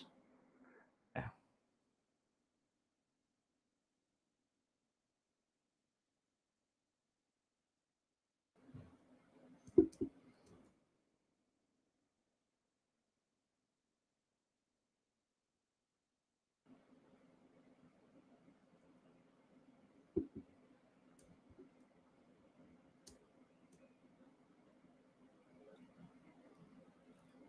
Adjust his expression there too, so he doesn't look like such a creep show. And then there we go. All right, guys, we're gonna have to finish the roughs tomorrow, but we got through 2, and that's not too bad. And I don't think these will. Oh my gosh. I don't think these are going to take that long to finish. So, So I'll see you guys on the live stream tomorrow when we finish up these roughs. But we're getting there, guys. Thanks to everybody who's watched. I appreciate you guys hanging out with me while I make pages and art. If you can, make sure you're subscribed. You've hit the bell so you get notifications when I'm about to go live. And make sure that you've picked up a copy of my graphic novel, my doomed romance graphic novel, Jacob's Apartment, which just came out pretty much a couple weeks ago. And then also, if you haven't yet, pick up 2 stories. These are both really good graphic novels. I think together, these 2 books combined equal about a decade of my life. So yeah, any support in like the arts and supporting indie comics is greatly appreciated. And you can get those on Amazon. You can get Jacob's Apartment at bookstores everywhere. The best method with Jacob's Apartment is to go to your local bookstore and request that they order it through Diamond. And it's released by Graphic Mundi. And that'll do it. I'll see you guys on tomorrow's stream. And I hope you guys are having success and enjoying making progress on your comics. And I will see you guys on the next stream. Bye.